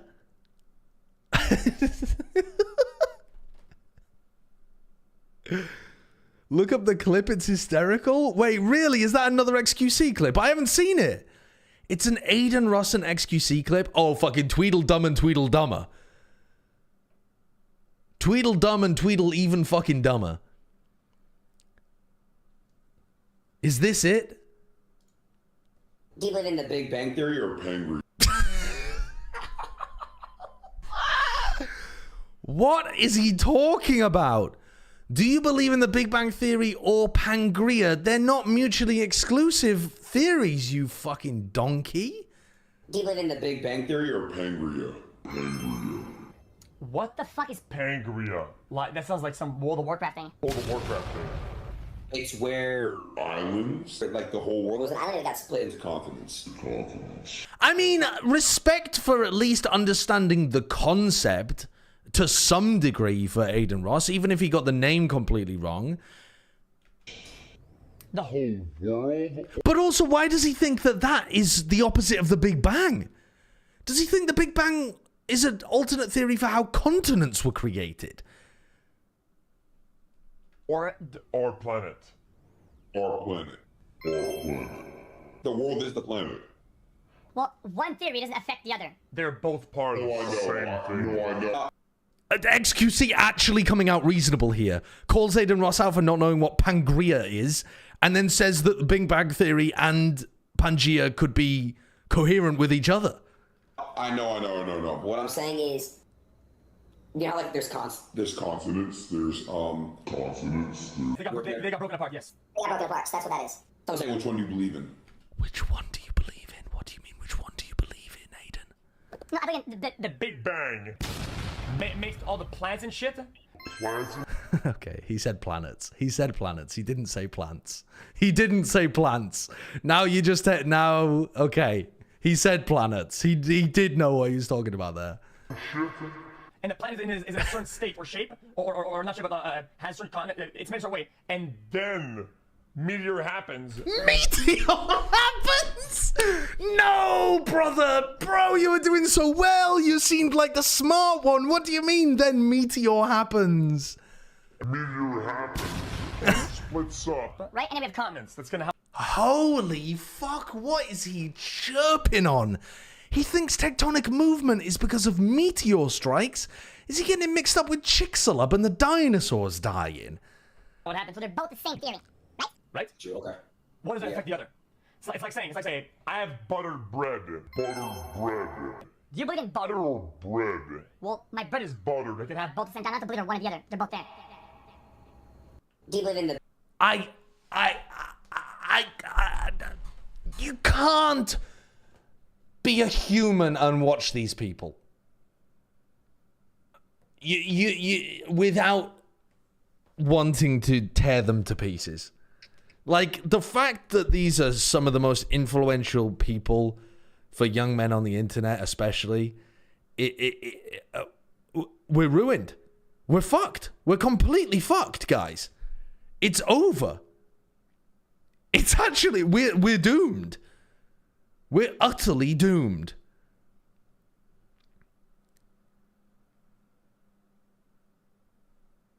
Holy shit. Aiden Ross finds out what fascist means? I mean, Aiden Ross is... The only thing I know about Aiden Ross is that he constantly hosts mega right-wing people on his very popular Twitch or Kick or whatever channel. I have some understanding that he's like in the piece of shit sphere. I don't know, and honestly, I don't want to know anything more about him. I don't want to know. I don't care. Does a fascist mean? Oh, he's so fucking... Why is stupidity currently being so glorified? Why are we reveling in casting off the shackles of education? What is it about being anti-establishment at the moment that also means anti, not even intellectualism, anti-knowing a fucking thing?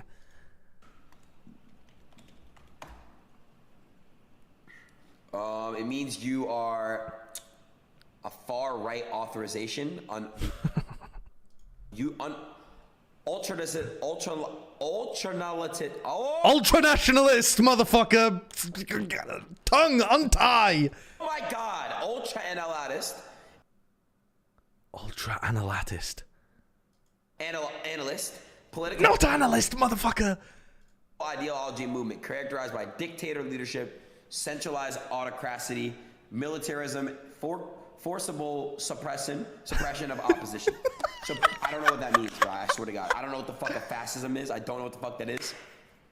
Benito Mussolini and Jesus Christ. Viante Gentile and Jason Stanley. Like, who the fuck are these people, bro? Never heard of my God, Giovanni Genital. Oh, fuck me. Oh, fuck me. fucking life. What is an example of a fascist? Yo! Fucking hell, bro. It could just... The problem is, my algorithm... Oh, thank God I'm watching this on my Sideshow Valerant channel. So I never use this channel for actually browsing YouTube myself. So my algorithm is not going to get cooked by me watching those clips. I do not want to get recommended that kind of content. Oh, fucking hell.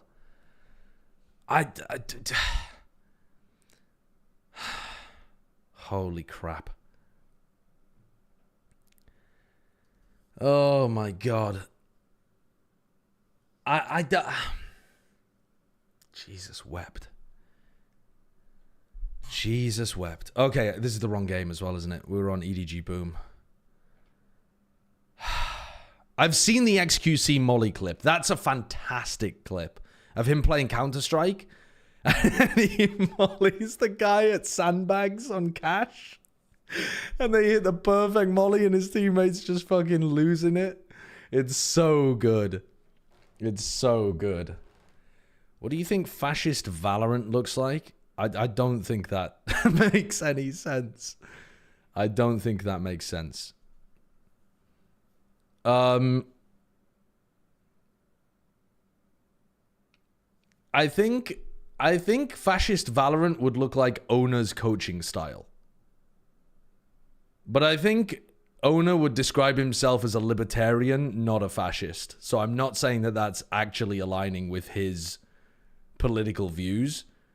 But like heavy levels of discipline, heavy levels of hierarchy, very top-down approach, trying to bring something new and forge something out of the ashes of things that have previously failed. Those are all very fascistic sentiments. I mean, uniforms generally. You can't really have any kind of military power in a Valorant team, though, so that kind of falls to pieces. Oh, God.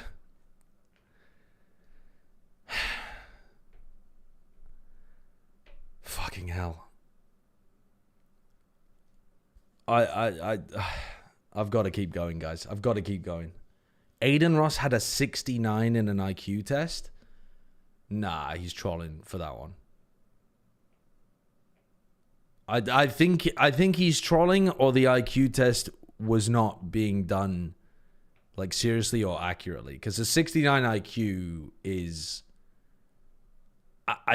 I don't know as much about IQ maybe as perhaps I should, but I'm pretty sure once you're down to that level, it's like it's hard to be societally functional, I think, at that kind of level of IQ.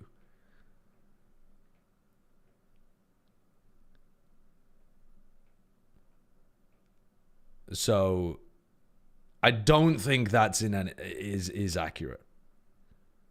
To be fair, he can't read. I mean, he can. We did just watch a clip of him struggling, but he's literate.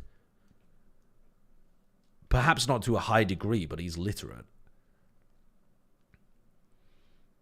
诺瓦来讲，唯一的差错可能就是在清前点的过程当中，队友也吃到技能效果了。Benito Mazzulli and Giovanni Genital. I mean, those are some funny nicknames. Old Benito Muesli and Giovanni Genitals. I'm not signing up for their fascist regime. Fucking hell. If it was deliberate, it'd be funny as fuck. God. Reading and pronunciation is different? Yeah, but I think there was some literacy problem there with him reading ultra-nationalism. I mean, he just wasn't breaking down the word properly into its components.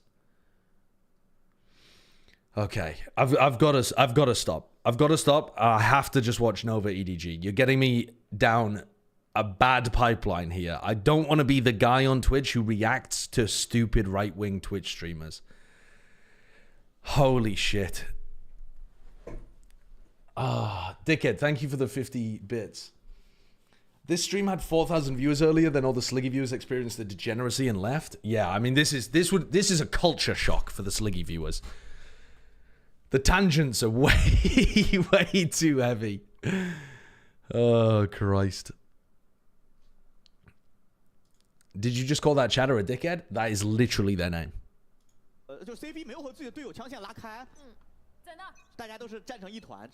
Aren't you a stupid right-wing Twitch streamer? I'm stupid, but I'm not a right-wing. I resent that remark. I saw a tweet that inferred he'd learnt reading without phonetics and used a method where you just infer the meaning, which is a common tactic in the US.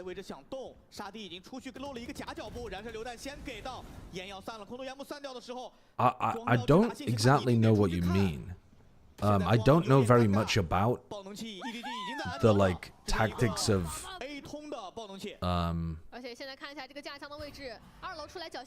you know, learning literacy when your education system has failed.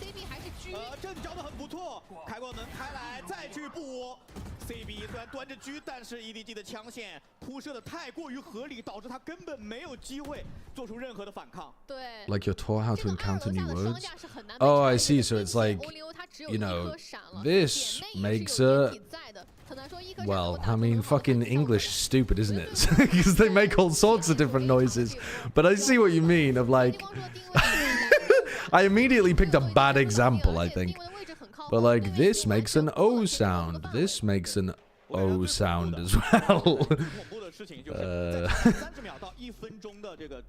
This makes a O sound, or an O sound, or a U sound, or a O sound.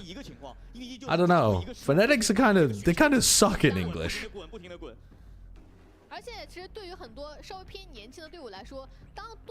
It's called 3Qing. It instructs students upon looking at a new word to take a guess and then move along without actually needing to read it.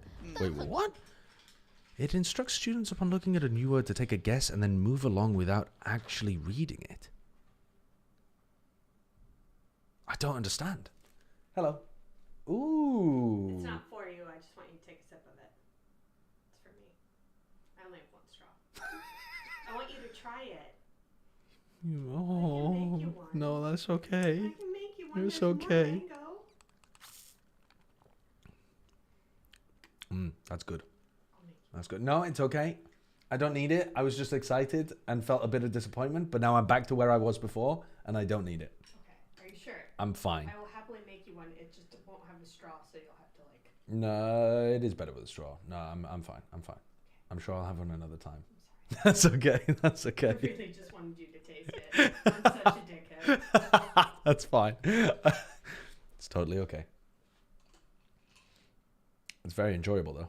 Super nice. How much of the mango did you use? The entire bag. You made a whole batch of stuff. Of it, yeah. Right. Okay. So Cool. I just put like that much mango in there, and then Nice. ice, and then sparkling. Cool. Yeah, it tastes lovely. My head hurts so bad. Really? Well, maybe that refreshing drink will chill it out a bit. Is it a headache or migraine? Headache. That's strange. Oh no, it's so intense. It feels like my teeth are about to pop out of my head. Oh, like a sinus, like where it's the pain right above your teeth, like a. Oh, right. It's so weird. Well, you're. You got it. Yeah, you're going to the doctor soon. So. I'll be all right. Okay, love you. Okay.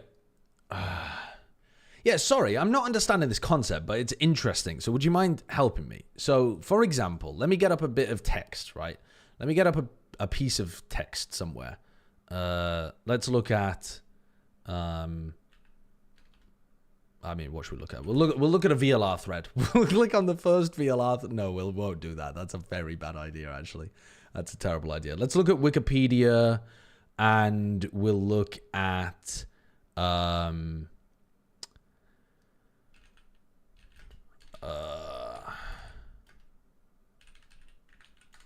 let's look at the Taiping Heavenly Kingdom. Okay?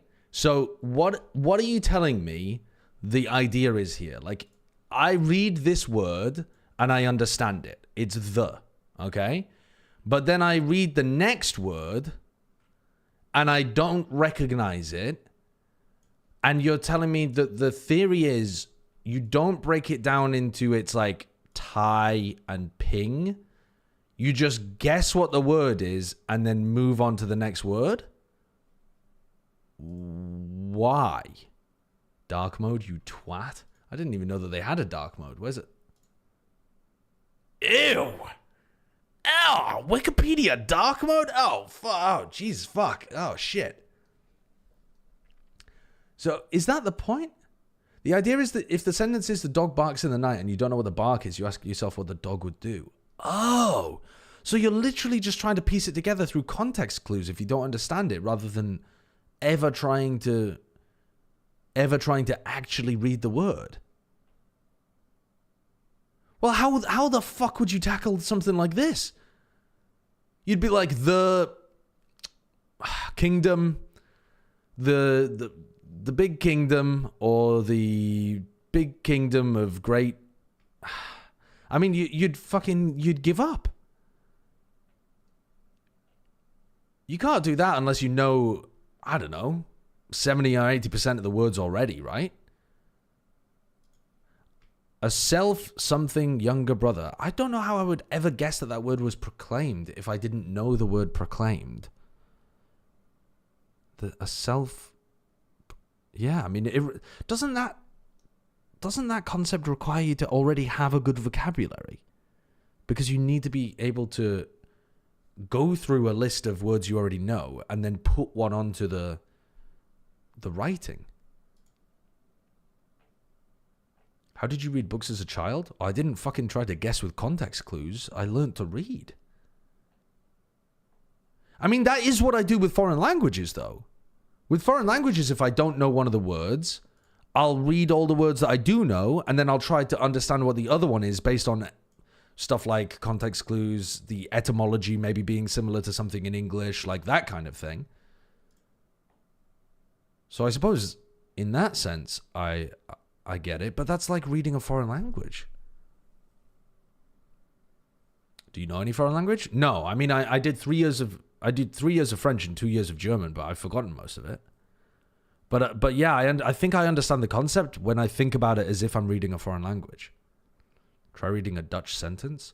I actually just watched a sick video of it's the guy who makes all of the YouTube videos of like Chinese servers shocked when white man orders in perfect Mandarin. It was like that guy who makes those kind of YouTube videos, but he was learning Old English, and he went to an area of the Netherlands where they speak Frisian, and Frisian is the closest connective language to Old English.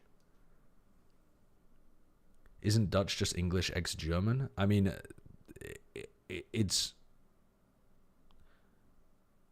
I'm not a linguist, so I don't know 100%, but it sounds very similar. It sounds like uncanny valley English, but English itself is already a Germanic language. Most of the words that you use in English have Germanic origins, and then you add in some level of like French words on top of that, and that makes up a huge amount of them. Straight man orders in perfect non-binary, shocks bisexual barista. I haven't seen those videos. By the way, this is a fantastic piece of history. If you've never read this before, this is one of the largest losses of life in the history of the world. The like downfall of this movement, the Taiping Heavenly Kingdom. The guy who founded it proclaimed that he was the younger brother of Jesus Christ and started a mass movement in China around the time where there was large amounts of instability in the 1800s already, and it led to a huge, incredible amount of deaths. It's a fascinating piece of history. Would heavily recommend taking a look at it. I just sat there and was reading the Wikipedia articles and like various different sources for a few days while I was in South Korea during the co-stream, because I was a bit depressed and just wanted to read, I don't know, about interesting shit. But yeah, would highly recommend. Okay, let's tackle EDG Nova though, shall we?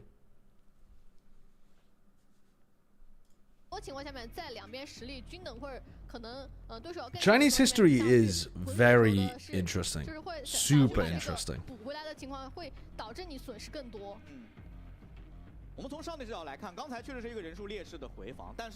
It's just a remarkably large area to try to govern, and the systems of governance that they created to try to manage that were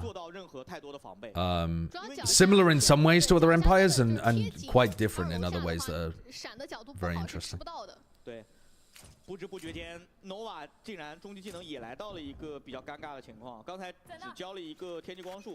There is a huge amount of death. I think it's something like 3 out of the top 5 like highest death tolls ever in history of just from Chinese domestic like civil war kind of scenarios, rebellions, uprisings, this kind of thing.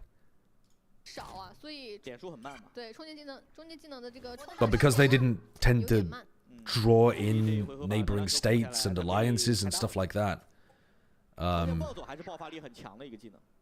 know, they're not as relevant to as many other countries as stuff like World War I, World War II, that kind of thing.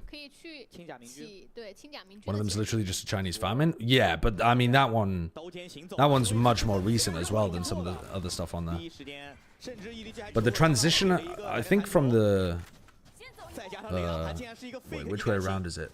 From the Qing to the from the Ming to the Qing dynasty?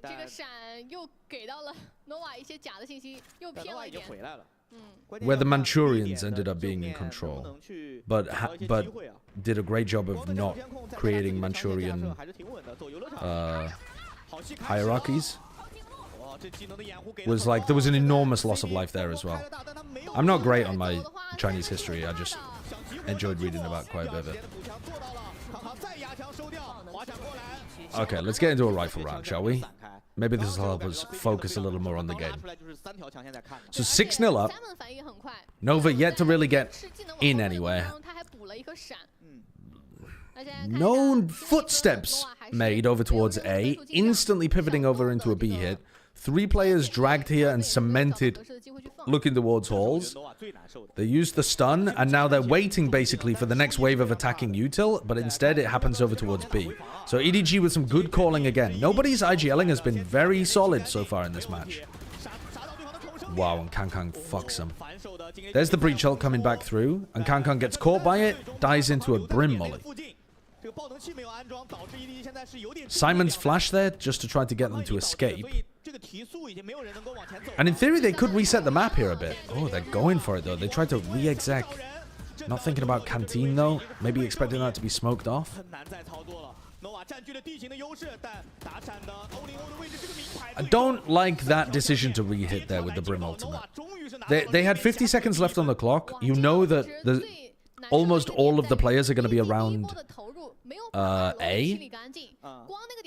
B, sorry. And they decided to go for the re-hit very shortly afterwards. And they had used all of their smokes and everything too.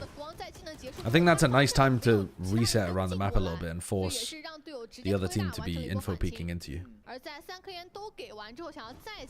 Alright, so there's Nova getting the first one. Still got a fade ult though for nobody, and about to get up to a killjoy ult too. Nade, stun. Swirl gets his ult online. So early usage of that utility, and they're fine to give EDG control of this, because the idea is that they should be able to hold it with the Raze ult. Which they kinda did, because they kept back everybody else and then shot Kankang in the back of the head. Another opportunity to slow things down here for EDG. You've created a lot of threats. Like, for example, you could still be going heaven here too. So if you wait, Nova are probably going to have to walk into you. Yeah. And they find a pick, and now they've got smokes.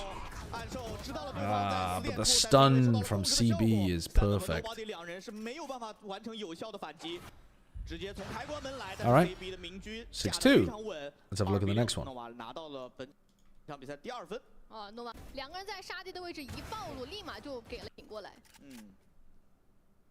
So Chishu has his ultimate. No Teho on the other side. I mean, the breach aftershock isn't good enough to be able to break it anymore. So this feels like the kind of round where it's pretty obvious they're going to go for that understairs killjoy ult. And Kankang takes an aggressive angle there into the operator. Don't think that's very good. I think if they're going to be playing for this killjoy lockdown, I think they want to be playing like one late over here and most people in this direction. Take control like this. You don't need to be crossing arcade to get into tunnel. Oh, Shishu gets cleared. Nice and good mid-round call here.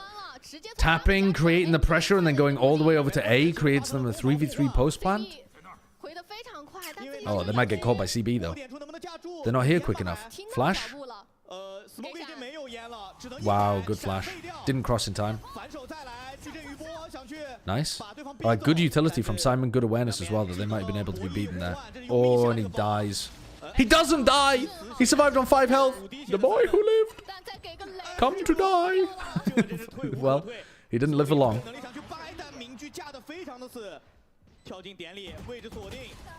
Alright.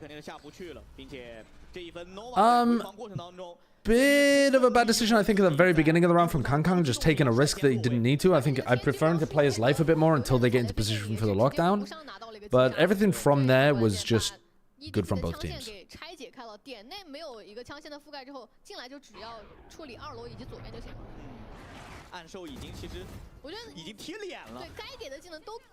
Why is your Voldemort voice in falsetto?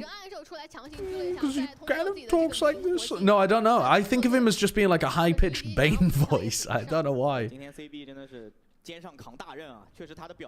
It's the vibe he gives. He's very... I don't know whether you agree with this, but I think Voldemort is very feminine. He's very floaty, very delicate, very precise with his wand. He has a strong feminine energy about him. Voldemort's kind of queer-coded. I think I understand where you're coming from with that.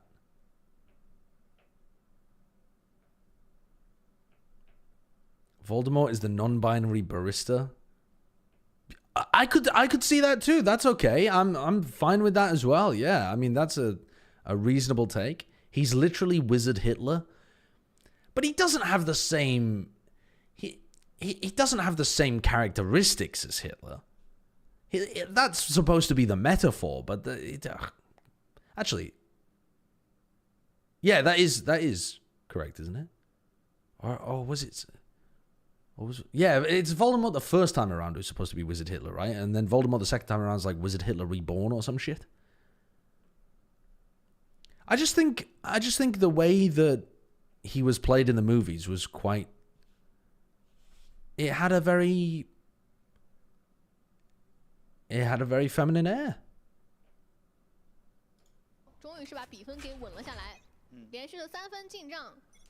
Have you heard of or played Hoi 4? No. If he was queer, J.K. Rowling would have called him Queerdemort. Yeah, she's not got the greatest. I mean, she's just not the best writer, is she? But she created a fun universe that a lot of kids got a lot of enjoyment out of. But my God, she writes horrible names, has terrible opinions on trans rights, and insists on getting herself involved in every aspect of shit she has no reason to be involved with. The naming really is awful. People give Tolkien a hard time for that shit too, but I think Tolkien actually has a good naming system. He had a background as a linguist, and he named things the way that you would name things, like in your own language. Do you know what I mean? Like a lot of languages call things like for example, the towns near us are called stuff like River Bridge because there was a bridge over a river. Like people do name things, that kind of stuff. But over time, you just don't associate it with the literal meaning. I think Tolkien was good at that. I think Rowling was horrendous at it. 当下的情况，他肯定也是比较着急啊，想去帮一下点内的索尔。但我觉得对于 Nova 来说，这是一个很伤的回合，因为本来他们最近几分打得非常好，完全起势了。I have read Malazan. It's fantastic, Yonosuke. It's my favorite fantasy series of all time. Guys, I promise the enslaved race really likes being enslaved. Yeah. Anytime you think a little too hard about the Harry Potter, or think at all about the Harry Potter universe, it doesn't make any sense. But I don't think it matters that much because it's aimed at kids, and the point was for it to be fun and like give them some. It's supposed to be like very relevant to their world experience that they've lived so far, of it all being structured around school life and stuff. I think it's trying to do something different. Tolkien cooked so motherfucking hard with Tom Bombadil. Tom Bombadil do be cooking. Just a guy, one of the oldest beings in the universe who just likes to fucking vibe. 这个前压会有一点点常规，并且游乐场的球球也是配合自己的队友完成了包夹。Nova 20秒刚过，已经是。I did think it was strange though, because when I read the books, when I read the Lord of the Rings books, I always assumed that Tom Bombadil was supposed to be a metaphor for the like spirit of nature, essentially, or the spirit of the life before the Industrial Revolution, and Saruman was very much the like spirit of the Industrial Revolution, along with what Sauron is doing, and the, you know, the way that he describes the darkness and the coal and the ripping down of the trees and all of that stuff. But Tolkien came out and specifically said that that wasn't what he intended with Tom Bombadil. It wasn't supposed to be nature or God or anything like that. But I thought the metaphor worked really nicely. Tolkien just put his ideal life in as Tom. Yeah, maybe. It definitely does feel like that kind of idealized. But I think actually the idealized life is supposed to be the hobbits. I think that's supposed to be the idealized portion of it. Is like the sleepy life. When evil does call, they still step up. They're not isolationist. They do still contribute massively, but they don't allow things that don't bother them to bother them. Okay, Kang flashed off his aggressive posturing a little. Holding the angle though still. Sorry. Yeah, no, yeah. So he's now going to be ending up facing potentially an orb battle over here too. Oh! CB is just getting util dumped. What did he just get hit by there? He gets hit by his own stun. Then he gets hit by a breach ultimate. I was wondering whether there was a neon stun in there as well, or Simon's stun, but I think it's just his own stun and a breach ult. Winter Stretch, thank you for the Prime. And Akuma Lights, thank you for the 5 gifteds as well. Thank you very much. That's very kind of you, Akuma. Been very generous today. Too generous. He got hit by Kang's stun and his own stun. I was wondering that, but I couldn't see Kang's stun when I was watching. But yeah, it did feel like he just got boom, boom, boom. Rope-a-dope. That's not what rope-a-dope means. Kang feasting on the attack up.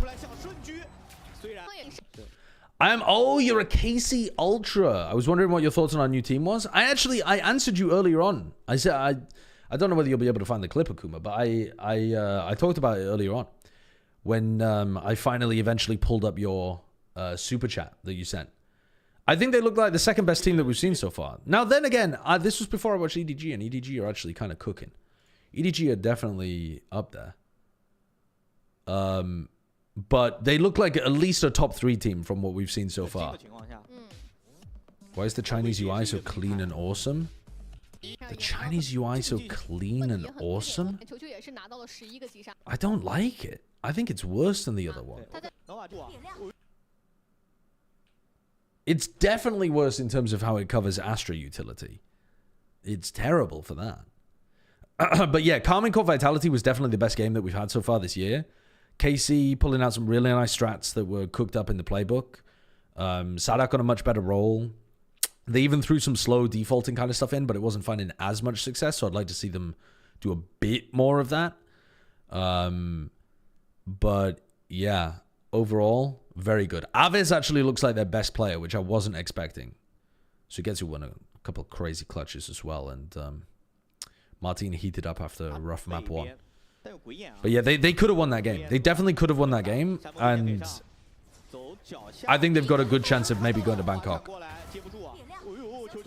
They should ban Haven. What did they actually... That's a great point, actually. Let me go back before we start this half in the pistol round. What did they actually ban in that game?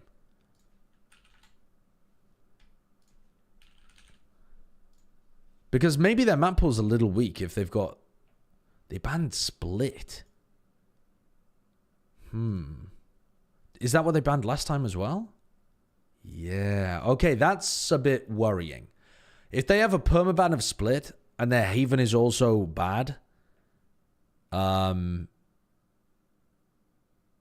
means they're going to need to win the Decider map pretty much every time to keep winning in kickoff. So that might be a bit of a concern.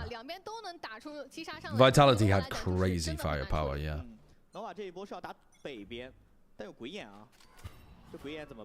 秒打，山木地先给上，走脚下，看到了，滑铲过来接不住啊！哎呦，球球这一下闪身一颗秒一个，哎呦，这个少年炮台跟球球形成了双强线。 而且他还活在点内一个满血的状态，炮台还在输出，再打掉一个残血的球球，这波已经赚麻了。单人手点击杀3个，而且队友已经是赶到正面了。山木地线多会儿给，康康是拉神上去了。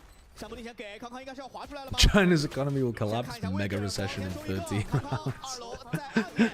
被对手转身收掉。 Dude, the Chinese economy really has sent people for a fucking loop because their debt bubble looked very scary. Their housing bubble was, I mean, from the outside, it did look like it was on the verge of collapse. But China's economy just works in such a different way compared to other countries. They have such a heavy central planning component, which, to be honest, I mean, even the mega capitalist countries like the US definitely has heavy central planning with its economy, even though they pretend free markets. But I still don't really quite understand how China wiggled out of the massive debt and housing bubble that they were in. I don't know. Yeah, don't quite get it still. 对于 Nova 来说很伤啊。4个手枪分好像都是 EDG 拿的。这一份好像是 Ezer 给 CB 发了一把，然后他自己买了一个轻甲。They didn't really? Yeah, I mean, maybe it'll catch up to them. I don't know, but they certainly don't seem to be feeling any disastrous effects so far. They're holding on. They have such an incredibly good export economy, though. All of the former industrial economies have financialized, and China's just taken full advantage. 一般，只能说在人数互换下来，最终打了一个2v2，并且好像如果愿意找的话，能找到这把长枪，找到了，捡到了，给右爪，先去抓，看右边，再搜左边，第2把。Wow. Okay. Fair enough. Easy cleanup there. Those smokes actually ended up helping nobody because he could gap close and jump through, and anybody he saw was going to be within judge range. Would you move to China if you got a fat offer from the VCT China desk? Nah. I mean, I'm not going to move based on money at this point. Anyway, the only reason that it would make sense for me to move to is EMEA because I want to continue living in the UK. 清北边 ，EDG 的选择是想抓挂绳的人，哎，想抓没抓到，拉绳直接溜。No punish. He's out. 已经过了这个最低的角度了，直接提速。 What I don't quite understand is, why did people tell me that this was a good game? EDG are 11-3 up, and they were massively better than Nova on split as well. Do they start trolling now? Do EDG start just trolling, and this ends up being a close map? 对，就是常规点位上来说，一定是会吃铁壁的正或者闪的。对，并且还有个什么闪电弹球之类的来补。EDG are playing well, and Nova are playing all right on split, so it's not like it was a terrible game. But people seemed, I don't know, hyped up about this one. It's fine. It's fine. Are Nova still glue eaters? No, I don't think so. I don't think so. I mean, they're not looking great on this map, but they're not doing anything stupid. They just have a composition that's... Wow, okay. Honestly, a little difficult to play. The double duelist stuff, I think, is a bit challenging to play on this map. Because you're forced to play kind of like high-tempo, aggressive stuff. You don't have as much kind of combo potential without the double initiator. Why do you want to torture yourself and stay in the UK to cast Giants versus Mud?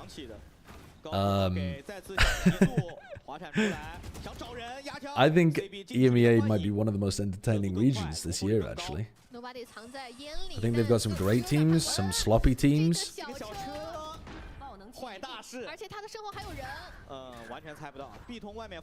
Okay, maybe ADG are going to troll this, and it's going to look like a good game.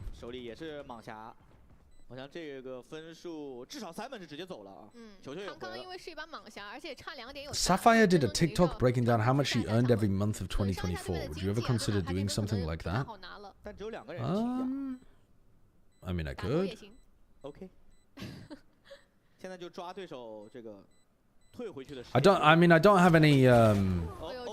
I don't have any restrictions stopping me from sharing my salary or anything. I can.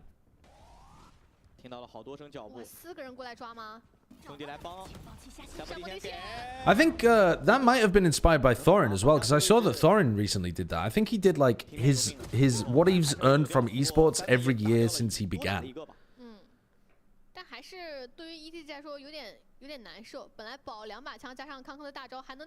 Are all casters paid the same salary? No, they're not. We're actually not even salaried as well. We're paid on a day rate basis. That's the standard in the industry. So it depends on how many days you work. So you get paid like a full day rate or a half day rate if it's only like rehearsals or meetings on that day. Sometimes like even a quarter day rate if you were just like traveling or having to be in a country even though you're not scheduled to work on that day. Like, it depends based on what your contract is. Pansy's on 50k a day. Yeah, that's true. Pansy flies everywhere. Pansy doesn't even fly to places. She gets carried in a palanquin by members of Riot.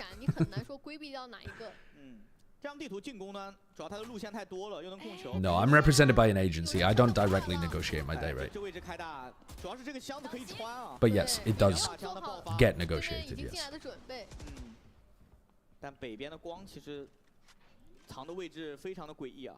Right. Next round is the round to really tune in and see what EDG are cooking, because they'll have some useful ultimates. They'll be on a rifle round. They'll not want to be losing it because it gets Nova back into the game. What the industry standard price is? Well, the thing is, it's difficult to say what the industry standard price is, Dorilo, but certainly people who are inside one esport will have a good idea of what the industry standard price is for that esport. But it changes from game to game. And one of the problems is that if you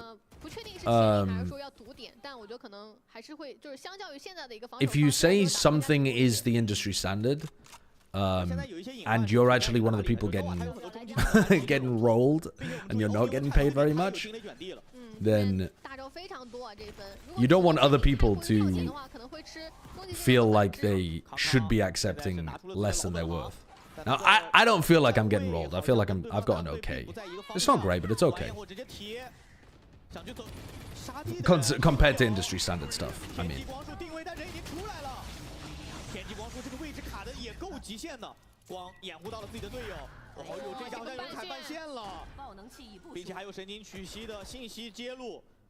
It's not great. He's getting rolled. I mean, it's not... there are definitely people in esports who've earned way higher day rates than I have. Way higher. Way higher. Like, there are people I know that have earned 2x at least. Maybe 3x day rates. But those were some crazy days of esports. They don't earn that at the moment, I don't think.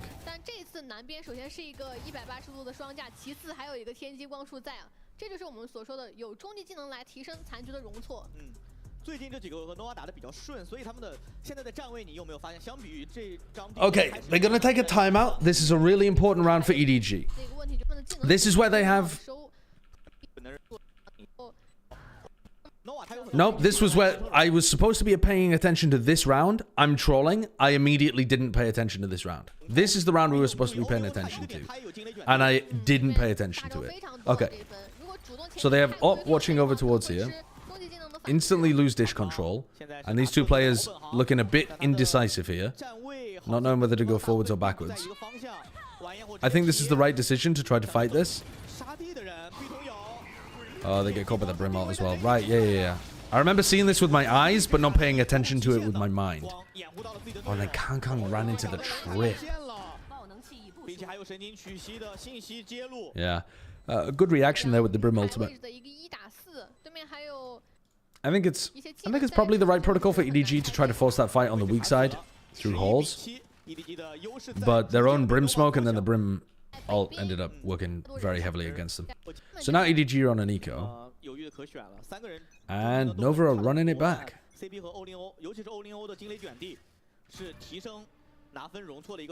What were the crazy days of esports?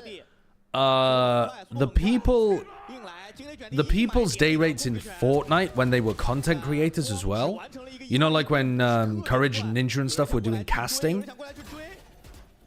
I've heard stories about those day rates, and those were like unbelievable amounts of money. Probably never to be repeated amounts of money. And then there's some people back in the old days of esports, actually, like 10 years ago. Maybe more than 10 years ago. That used to be on ridiculous money too before things calmed down a little bit. And then things peaked back up again towards like 2017, 2018 with like Counter-Strike, Overwatch League, that kind of stuff. Because there was a huge amount of VC money coming into the scene. And people were very excited about opportunities to sell broadcast rights and earn a lot of money with it. They don't have time. So it goes up and down over time. It's not just like a straight linear upwards or downwards. 但是毕竟进攻方他有爆能器来作为自己这一分拿分的仰仗。这分其实我觉得 EDG Courage and Lipo did a lot. I mean, they must have been. Yeah, I don't know exactly what their day rates were, but they were probably earning a lot of money every time they casted. But the reason that they were was because they could just decline, go and do their own stream, and they would earn an outrageous amount of money because they were massive content creators. So, you know, the market dynamic isn't the same as a lot of other people who are in the broadcast space.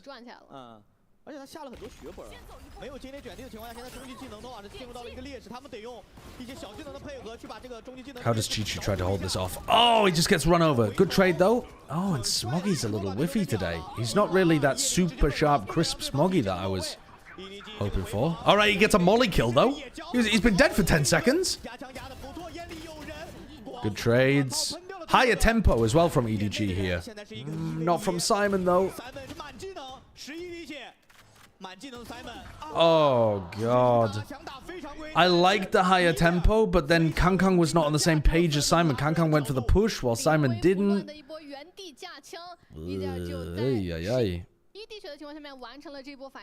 I think Smoggy should probably be getting a 2K there, but I guess he kind of did because he got the molly out in the end, so that's weird.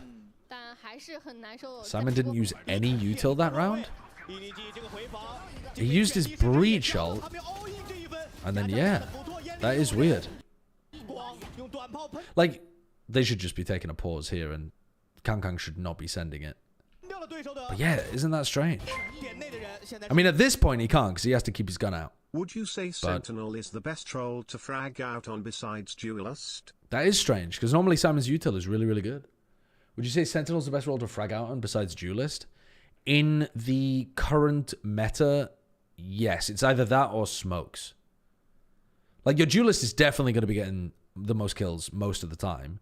And then, depending on how your team is set up, it's either going to be the Smokes player if your Senti is not, like, super hard lurking, or it's going to be your Senti player if they're a pretty aggressive Sentinel.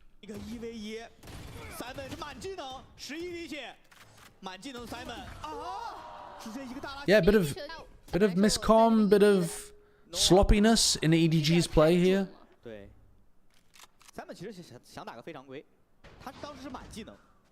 I think EDG look like they're on a similar level with like a maybe 100 Thieves or a maybe a KC, something like that. I don't think they look like the best team that we've watched. And I think they're getting very sloppy with it right now. Maybe they assumed they were going to win earlier. But they still look like a top 5 team from what we've seen. Maybe a little... I don't know. It's pretty similar to 100 Thieves, really.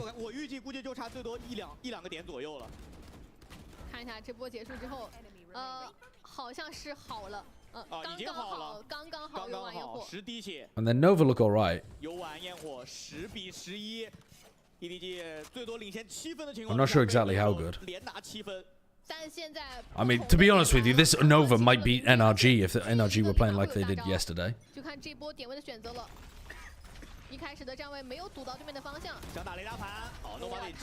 Nice. Very good little combo to be able to punish nobody there. They've got good ideas on their attack side. The double duelist comp looks like they put a lot of time into thinking about their attacking ideas. Simon, though, in the hard anchor spot that they didn't clear. There's gaps in their cage.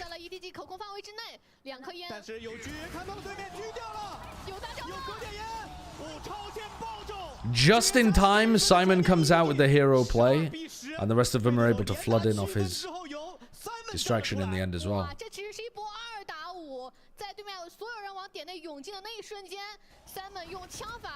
Yeah, Nova look alright. I wasn't too happy with what their game plan was on the attack side of Split. And they got clapped on defense here.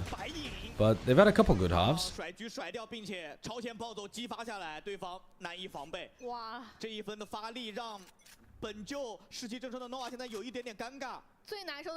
on RB being in Valorant purgatory on a bottom feeding China team? I don't think they're not a complete bottom feeder team, Tech.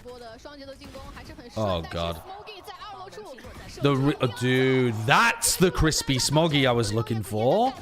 That's the crispy Smoggy. That's an insanely good round by Smoggy. Dodges all the util, retakes into tower on his own, and owns them. They're trying to set up Smoggy for the ace. I know they lost to JDG, yeah. So they have kind of bombed out of kickoff. Well, not bombed out. They won against Tai Lu. But ace for Smoggy to finish the game. Yeah, I think EDG looked like a top 3 team that we've watched, but not convinced yet that they look like the best team. I think Vitality and probably KC were playing a little bit better. 100 Thieves might have been playing a little bit better as well, but 100 Thieves did have a very predictable defense on Bind. We just haven't seen enough from all of the teams yet. I'm just kind of creating a rough power ranking in my head to kind of keep my ideas straight. EDG Trace will be a great game. Yeah, that will be a great game. What were NRG doing badly yesterday? How did they lose? They were putting Finesse in positions where he had a lot of responsibility to make correct decisions and hit good shots. So he ended up being a pretty focal weakness for them on defense. They also were slow and sluggish to make decisions. So they weren't playing at a high enough tempo. They weren't making decisions quickly enough. They were allowing Cloud9 to do whatever they want. Cloud9 could, on Fracture, fight over towards Tree and then could be fully pushed out over towards Arcade before NRG did anything to react to it. They also were just not hitting shots, frankly. I mean, Marda and Som were the only people shooting back. Verno even wasn't hitting. And Ethan, while he was providing more impact than Finesse and not being a liability, was not like... Ethan turned up a little bit towards the end of the second map, but they just... There were too many periods of bad play for them to make up for it. Zeppa was also, yeah, he was having a god game. He was having a god game. But I'm not willing to give NRG too much slack because they definitely underperformed. It wasn't just Zeppa. Yeah, 100 Thieves didn't really have a competitive game by which to judge them. MIBR rolled over and showed them their belly.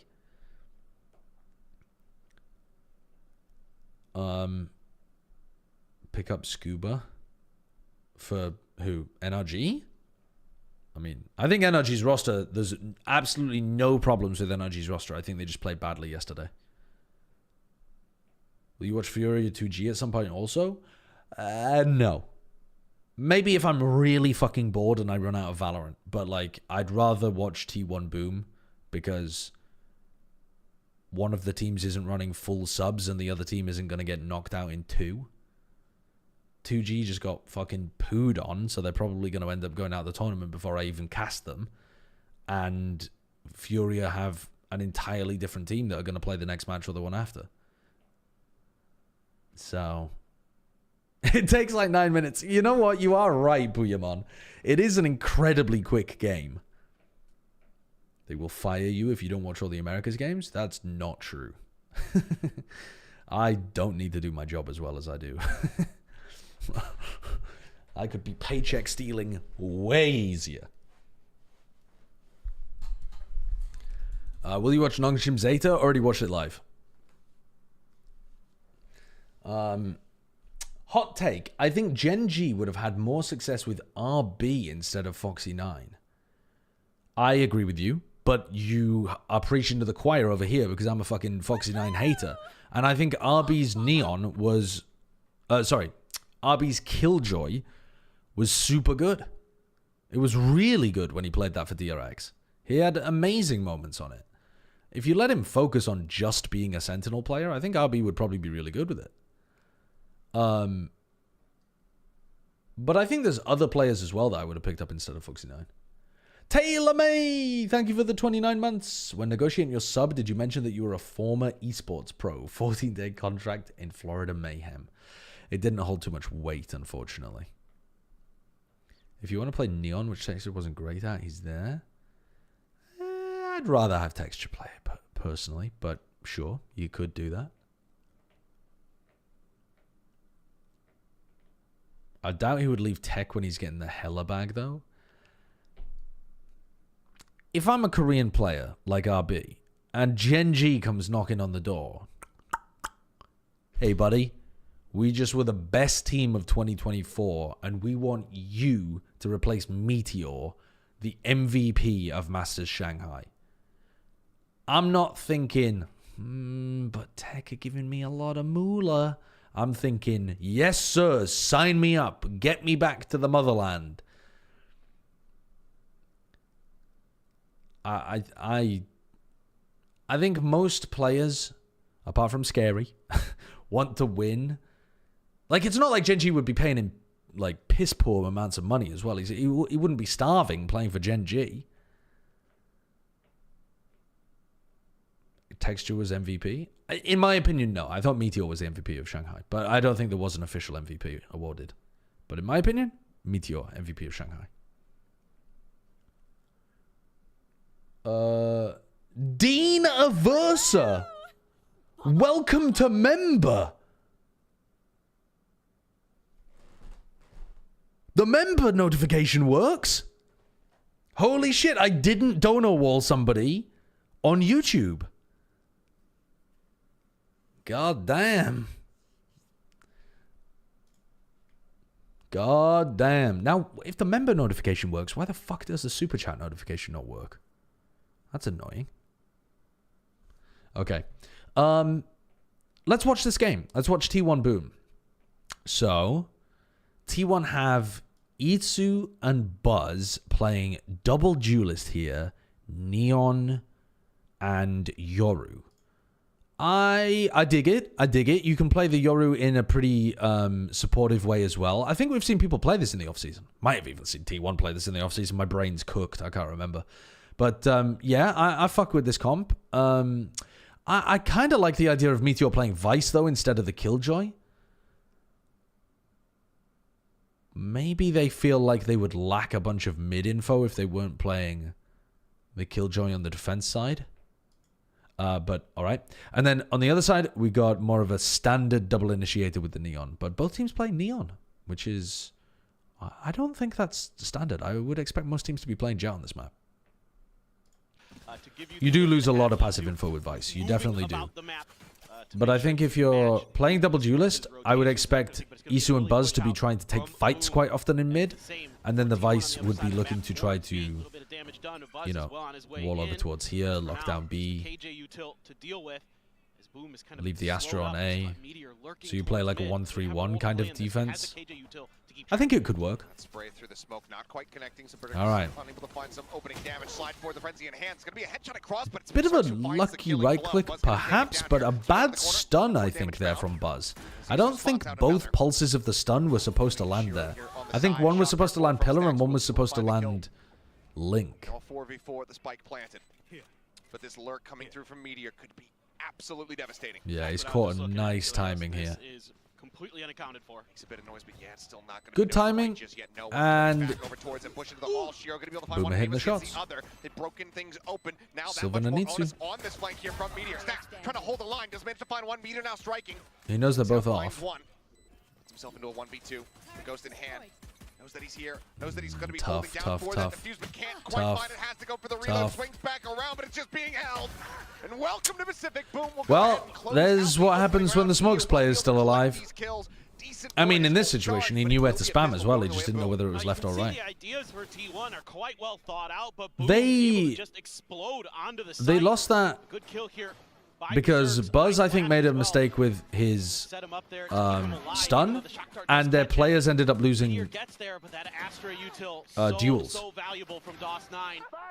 Yeah, sure. Meteor gets all the kills, but Boom gets the victory. I'm gonna pause here before people accuse me of having a Harry hindsight take, but I am not convinced to the same degree as other people that this roster has the firepower to be a super team. I'm just not convinced yet that Stax, Itsu, and Sylvan are going to give you equivalent firepower to the very most stacked rosters in the world. I believe in Meteor and Buzz. I think that Stax, Itsu, and Sylvan are very good players, but I am not as convinced as other people that this is going to be like a skill diff kind of team like Vitality is.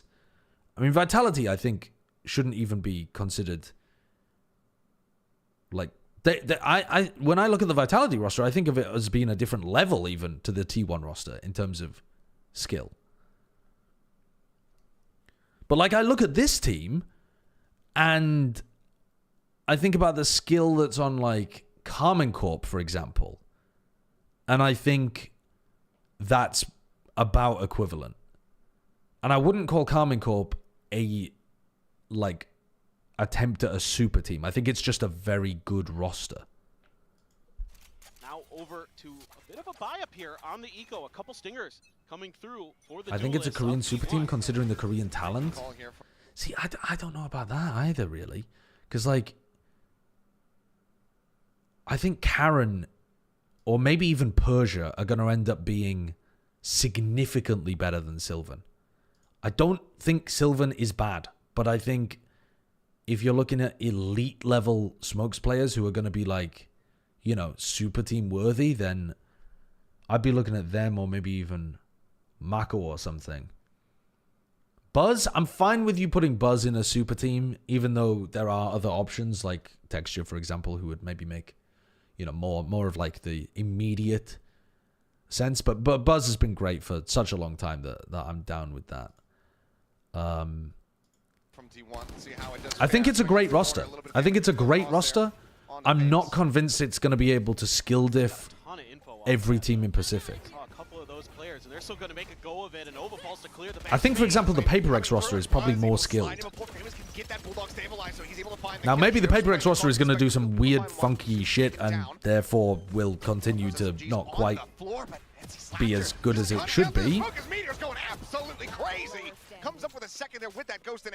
But yeah, that's my take, and I want to say it now before people accuse me of being a Harry hindsight if T1 end up not quite performing how you would expect. Nice from DOS9. DOS9 was farming in the South Asian leagues, right? He's a Kazakhstani player who was playing in the Indian leagues and shitting on people. Still a lot of damage done by T1 again. Down. Very cool, calm, and collected for our new player to Boom and to VCT Pacific. He's so good. I'm glad he got the chances. I haven't really watched him. I mean, I watched him a little bit in the offseason because Boom were playing the like best of one games and stuff. Who was the other player? There was another player as well. Sultan. Was that his name? Another Kazakhstani player who was dominating in that league. In along the corner. Yeah, Sultan. Out a little bit wider, and if he pushes onto that corner, he is basically I don't know when the Ascension Classics are coming, no. He was supposed to join? Really? But there was some kind of issue. Oh, I didn't know that. No cover behind him, though. Alright, so what are T1 up to here? They've inserted Meteor in. Good clear from Meteor. The rest of them going down B. Boom had felt the confidence there to maybe. So remember the exec before? They didn't quite get the stun off. Ended up getting re-cleared. They're not going to go for the exec. From that long B area, still with mid control. So one of the things, when they go for the B exec here with this composition, you can use the Yoru quite similarly to a KO in a lot of situations, but you can't actually be as useful on this B exec. You can flash through this smoke, and that's great. That's what the KO would be doing as well. But you don't nade this back corner, and you don't knife here or here. So you don't actually get good suppression or info, and you don't get a good molly denial either. So you have to kind of make up for it by sending it and fragging maybe a bit more than the KO would in B execs. Completely under Meteor's purview. They're gonna Or by putting Meteor as part of the exec and having him throw nanoswarms on the exec as well. But Meteor was in the lurk position on this round.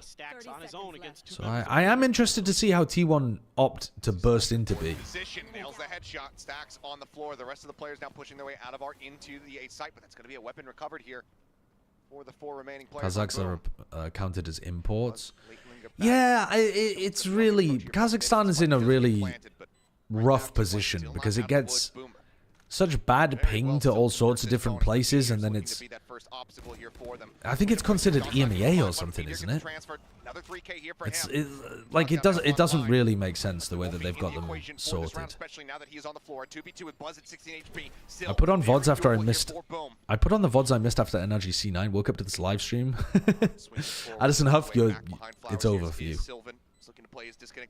Oh, was that Sultan who tweeted about all of the issues for Kazakh players? Yeah. I read what he was talking about. Let me go back, sorry. Let me focus on what's happening here. Because this feels like it should be a win at this point. Like, fairly comfortably for T1. Why is he swinging like that? Did they come into this game with the feeling that they would just be able to win easily? Disconnected as possible. Gravwell buys them some more time. As there's the spot out, Shiro going to be taken down. Buzz, look at the slide forward, but C-Slasher just put him on the floor. But time they do play the rest of that fine after Meteor's nice shots. The boom players are hitting. Will not be able to get this bonus conversion. T1 will get themselves online here in round 3. Goodness, these rounds have been down to the wire. Every single one comes down to the last player. T1's economy has just been crushed. They're going to have to take an eco despite winning the round. NC/ is just a silly IGN. What's the NC for? I don't understand. Am I missing a reference? Was so damn good in Pacific last year. Always knew. React to my hot take. Get you a couple big kills. North Carolina? There's no way it's North Carolina. Night City Slasher? That's kind of cool. Hot take from Florisk. I hate the term super team. Before last year, no one would have called Gen G or Team Heretics or Sen a super team. Super team is about a team on paper, but fuck papers if you can't realize it, like NRG last year. My point is we shouldn't really be talking too much about super teams because it's really just speculating. Yeah, but that's kind of... The whole point of super teams is that it's not about how they perform, it's about how they're built. And... you're right in saying that super teams often don't work. That's actually one of the most famous things about super teams is that it's correct. They often don't work. Just trying to pile talent onto a roster often does not lead to success. But it's interesting for a couple of reasons. Because they're expensive. You normally have to pay a lot more to make a super team. And the expectations for them are really high. Because the players are really good. And it feels like a waste of money and talent if they don't perform. So I would say we've only really had one true super team that I can think of in Valorant, and that's Fnatic. And they actually did... maybe... Yeah, I don't know. We've had some that are borderline, like that NRG roster last year. But that one was weird because they didn't have an IGL. And like this year's Vitality is borderline as well. It's very similar to the other NRG roster as well. Some people are going to call it super teams, some people aren't. But if you count both of those, then I guess super teams are 1 for 2. But in my head, the only super team that's ever really been like crafted from the ground up to be a fucking... These are some of the best possible players in their roles... is Fnatic. Loud was a Brazilian super team, but not a, like, global super team. They just happen to also be incredible on the global level. But it's hard to really call something a super team when you're only picking from one region or like one small player base. Whereas EMEA is a much larger player base than Brazil. When you needed it most. Would you not consider Optic to be a super team? No. You can't have a super team unless it was built as a super team. You can't just like call someone a super team in hindsight because they did well. Still, things look a little disjointed. One of the things I really The whole concept of a super team is about how it's created, about how the roster is formed. clean, extremely well thought out. The way they would set up their utility. The whole concept is stacking talent on a roster. Sometimes at the expense of more sensible roster creation. Some of these 1v1s, and they're often coming out on the worst end of it. And that's Does that mean that this T1 is a Korean super team? See, again, that's where it's subjective, because I would argue no, because I don't think Sylvan and Stax and Isu necessarily qualify, but maybe you could argue that they do. Berserk's going to be taken out with the judge, able to find another. Now Izu finding DOS9, just the one casualty here. Sylvan, it's the only one. Certainly some people do consider them a super team. Sorry, let me go back and have a look at this BXX. So let's see, because I said that I was interested in how they run these BXX. Slows up the approach here. And Shiro silently. So they star. So they use the Astra Suck instead of the KO Molly towards back halls over here. Then they flash through, scale through with the recon as well, right? No, actually, they don't even have recon. Yeah. So I mean, a lot of what they're doing here is just coming through with the flash. Drifting across the side here, but they stunned and walled as well. And that flash dissipates. Stax able to strike, finds him point blank. But a lot of that is just to do with scaling together. Just the one casualty here, Sylvan. It's the only one dead. Given the Okay, investment here, fair enough. Just deciding to pop through the smoke through as many angles as you can. Difficult to hold that. Very difficult to hold that. 3 players coming through the smoke at the exact same time with a flash. And this was a huge round. You'd have to be playing anti and then swinging out afterwards, and even then you're going to be facing into 3 players. Good coordination with it. I wouldn't consider Sylvan to be a top 5 controller in the region. That already doesn't make it a super team. You don't think Sylvan could be a top 5 controller? Maybe I don't as well, but I don't exactly know who I would consider the top 5.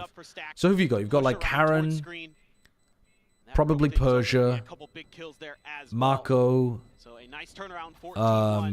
Mind Freak. T1 there just had a really well dialed. Oh, but Mind Freak's not Korean, right? So we were talking about Korean super teams. So Mind Freak doesn't count. So who are your 4th and 5th that are above Silver? Maybe I'm forgetting people. Intro kills, Buzz just pushing forward with that judge. I mean, you could maybe argue Itsu if Itsu was going to be playing smokes, but he's on the same team, so I don't think you can argue that Sylvan isn't top 5 Korea just because there aren't. The talent pool is too small for him to not be at least in the conversation. You literally said yesterday you only need 4 out of 5 for a super team? Yeah, that's how I would define it, yeah. I'm not saying I'm excluding them just on the basis of Sylvan. That was the chatter that said that. I'm excluding them because I don't think Sylvan is a top 3, and I don't think that Stax... Like, I would say you have to be in contention for being best in your region 4 out of 5 players. And I don't think Sylvan is on his role, and I don't think, personally, that Stax is as an IGL or as an initiator. Maybe he is as an initiator, though. Maybe I'm being too harsh there. Try to find the kill. Famous pushing in, add that link on the flank. Oh, swing and Meteor finding the first, looking for the second, and of course he's got it. Yeah, maybe I'm being too harsh on Stax, actually. But also, yeah, I'm not sure about Izu on Flex either. I'm talking myself into it, actually, because when I think about it, I don't know that many Korean-only players who are better. Like, if you talked about it being a Pacific super team, I think I could refute that, but Maybe I'm talking myself into believing this is a Korean super team. Still collects it. Another 3K, 12 HP, tucks back to safety. The stutter step there from Meteor. He just seems so aware. It's not like there's a huge amount of Korean talent that's better. Range gun. He was right. And he's got the fourth. What about top 5 Korean flex players? He is far forward here. It depends what you define as You're flex. not likely to get the opportunity here to close this one out, but the recon will go ahead and spot him. And Because Stacks will go ahead and take it away. A flawless round now here from T1 as they gain the lead. Is would you have freeing or flashback in the conversation there at all? Because flashback I think of as being a sentinel player, but he's also played like Sova for them and stuff as well. I guess probably not. If I was going to pick up flashback, I'd have him on Cypher. I'd have him on Santi. 12, 2, and 1 now here for Meteor. I've been saying it that I thought Meteor was the best player in Pacific last year. You're seeing why right off the rip, folks. He is just outrageously talented individually. Yeah, I think the more that we talk about it, the more that I'm finding myself changing my mind. So confidently. A little bit of aggression. It still doesn't change how I feel about T1. Like, I still don't think just because they're a Korean super team that they're actually gonna now like dominate people in terms of skill. But I just think I was overrating how many good Korean players there are in a lot of the different roles. Bit of a high-low setup outside of Heart. Because when I'm trying to think of who's clearly better than Isu and Stacks at these roles, I'm struggling.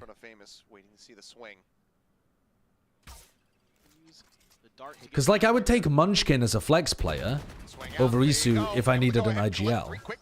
But that's not really what this team is looking for.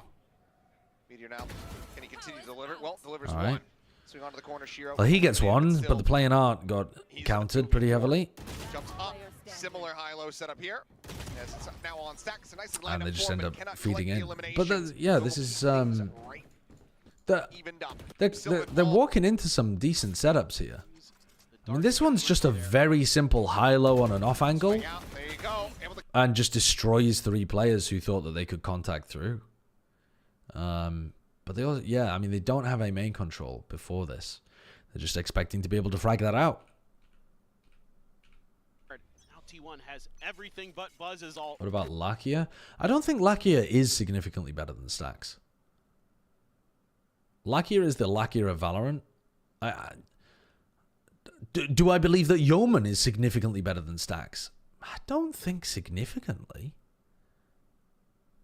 I don't think there's a Korean initiator player that I think diffs Stacks. In the back pocket, got the lockdown, you got the Hunters, Ivy the Cosmic Divide, and you've got could end up being Ivy. Could end up being Ivy. A lot of opportunity to make life a living nightmare, and you can see Boom really playing back. They don't want to deal with any of these early. I don't know what Vansili. Sorry, Vansili. A little bit of space. Expecting some Super team, more like Pooper team. Thank you, Alpha Crash. Great hot take. Melanie, Less is top 3 players globally. Certainly has been at various points. Whether he is or isn't now is, I guess, going to be decided in kickoff. But I think it's one of many valid takes to have when it comes to Valorant. Alright, so T1 are leaning pretty heavy towards B if they're just trying to get the spike down. They're not having too much success working their way through mid or ending over towards A, but these B execs are disciplined and they're working for them. Post-plant lockdown and Boom are giving up. Boom are straight up giving up. All right. The time is just not on their Goodbye. side, so 4-man save unfortunately having to be called here from Boom. A tough pill to Proper swallow, is a better initiator. T1 not gonna be allowing When Proper makes the transition over to Valorant, we'll have the true next Korean GOAT. Oh, this is fantastic for T1, not just because they win the round, but because they get to keep the Hunter's Fury. You won't eat until America starts. Are you doing the like intermittent fasting stuff, Anseli? Lightning fingers, but not as crucial, of course, as well. Over on the other side, still a couple away. I did watch the Vitality game yet. They look very dangerous, like super strong individually, playing well together as a team. Yeah, using Tejo really well for safe as well. The best team that we've seen so far. Not impossible to beat, But, I mean, Karmine Corp almost did it. But definitely the best team that we've seen so far, I would say. They looked solid on attack, solid on defense. No signs of IGLing being, like, new or unpracticed from safe. Just very, very good. Able to win rounds that they shouldn't be able to win just by being more skilled than their opponents. And KC are a good team with great players. Back over towards B. Yeah, wanting to split and gain as much information as humanly possible. Spots out NC Slasher, sends out the fake out, swings under the corner, and Izu is able to find the elimination. Wow, wait, oh, sorry, let me scroll that one back again. So they're doing Yoru ult through art to make it feel like it's an A split. That pulls these players away from their anchor positions.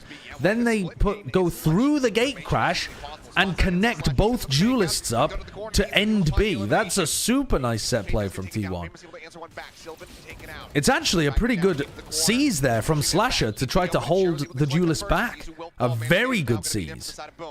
And now they're doing the mid-round call because Meteor found space on A. Well, Buzz is going to look to see if he can keep some attention over on this side of the map, if not find some eliminations. Fast lane up. Oof, he nearly got caught there. Oh, Meteor's going to get caught. He's going to get shot in the back, isn't he? Feels like DOS9 somewhat aware that T1 could already be pretty deep onto the map, so they're going to set up and they're going to wait. They're expecting this aggression. What do you reckon? Meteor owning them? Anticipated. Scopes in a couple shots coming out. Does he read that DOS9 is going to be on that flank? He tucks back away. Doesn't even wait to try to spot it out. 0 Point will confirm. Sick idea for a round from T1, but yeah, I think Slasher might have won it for them with that seize. Just completely stopped the duelist from being able to scale through B link. And it was this component was super late because they had to not give away that it was a fake. Can they win in the post? I critiqued Meteor for swinging like that last time, but that was in a player advantage situation. This isn't a player disadvantage situation. I think that was the right play there. Good shooting from DOS9. He's been sharp. So idea that could be possible shows just why teams were so high on DOS9 after Did you see the new Platoon vid on the Aspas baiting allegations? No, I didn't actually. Did he make a video about it?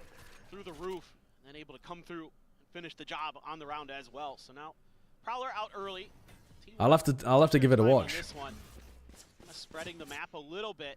Try to put some pressure with the two duelists over towards B. I was going to make a video about that as well, but I ended up spending my off-season doing variety streaming and living my life instead.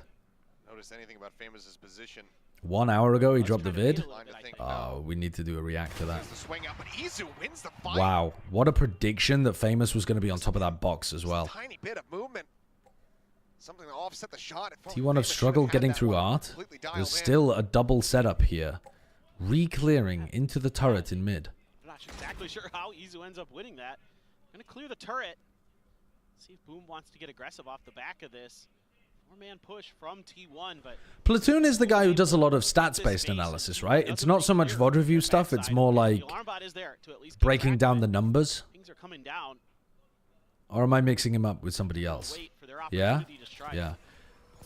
I have watched some of his videos before. And generally I like what he's up to. Stat stuff, it's very easy to misconstrue statistical stuff. So I do have some complaints sometimes, but I appreciate anybody trying to do good stats-based analysis in Valorant.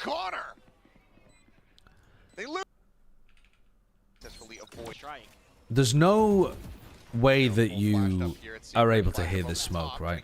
It's just absolute chaos. Smoked off the alarm bot, wins the round. I mean, DOS9 is literally winning them, I think, 3 out of 5 of the rounds that they've won so far.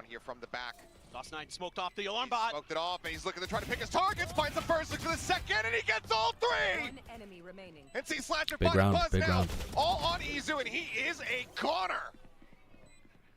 They lose the first player. Oh, I'm sure he does watch the VODs as well, but I mean, the way that he presents the data is very statistically driven. Absolutely shatters T1. Boom, back in the lead. What a debut. What Stop a debut Donawalling the from hot this player take. from Kazakhstan. Sorry, what is the hot take? Noltaz, thank you for the new tier 1 sub. Hot take. If Genji signed Stu and converted him to Sentinel, he wouldn't have been as good as Meteor was.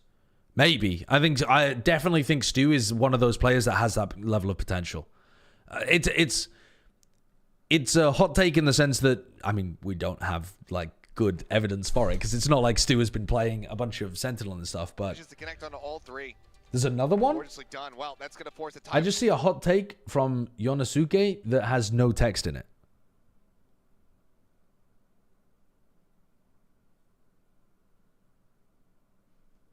out here from T1.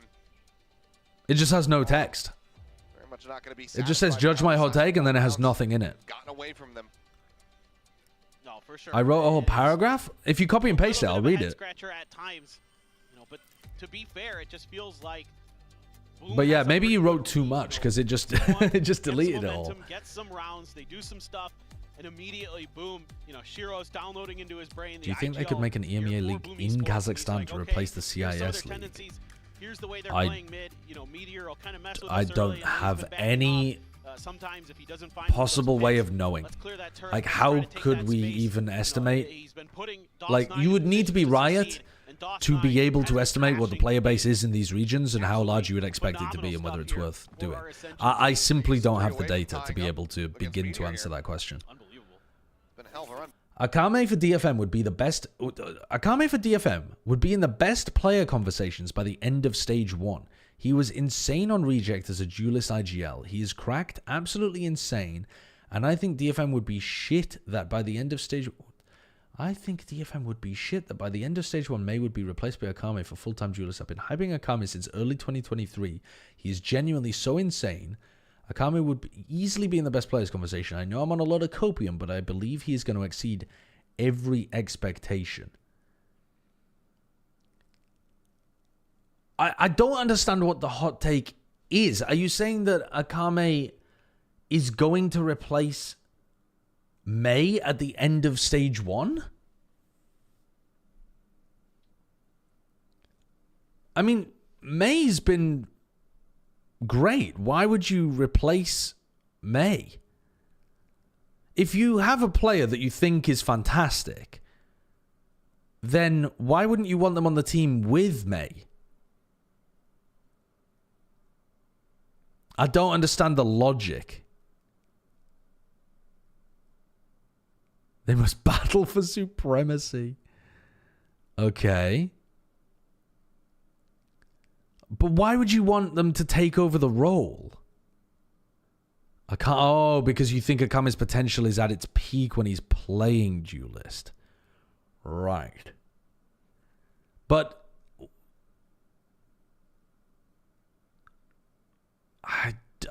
that seems like a very weird way of maximizing the potential of DFM. Rather than just having Akame play like Flex or... Yeah, I mean, you could play double duelist. Double duelist is super viable on a lot of the maps. I don't think there's a problem with that. But I respect the hot take. The Akame Glaze. I mean, it's not a player that I'm super familiar with, so I don't have super high expectations, but apparently you definitely do. What else have we got here? The hot takes are coming through thick and fast. Aspas gets overrated because he's probably the best regular season or domestic player ever, but he's never reached the heights at international events that Leo, Durka, Alpha, Yay, Demon 1 has. And that's why he's not the GOAT, in my opinion. Okay. He is probably the best regular season domestic player ever. And I'm glad that you accept that, Robbie, as part of your argument. At international events, though, he has still put up fantastically good performances. When he first debuted at an international event, I seem to remember him putting up really good numbers, even in a loss against Optic. But I think he's also usually been on... Well, when he was on Loud, he was on a team where the players alongside him were... Like, Les is just as good as Aspas is. So... Aspas isn't really going to dominate the game for him. He wasn't... Okay, but Robbie is not saying that he hasn't had international success in his team. What he's saying is he hasn't carried a team to international success, or like put up ridiculous stats and ridiculous numbers like Kang at Champions, or like Durka has for Fnatic at some of the events, or like Alpha did at Tokyo, or Meteor did at Shanghai. Do you know what I mean? Like an MVP level performance. But I'm not even sure that that's correct, because when Loud won at Champions in Istanbul, I've gone back and looked at the VOD recently, right? Pancada got named the MVP by the Spike.gg. The audience, the English audience, voted on the broadcast between all 5 players, and they voted Aspas and Les at exactly 50-50 for the MVP. Which means that it's not like Aspas was 50% of the viewers of the English broadcast who participated in that poll believed that Aspas was the MVP of the tournament. So he certainly never played badly, even in a, run that won him the Champions Trophy. Did he dominate? No, because he was part of a system where he had other players that were also fucking incredible, like Les, and Pancada was amazing, and it wasn't silly that the Spike awarded him the MVP for that tournament. It was an incredible event from Pancada too. But I don't think he gets... So, here's what I'll give you, Robbie. Here's what I'll give you. I think he gets overrated in GOAT conversations, potentially, for one reason. And it's not because he's a domestic farmer. It's because he's consistent. It's because while other players go up and down... So some people have them at the number 1, and some people have them at the number 5. Aspas is like always going to be in your... I mean, maybe even 1 and 5 would not even be that inconsistent. But there are certainly players that oscillate between, like, some people would have them at 2, some people would have them at 10 or whatever. From tournament to tournament, and even within the same tournament prediction. Aspas tends to get towards the top of all of our player power rankings because... nobody puts him below like 5th. And everybody mentions him. And even if everyone thinks he's the second best player, people don't agree on who the best player is or who the third best player is or stuff like that. So he ends up being the first best. So in that sense, maybe your argument would work, and I would agree with it in the sense that he gets like overrated, but that is a good quality. His consistency, the knowledge that you can always rely on him, that he never has a bad tournament. Leo's another player that's like that, which is one of the reasons why I think Leo gets put into those kind of conversations a lot as well. It is so tough to be consistent. And I think the playstyle that Aspas has, where he does like get accused of being a stats player in a beta, that contributes to his consistency because he doesn't take the low risk... he doesn't take the low EV play to win the round. He will wait for a better opportunity. He doesn't even take the high-risk play to win the round, even if it could be positive EV. He generally takes the safe approach, knowing that he'll have probably a better chance of finding impact later on in the round. And I think that's, like, the consistency that you get from him is remarkable. Aspas has never had a tournament that touches Leo at Lock-In and Tokyo. Yeah, I think, I mean, I get where you're coming from. He hasn't had a tournament where he just consistently dumpsters the opposition and hard carries his team. Maybe you could argue that's what he was doing at this Champions before Leviathan ended up losing. In fact, that's what I would say. I would say this Champs was the closest it came to having Aspas put on a carry performance. If Lev had continued playing in the big stage arena like they did, like in their top 3 games, if Lev had carried on playing like that and they had won the tournament, then I think you would have seen a performance like that from Aspas. But they didn't. And Aspas ended up getting outperformed in those final few games by Kang for sure, but even like Zekken, I would argue, was having more impact towards the end there for Sentinels to go on their push. Yeah, and maybe people like Rians as well. But yeah, it's an interesting take. There's so... I think it's not insane, Robbie. It's not insane. All this yet for DRX to still finish the furthest out of all of the Korean teams in champs? Nah. Ahead of T1 and Nongshim? Back in that round, obviously compensating quite a bit. Boom, still in a very good position. Up here, still in the hands of Famous. Now lockdown. I'm countering this hard take with Ye's number of internationals he's been to. 3 finals with 2 losses is only when... What are you talking about? Ye's number international. He has been to 3 finals with 2 losses and is only when he had the worst stats out of the 3. Wait, but that's not countering the Aspas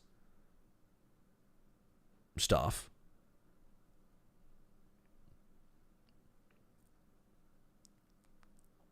Like, Ye in 2022, definitely better than Aspas. Did he perform better in champs? I can't remember. But they're both phenomenally...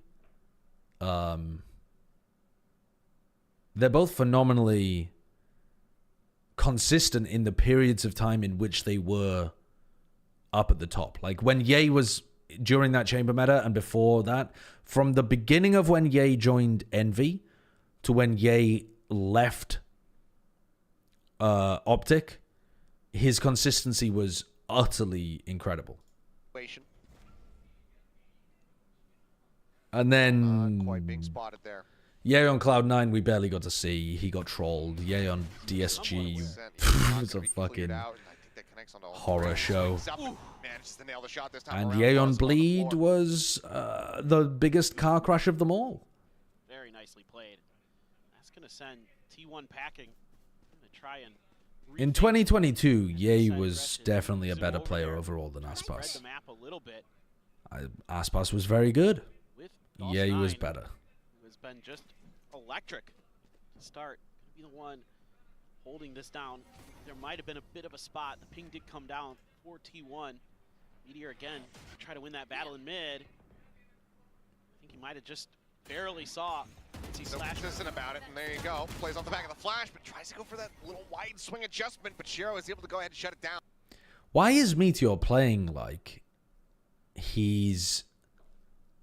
I mean, fair enough. I was gonna say, why is Meteor playing like he's up against bots?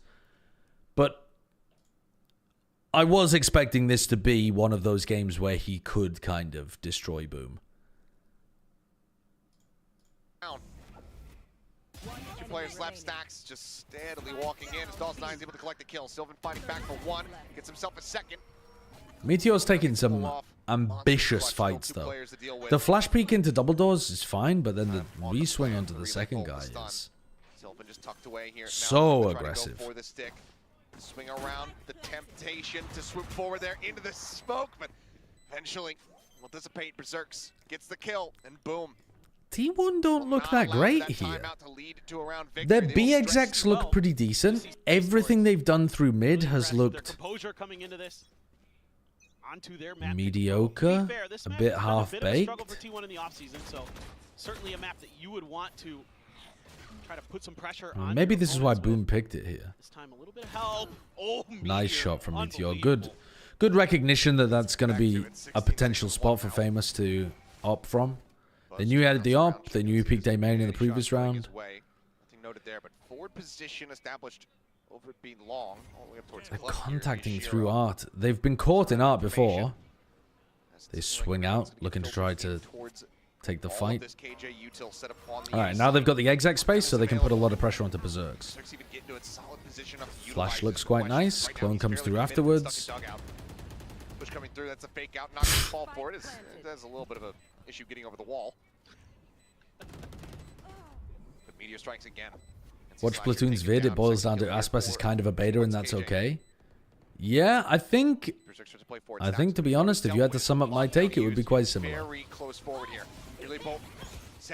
out. Overdrive pop. Buzz slides in towards Flower. Spots out Dulce9. Finds the kill. Look to get the clear out. Yep. Lockdown now destroyed. Oh, Buzz they're finding so a second. weak. Berserk's flushed out, and now Shiro just with 10 HP. Will be found over at Art.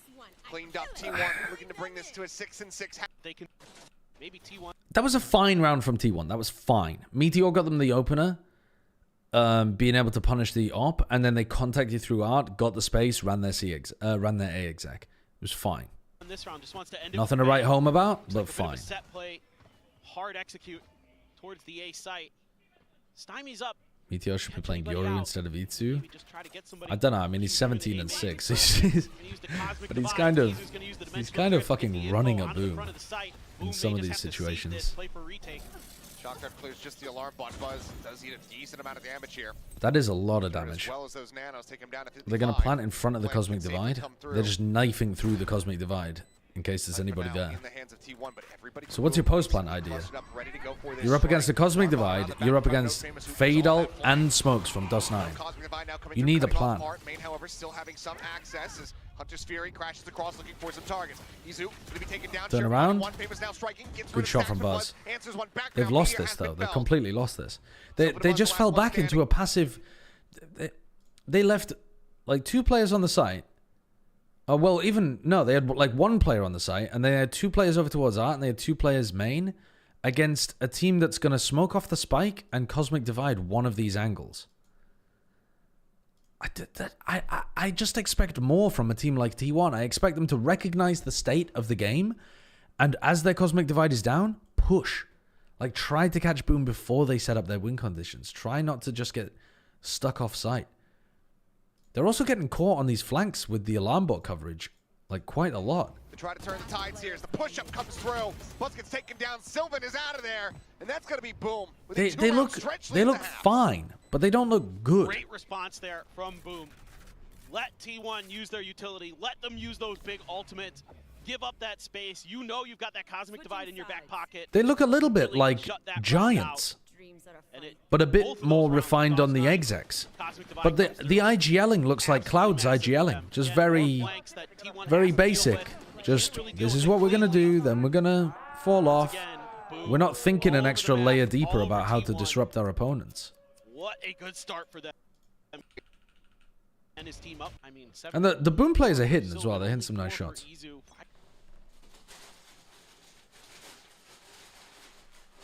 For stack, so rest of T1 needs to bring it up a little bit in the firepower department. East defender's side, a little bit of exploration towards mid. So sending out the 0 point to see if they can bait T1. Gate crash over towards halls. T1 is getting aggressive. The ping came out though. Boom seems in case they go for some kind of T1's tendencies. Fast B, and then they can get Itsu into an anchor spot. 4 players about to be in mid. 3 getting ready to peek out and go for the clash. Nice protocol from Boom. And then T1 tried to frag it out, but Buzz runs forward, and Stax and Sylvan don't commit to the fight. It's not amazing. T1 should be the kind of team that can turn a situation like that, I think. Boom's going to use the smoke to scale in.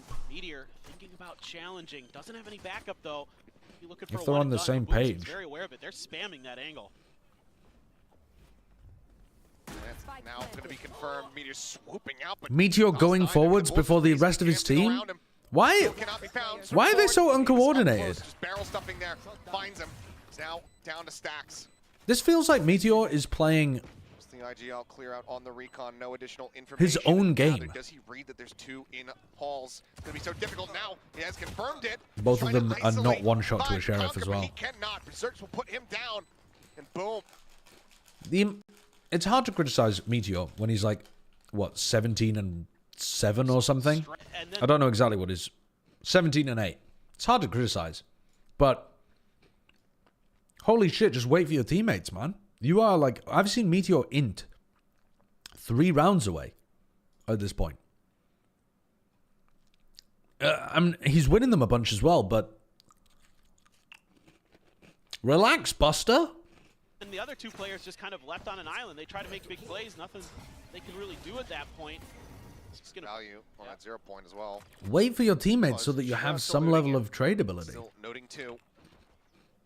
Given that, I mean, Buzz trying to get set up, you know, a shorty and hand on the side of that smoke. Not really going to be able to find any targets now. According to inside sources, Meteor told his team, "I'll wait for you when you get 10 kills." It feels a little bit like he has the carry mentality, like he feels like he has to. Still, a couple of sheriffs. Because he's really forcing some of these moments. No slouch on that Marshall, as we all know. I was gonna say, this is kind of what Took a really bad fight in a post plant one time. Took a really bad fight over towards double doors. Took a really bad fight over there. Try to take this round over. I think there was another one as well that I forgot. Trying to put the ball in his hands. See if he can come through with a slam dunk on this round. Well, peek out. 3 players going to be noted. Doesn't get the opportunity to go for the shot. Comes up. If Meteor has to carry this T1 team, they've failed. Kills off some pressure. Famous going to be taken down. Berserks intercepting though. Just off Sylvan there on the rotation. As smoke will dissipate. Izu able to find another one. Nice. 3 quick kills here. Now the rest of the team gets ready to strike. Meteor going to be taken down. Berserks arriving in through that link. Stacks here. Sorry. Sorry. Full flash connecting in. Izu with a great headshot. What the fuck is going on here? Sylvan dies in Link, right? So you know that Link has got a lurker in it. Famous going to be taken down. Berserks intercepting though. There is then an exec. Izu catches 2. Able to find another one. And Meteor is just looking towards sight instead of like, you don't have anybody back here looking at this. Meteor's not looking. Are you guys in comms together? Is Meteor just actually disconnected from voice chat and playing his own game? 3 quick kills here. Now the rest of the team gets ready to strike. Meteor going to be taken down. What's going on? In through that link. Stacks here. Just the classic in hand. Jordy here. It's so weird. Forward, Oh my god, that's nice though. That is nice between Buzz and Stacks. And T1 will turn the tides here in the second half, not allowing Sliding through with the shorty and then trading with the pistol. For the longtime teammates, Buzz and Stacks at the end. Buzz just playing bait. Stack. That was a nice little on-the-fly piece. The momentum swing that T1 needed. Try to turn this map around. Flash Haunt into Art to try to get Famous to get a quick pick over here. Cool eco-round idea from Boom. Spraying with a classic. He's just going deep with this Bucky. They've changed things up as well, so Meteor's now got an anchor position over towards A. A really weird positioning from Meteor though, but I guess just trying to create a crossfire in case they're going fully through Art. Boombot, alarm bot, sorry. In case they try to re-clear, gives them good information and they can come back to it later on. Up through sewers, not noting anything either there. And Isu's just playing around the pillar over towards B. Oh, Buzz. Taking this first contact, swings under the corner, and they're basically lined up for him. 2 quick kills. And the spike Nice. on the That spike floor. dropped as well. Stacks could come and help. One of the worst places that it could possibly be. Hello, Stacks. Hello, Stacks. Stacks. No, okay. All right, you're both leaving. That's fine. 13 health, still alive. Meteor holding things down. Snappy on the headshot. They're gonna be delete. It's gonna be a bulldog for Stacks, but otherwise. Change the setup again. Meteor, turret, contact. Trying to stop the B hit. Fight happening over towards A. Triple re-clear through Art. This is bold from T1. A little bit similar to what they did on the pistol round. This time, though, not nearly as much pressure from Boom to try to stave this off. But They don't have enough players in A main right now to try to react into A, so they're kind of forced to go for the re-clear instead. A bit of a fake there. Seeing what kind of response they get out of Boom. Spray through the door. Buzz continue to challenge that angle at Art. This is pretty similar to what Trent was doing when G2 were playing this map. Trying to play Sova from pushed up towards A and drone to re-clear this at about the minute mark. Decent idea of where at least 2 or 3 players are. And with Meteor's utility not It is possible to get punished if you play like this. But unless they're ready to like jump on you with the neon, you get very good Sova value. Oh, is that 3 players suppressed? 2, I think? Maybe Buzz didn't get caught by that. Oh, sorry, maybe Stacks didn't get caught by that. Do we have recon? Recon Stacks? Or did you get suppressed? That's a late recon. Can we get value from it? Some value. Oh, and then whiffing. Stacks.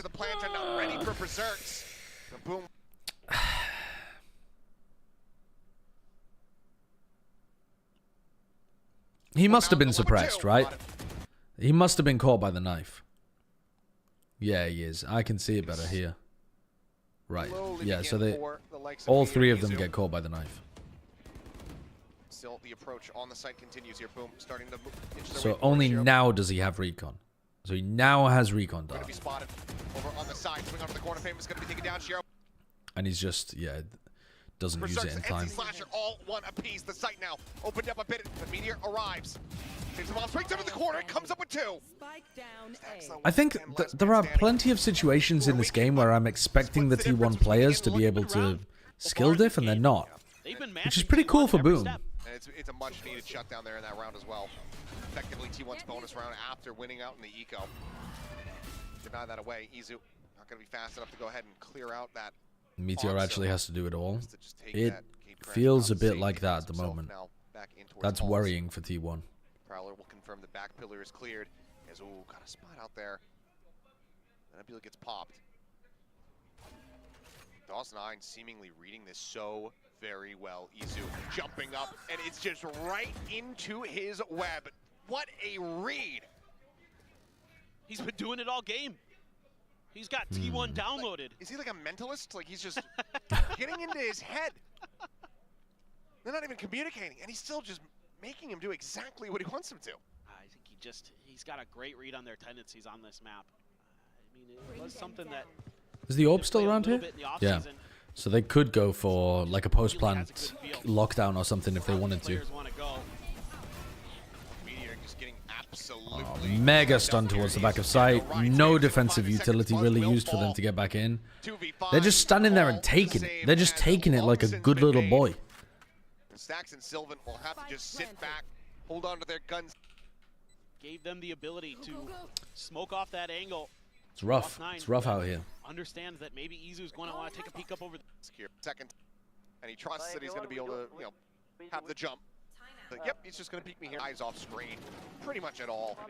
He sets up the Nebula and goes, yep, he's just going to peek me here, and he trusts that he's going to be able to, you know, have the jump.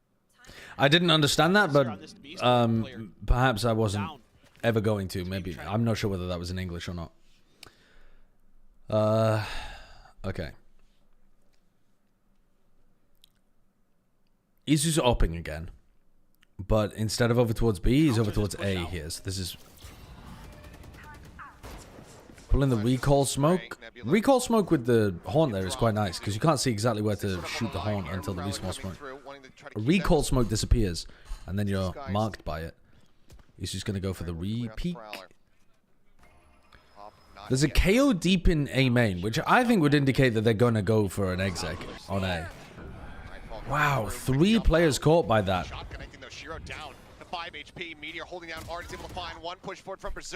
Dude, why is Buzz going backwards and Meteor's going forwards? I don't get it. This T1 team has such bad teamwork on this map. What's going on here, guys? Are we in comms together? There's a fade ultimate, but that doesn't turn off your fucking voice communication.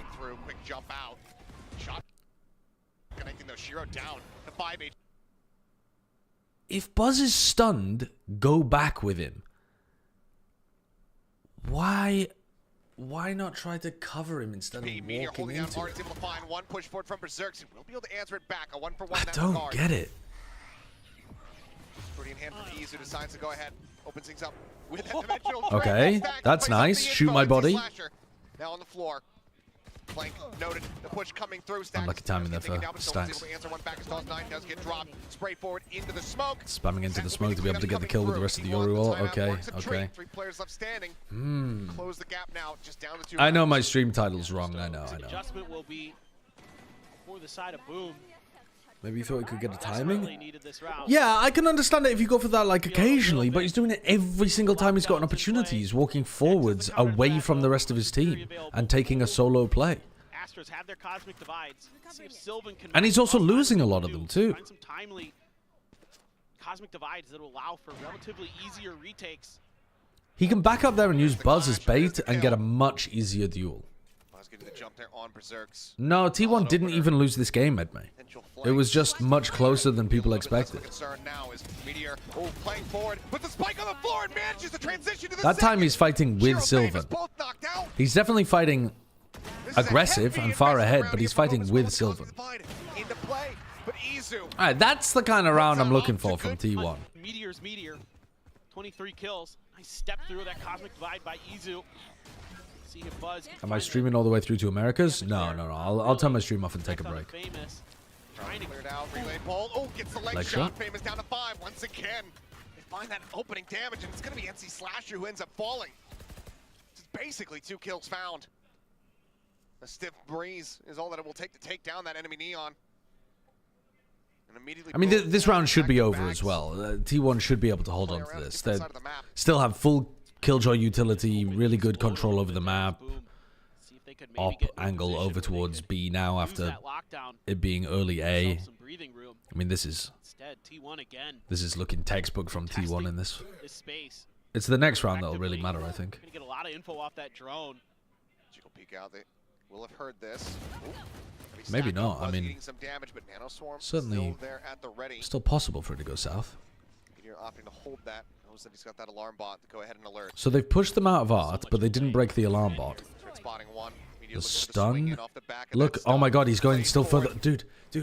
Dude. He's going further forwards after the stun didn't catch anybody instantly when he could just be playing off Sylvan. Like, he can get killed here without them even peeking into Sylvan's contact. Sylvan's holding this.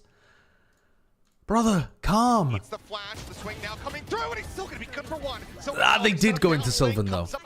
All right, so it's not a disaster. It's not a disaster. He's 23 and 12. Yeah, I know, but that doesn't mean that he isn't.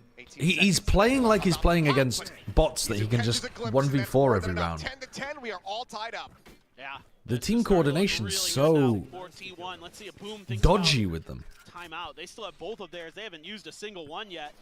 And it's not that he shouldn't be doing this occasionally, but he's doing it every time. He's playing like a maniac. He's more aggro than he was on Gen G, and he was aggro on Gen G. Saying that, but still bias is just still true. Yeah, that's fair. I'm not gonna lie, it is full bias and also true. But still a lot of ults in play. Going for the recall smokes, trying to spam through them. Boom have got pretty solid, successful protocol for being able to take A main control. They're gonna leave Famous inserted over here. Shifted up the defensive setup a little bit. It's more difficult for them to get through art. Boom have been going through art quite a lot, so this seems decent. Oh, they didn't break the knife. So they see both duelists over there. So you know where the op is as well, because you know that Isu was opping. So now you might be able to go B.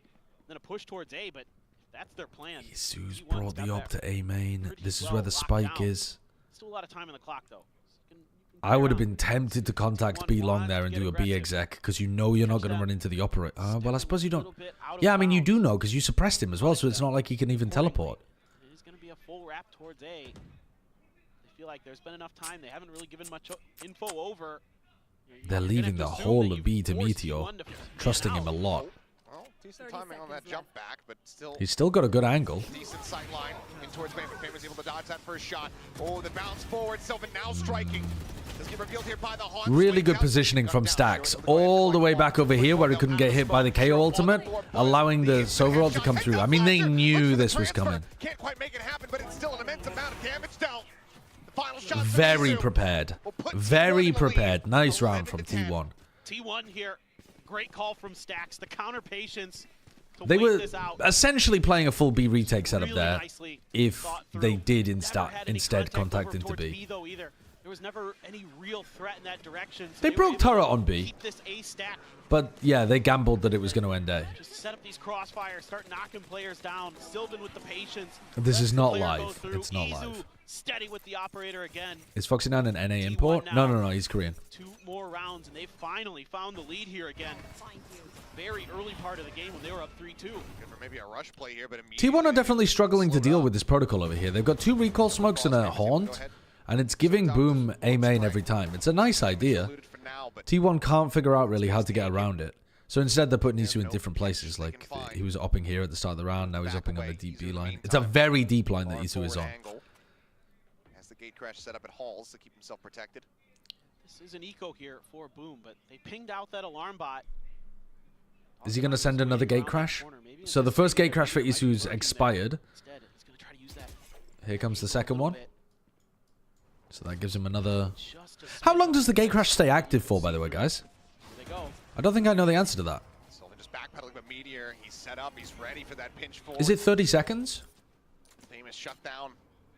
20 seconds. Power now very much taken out of the hands here of Boom. I think you're already on an eco. Are you sure? It seems to last longer than 20. Just a smidge underneath that. It's definitely longer than 20. You're doing that thing where you gaslight me again, chat. Around that corner, maybe anticipating that Meteor might be lurking there. So he throws it at 1 minute. He throws it at 1:02. So this is 10 seconds later. This is 20 seconds later. You're up, Boom. I think you're already on an eco. Makes things all the rougher here for them. Players approaching it on 25 seconds. Clears out the one. Look at the 30. It's 30 seconds. You motherfuckers. I said 30. You gaslight me into thinking it's 20. And then I have to go and do my own research. Never trust you. Never trust you. Well, a little bit. Typo. My bad, typo. I hit the 2 instead of the 3. And just happened to do it with all of the other people in chat as well. You said 20, we said 30? Fuck. You can't double down on the gaslighting. You can't double gaslight me. He's set up, he's ready for that pinch forward. Famous shutdown. Crazy it lasts for 30 though? It lasts for a long time, yeah. Very much taken out of the hands here of Boom. I think you're already on an eco.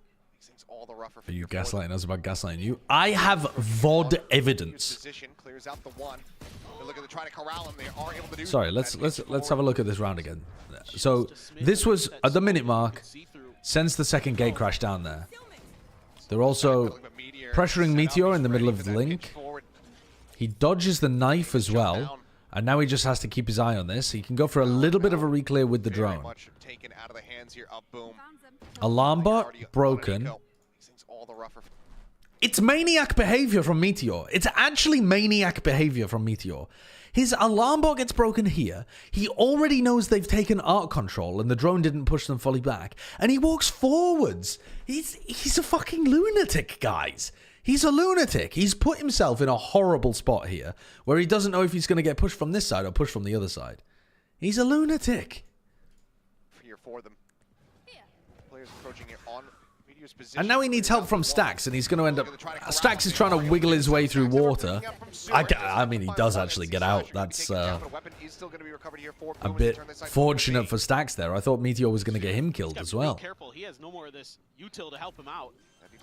I swear to God, Meteor is like playing brain off. I don't respect this team. I can just do what the fuck I want against them. His decision making is so crazy. He does, yeah. He's playing like he's better than everyone in the lobby, and he can just run at them however he likes. I don't think this game would have been as close if he played a bit tighter with the rest of his team. But it also wouldn't have been as close if the rest of his team was shooting the back a bit better. So maybe the two are related. A tricky round here. He is, though? Yeah, I mean, he is the best player in the lobby. But he's not that much better than everybody else. He can get away with decision-making like that. Obviously, the gravity well and the other things that you can do. So Star is very, very nice. Buzz there clears the haunt and says, I'm good. Izu, your turn. Step up to the plate. See what you can do with that op. Berserks has lockdown over here. And looks like Boom maybe pumping the brakes a little bit. Stack's gonna check. They're never trying to punish this drone that Stax is occasionally doing. Holy, forget how to talk much? Sort of Brewing? the pressure, try to cut them off before they can really set up for their execute. It's a good 0 point. Yeah, Isu's been running the op. Minor spelling mistake with my tongue. Immediately can identify that. Look at my alcoholic streamer. Waiting for the strike though. Lockdown at the ready. No Hunter's Fury. All right, so here comes the lockdown. 50 seconds on the clock. I'm not exactly sure why they waited so long, but I think it's to insert these 3 people on the flank. They're trying to make it feel like everybody's coming from A main, and instead, they're hoping they'll catch people here like Sylvan. Fully blinded up. I mean, he's just strafing. He doesn't even know where the hell he is. He gets What? shot there. Sam's back over towards the spawn room. Lockdown not finding anything now. They go in for the entry. Oh, yeah, he's just getting team flashed like fuck there. Unlucky. Unlucky. I think they would have lost this round anyway, because I think they would have sent that flash in, and Buzz would have been focused here and not thought about these players. I think Boom had already set up a really nice game plan of being like a disguised A split when it feels like everyone's coming from A main.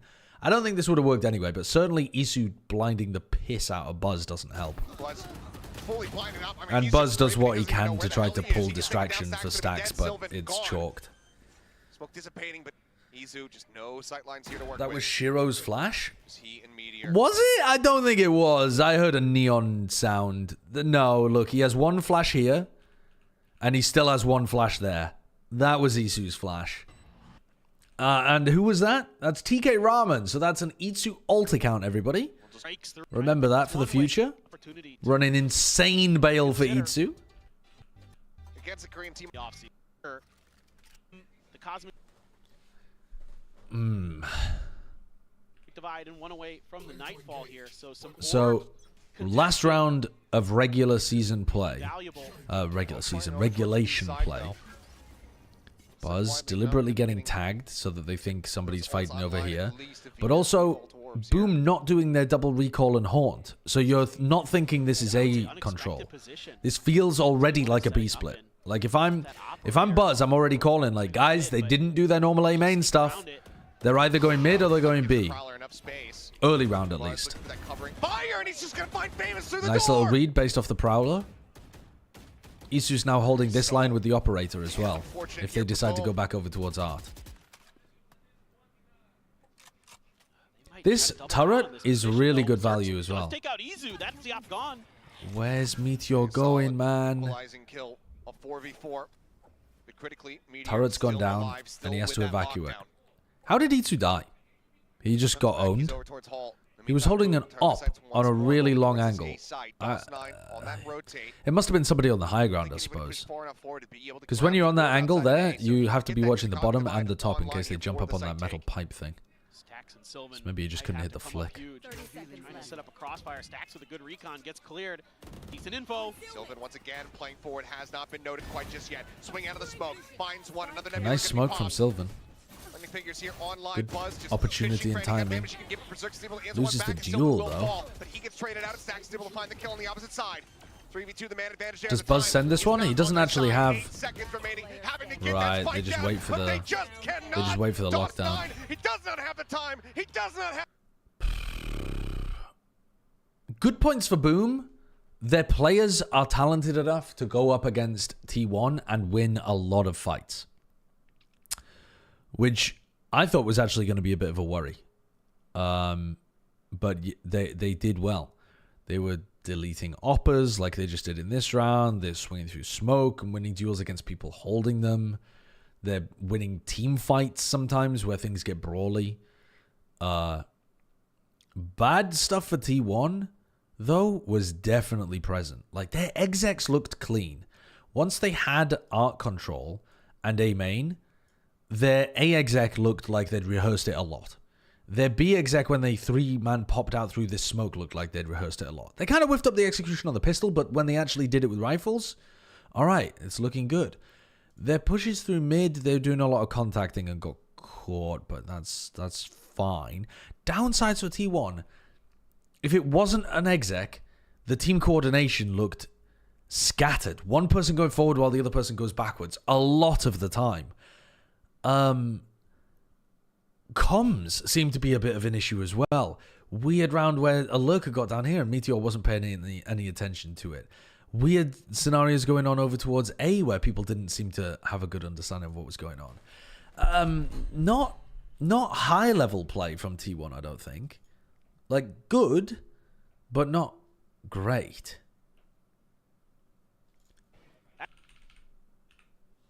Scaling. Let's have a look. The only up in the week what was there, so I actually makes a lot. Oh, so this one is T1's map pick. This is where they took us in order to get the best value that they could out of, I mean, all of their players really. I mean, all of them are super comfortable here, but I think Meteor Vice is the one that I'm looking towards mostly, I think. We've got Berserks playing Vice on the other side, so a pretty similar composition, to be honest. No Gecko, but with Fade, so maybe more exec power than T1 have, is the first thing that springs to mind. Buzz has also got a shorty on the pistol, which is a bit unusual. Okay, I think my chat has crashed as well, so I'm going to relaunch. Cast of Geek Girl? I've never Googled that in my life. I'm always a bit wary typing things into search bars while I'm live on stream. You never know what the fuck is going to come up. At least it didn't say cast of Cat Girls. Okay, you guys are back. What is Geek Girl?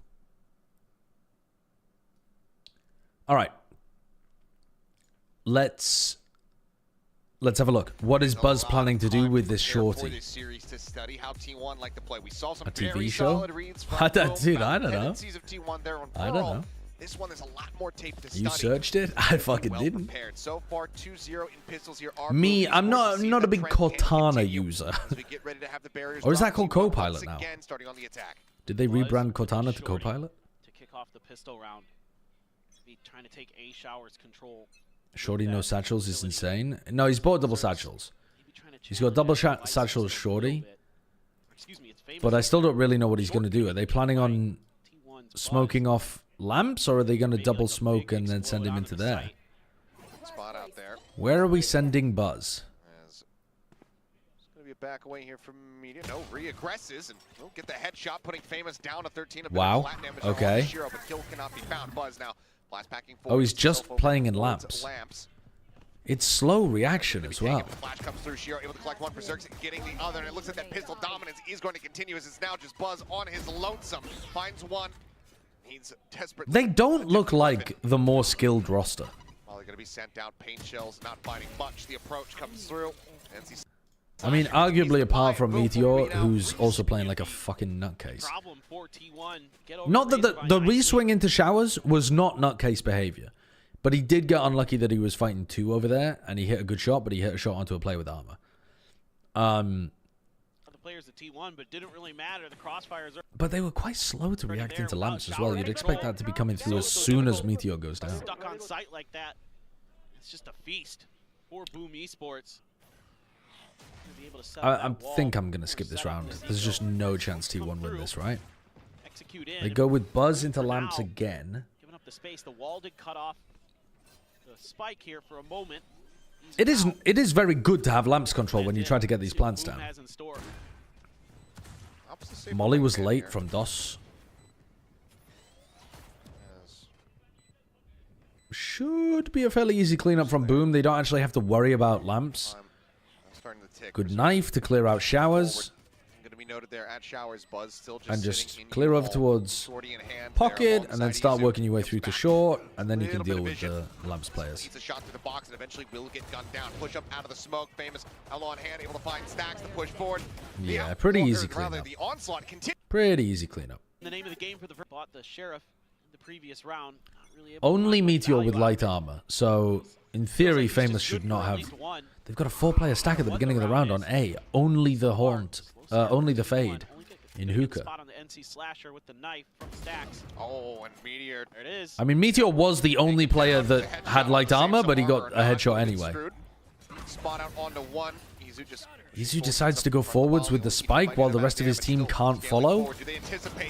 Ah, what the fuck, guys?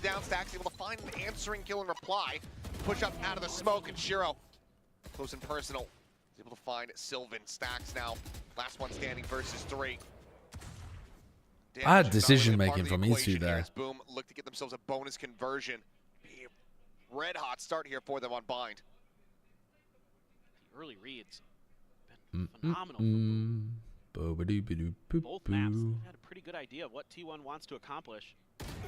Push up the corner, can't even find that addition. Yeah, that's not a good round from T1. How did they lose a player scaling long though? There it is. Is that just from Slasher trying to make a play? Yeah, I mean that's fine. That's fine. Izu sending it in a 3v4 is the thing that literally loses them the round. You have 1 minute 20 on the clock. You've been mollied off. Sylvan is miles away. What are you thinking running past this molly? This is like the kind of thing I do in ranked, because I have terrible awareness of where my teammates are. I just assume they're all right next to me at all times. But that's not okay for a pro team that's trying to get to and win potentially really international tournaments. Them. Keep that forward player backed off. Keep their angle under control. Not really allow them to steady their shot. Back to an eco. Buzz with the Bucky. Sheriffs and then a stinger for Sylvan. This is area where T1 certainly could be dangerous. We saw it in the previous match that they're able to get an eco win, turn the tide of the map. They could set the tempo here on their attacker's side. Pretty much needed here. Oh, the C's is nice. Slasher's got some great C's so far in this game.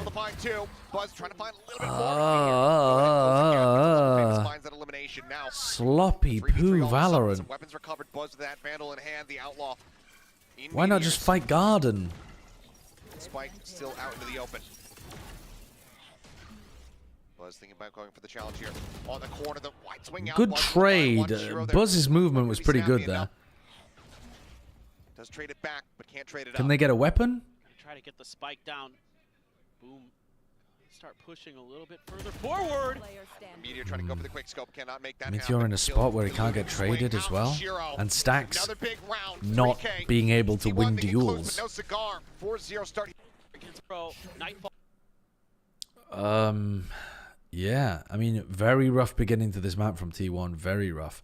But they're starting to get their ult cycle online now. So they're 2 away from being able to get Gecko ult. They have Raze ult to work with.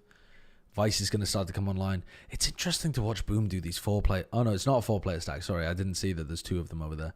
So it's just 3 players over towards A at the start of the round. Well for NC Slasher. Got the rocket for Buzz. Why is there a large gap in the EMEA upper quarterfinals? I don't know. I didn't realize that there was. When there are 2 Vandals in elbow? Yes. Why use the outlaw there? Don't know. Because Meteor is brain off today for some reason. The showstopper entry. It's going to leave Hookah wide open. Does, but now the rotation's also starting to come through. This is going to be Shiro getting himself into position on that B site. So even if the showstopper does come out, he can nullify that. Take it right out of Shiro's Buzz's in a hands great spot. Slasher eating a bit of damage, but this is all just to try to fake for DOS9. But okay. DOS9 goes down. Flash peek. The whip is just coming in. And Slasher cannot find a damn thing. Famous will be I like the idea of going for... Oh my god. Up over the top, showstopper. Gonna be short. Doesn't find the elimination. Dude, Boom are crazy. Taken down, and he's the one that had the spike. They've just lost the spike over there. Oh no. They're gonna have to go. Okay, pause it for a moment because we're in the middle of chaos. Boom chose an extremely aggressive way of countering the fact that they had 2 big ults online that round. I like the idea of doing this where you're fighting super heavy. I mean, they've got the like C's into the flash. But I like it if Shiro didn't have ult. If Shiro has no ultimate online, then that seems like a really good game plan. But why not just wait for them to... Like, they can't actually use Showstopper or Gecko ult into you. Because if Izu picks up the orb here and they try to send it into B, you're just going to ult them. So I don't think they needed to go buck wild bazooka bonkers over here. But it would have been a good play if they were at an ult disadvantage. And it has ended up working out for them anyway. Elimination, but Buzz gets taken down, and he's the one that had the spike. Oh no! It's stranded. Oh no! Achilles is such a great caster for these crazy moments. He fits the Pacific vibe so well. He's got such a great tone in his voice for like silly shit is happening.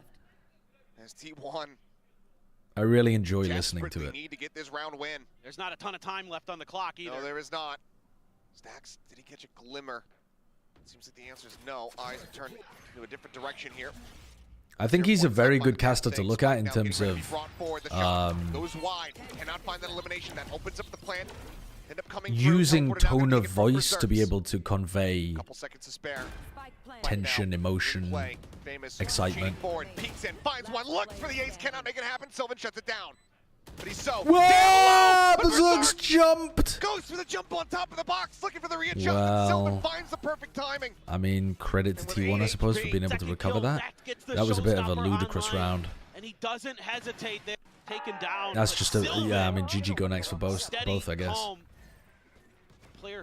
So now the ult situation's also weird, because you have Gecko ult, but both KOs, I mean, not that you usually see KO on bind, but both KOs have their ults online as well.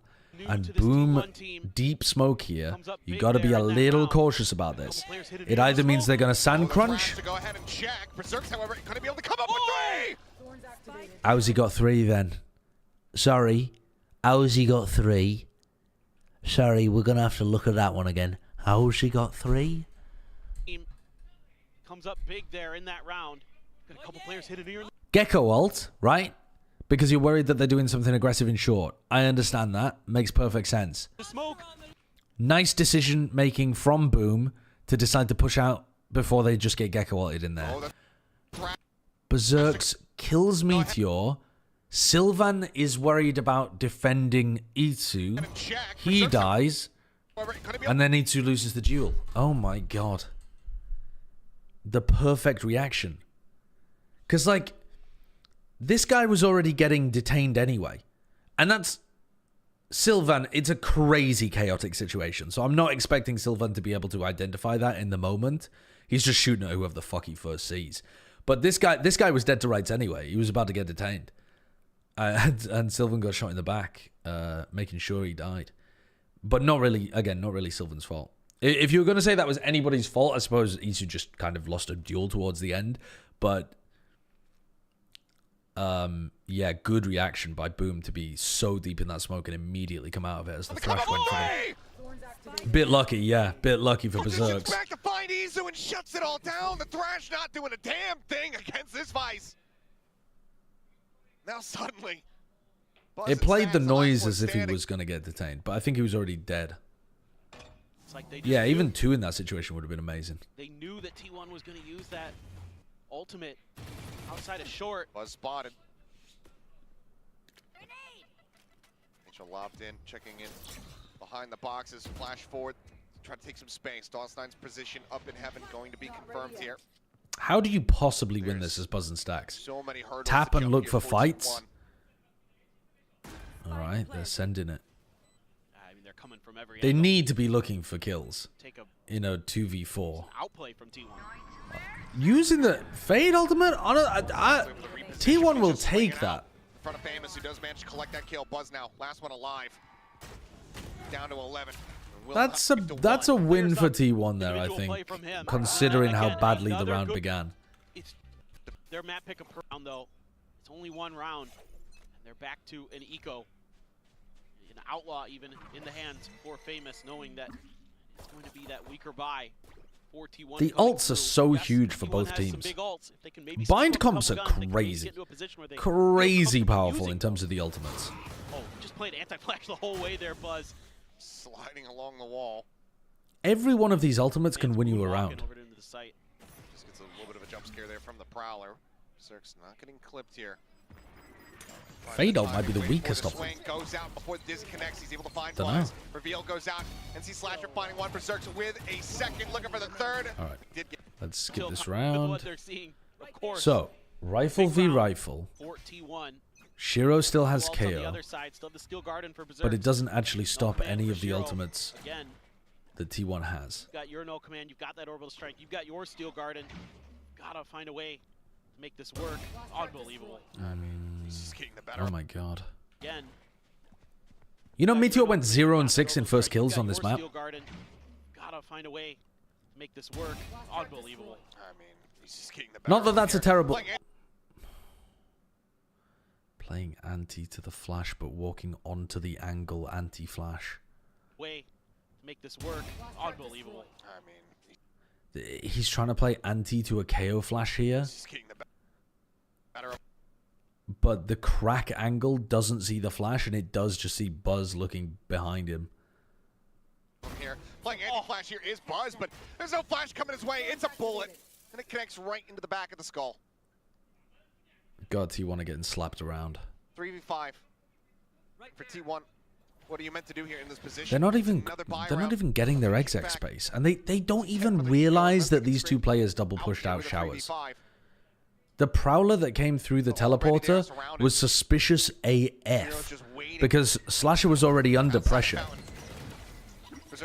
But they just got so destroyed on their B hit that it doesn't even matter.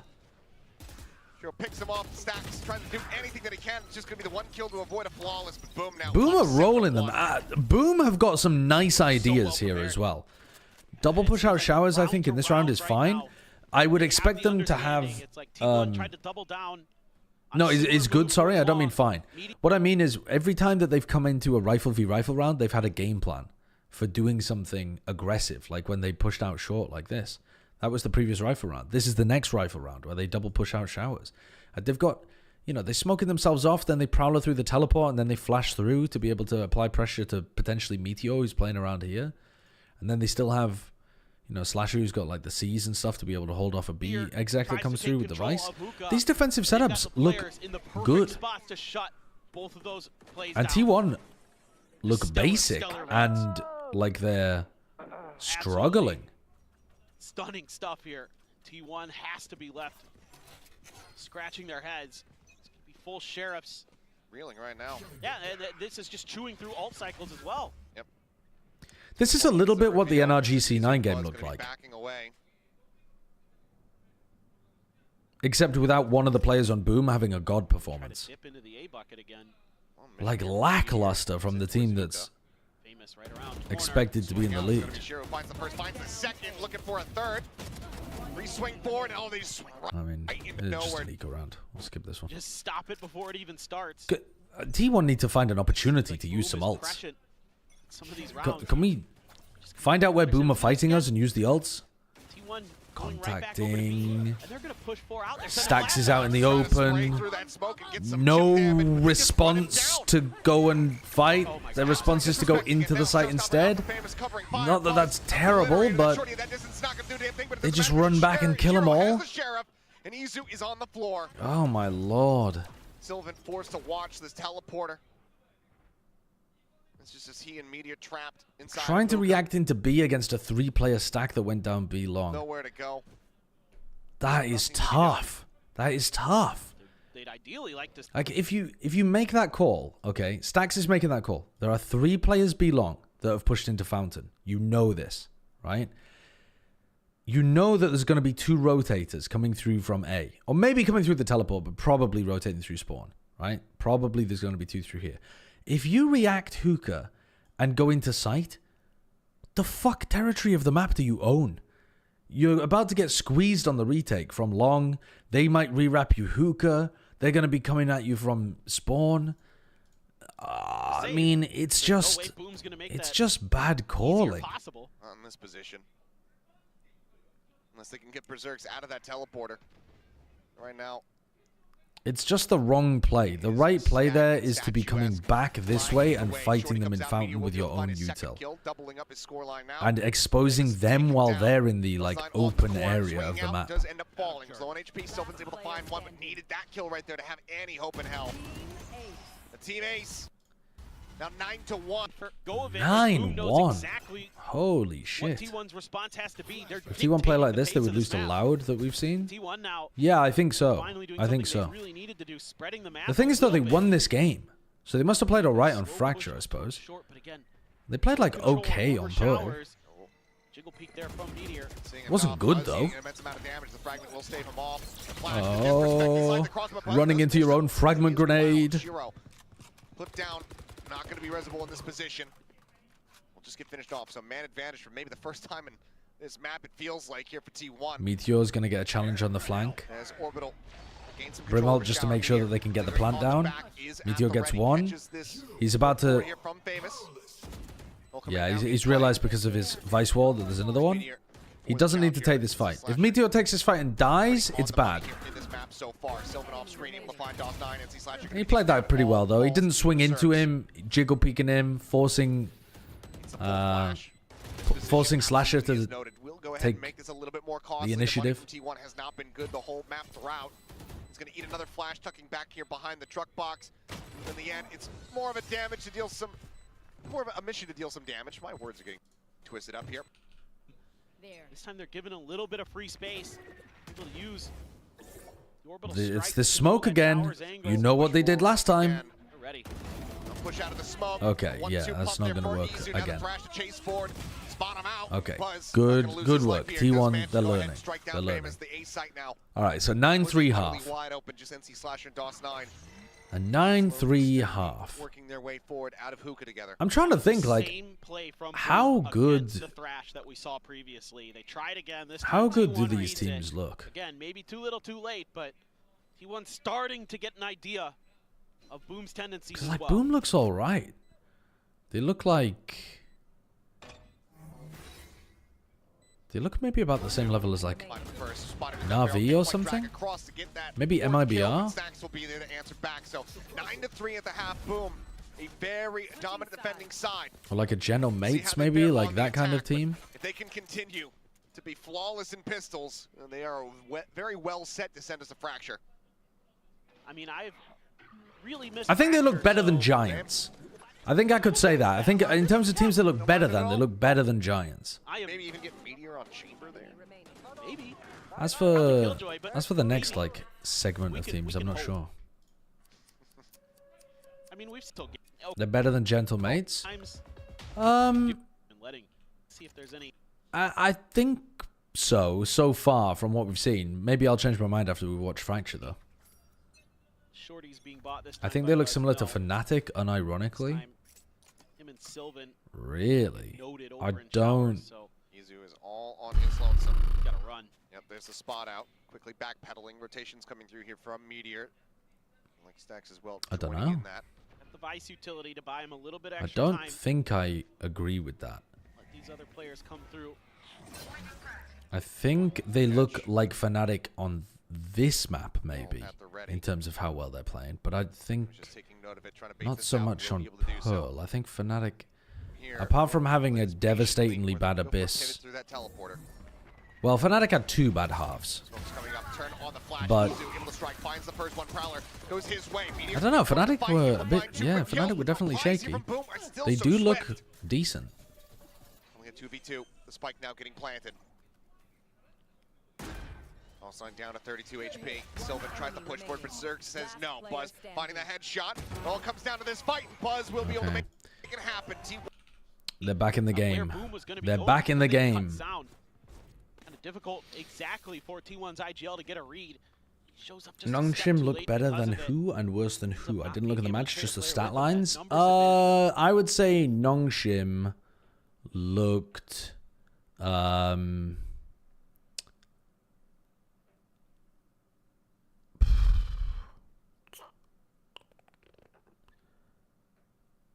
I would say Nongshim looked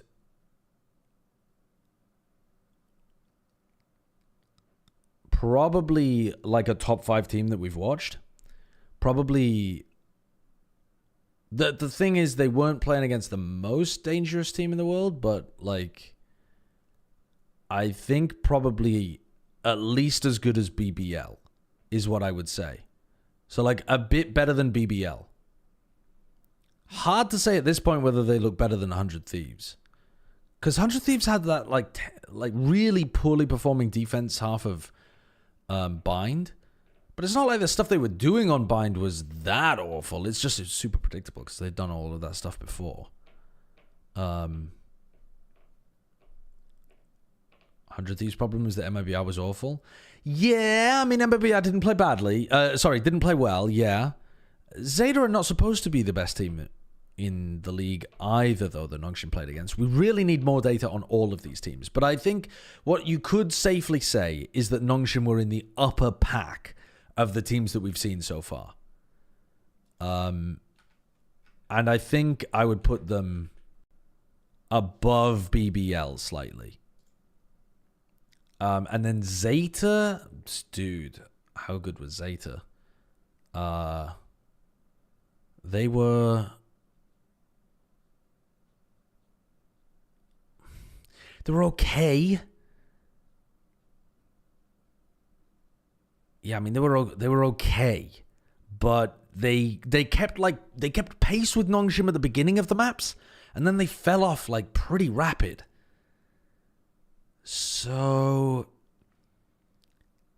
they weren't really on the same tier. I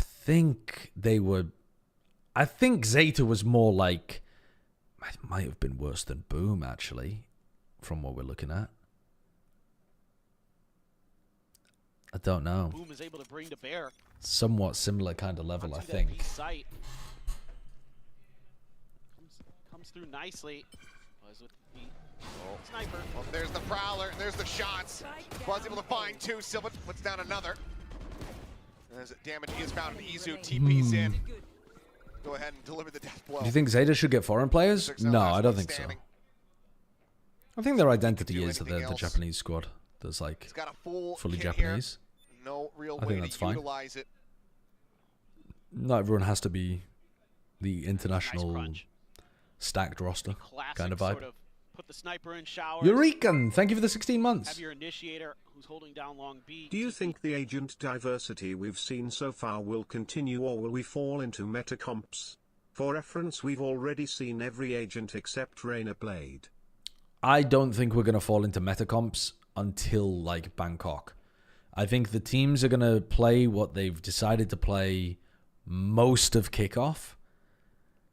And one of the reasons is you won't have enough match data until really late in kickoff to even decide what's good and what's bad from a like compositional meta point of view. And the other reason is there are so many different approaches to the game right now that it would require crazy fast convergence to get down to a like accepted meta. There's just so many different ideas floating around. So while we might have more limited agent diversity than we do currently, like maybe at Bangkok we won't have every agent apart from Reyna being played, I do think that we'll still have... I still think the meta will be in a pretty open place. Yeah. Eurekan Egg, my dog passed away a few days ago. Can I get 5 big booms to pay respect to him, please? You're in the wrong stream. Because that's Bren's thing, all right? But you can't start a sentence with, my dog passed away a few days ago, can I? And me say no. I'm not allowed to do that. So we'll give you 5 big booms. Boom! Boom! Boom! Boom! Boom! There you go. You can have the 5 Costco booms. Just shut the round down before it even really starts. You never know. You did it wrong. Yeah, I know. I don't even understand the fucking reference. I'm just doing it, man. A few more alt orbs here. More berserks. Your wife with a headache is loving that? Yeah, probably. Probably. Get that steel garden. I genuinely haven't even watched the reference that it's like alluding to. I just heard Bren doing it a bunch yesterday. Eventually we'll be able to find it. But again, I can't bail out, can I, when you start a sentence with, my dog passed away, can you do this for me? Fucking hell. Well, definitely the start that T1 needed, to say the least. 4-round gap here for them. Okay. And Sylvan. 5-9, bonus round for T1. Rifles. It's going to take a headshot or 2 bullets from the Outlaw of Buzz to get the kill. Orb going to be grabbed by Izu. Get that thrash going a little bit quicker. Very disciplined beginning to the round from Boom. They're expecting a set play from T1 here. I don't think they quite realize the Buzz. Okay, now they'll realize that the Raze is out there in showers. On the other side of the map. Continue this slow march forward. They've caught the timing. They've caught the great timing past the Dizzy. Izu threw that vertical Dizzy up, and they found the timing past it. They don't really seem to be aware of it. I guess Stax is filling it in. Okay, Stax caught contact. Good nade from Stax. Nice kill from Buzz as well. Haunt into the flash is a nice idea from Boom, but I think Stax did a great job there of defending with his utility.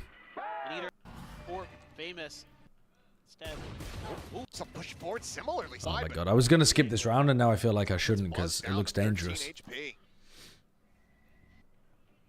My cat died yesterday. Can you shave off your eyebrows, please, in honor? Okay, no. From now on, I don't care who's died, when, or where.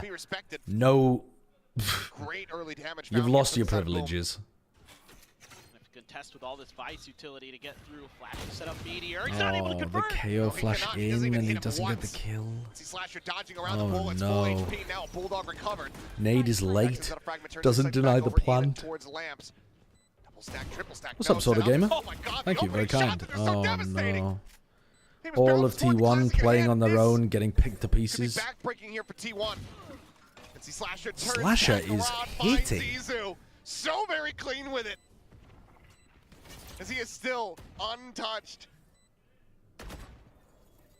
Buzz with a swing out will be able to find one. The flawless not in the cards here for Boom, but double digits certainly is. Deal some additional My wife left me, can't even get 5 big booms from Sideshow? No, you can't. I wish your wife the best. I hope she has a lovely life. Weapon upgrades found as they pull off a thrifty. Were you a player in the esports scene? Not in Valorant, no. Not even in Overwatch. The last time that I played any game at a top level was 20... You just win this early fight against Buzz, he has to back off. You're winning against Meteor. 15? In the open as well. One of the best 1v1s. Maybe 10 years ago? Something like that. And it was TF2. Good lord. Fantastic here for Boom. Back in your 30s. Fuck off. But now operator in play here for Buzz. Something that we were Gecko well game for Itsu. In the offseason was the improvements with that weapon. Certainly fares now. Yeah, certainly has looked a lot better. And that's They know that Buzz has been using the Outlaw in that direction. I say in the offseason, kind of started from stage 2. Yeah, stage 2. Yeah. He really started to pick it up in stage 2. Was hitting some now he's got the shots. Smoke out Prowler to scout forward. Mosh at the ready. Izu also knows that they've been trying to timing his Dizzy on B long.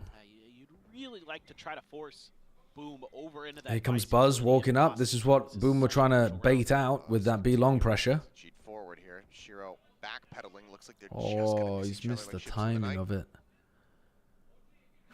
Okay, now what though? Now what? Does Shiro go back? This little walkabout from Buzz. No. Now everyone starts drifting their way across. They still have 2 players ready to defend short here. They've got the stack in the wrong space. Buzz has completely cleared this out. Get going, kiddos.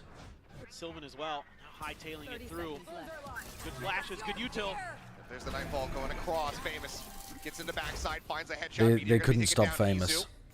He just blast packed in over the top of the mosh, over the top of the thorns, past the Vice wall, and they didn't flood in to help Meteor. Forward push here from Famous, finding one. Izu, not sure if he's going to be cognizant of this. It looks like he is not, but it doesn't matter because Buzz arrives. Okay. He manages to bail out his teammate. HL sent Showstopper in play. Seeking a target, sends it in towards Okay. Isu getting 2 as well. A wild Showstopper and Isu running through elbow to be able to pick up a couple. That's better. That's better. That you kind of expect. Your last tournament was early 2016. Players on this team. Ah, there you go. Not quite 10 years ago then. 9 years ago. With the timeout call. Imagine you're playing versus NRG, who think it's a normal pro match, but you're on a team with pros whose entire goal is to get you as many kills as possible. Do you outfrag Finesse? No. Because if they're trying to selflessly set me up for kills, they're going to feed. And at some point, Finesse is going to benefit from that. And if my team's not trying to play to win, then they're going to be winning the rounds. And that means that they're going to be getting more kills in general as well. Gods, you were mid then. I really was. Great game for Famous and Berserk. 17 kills each. Really lighting up the scoreboard. Did you see Finesse yesterday? Yeah. Have you seen me play Valorant? Some util there, but a lot of pressure towards B. In Finesse's darkest hour, you can always be completely sure that I'm worse. Saying hello to each other. It's a high five.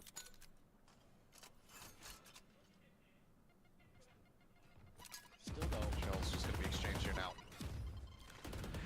It's quite a passive approach to the defense from T1. They're just trying to make sure that they have 3 on the site. On the clock to play with, and this seems to be their kind of answer when T1 has started to gain momentum on their defender side is to slow Interesting things down. wall there. Look at that wall.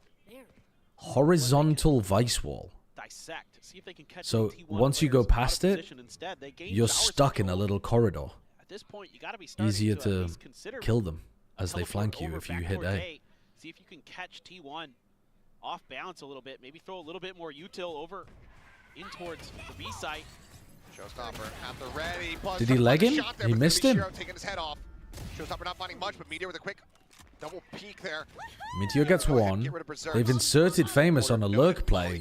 Famous is going to be able to kill Itsu on B. Up past that fragment, needs a little bit of additional damage. A little strike down coming his way. 12 seconds remaining. Meteor caught by the Brimart as well.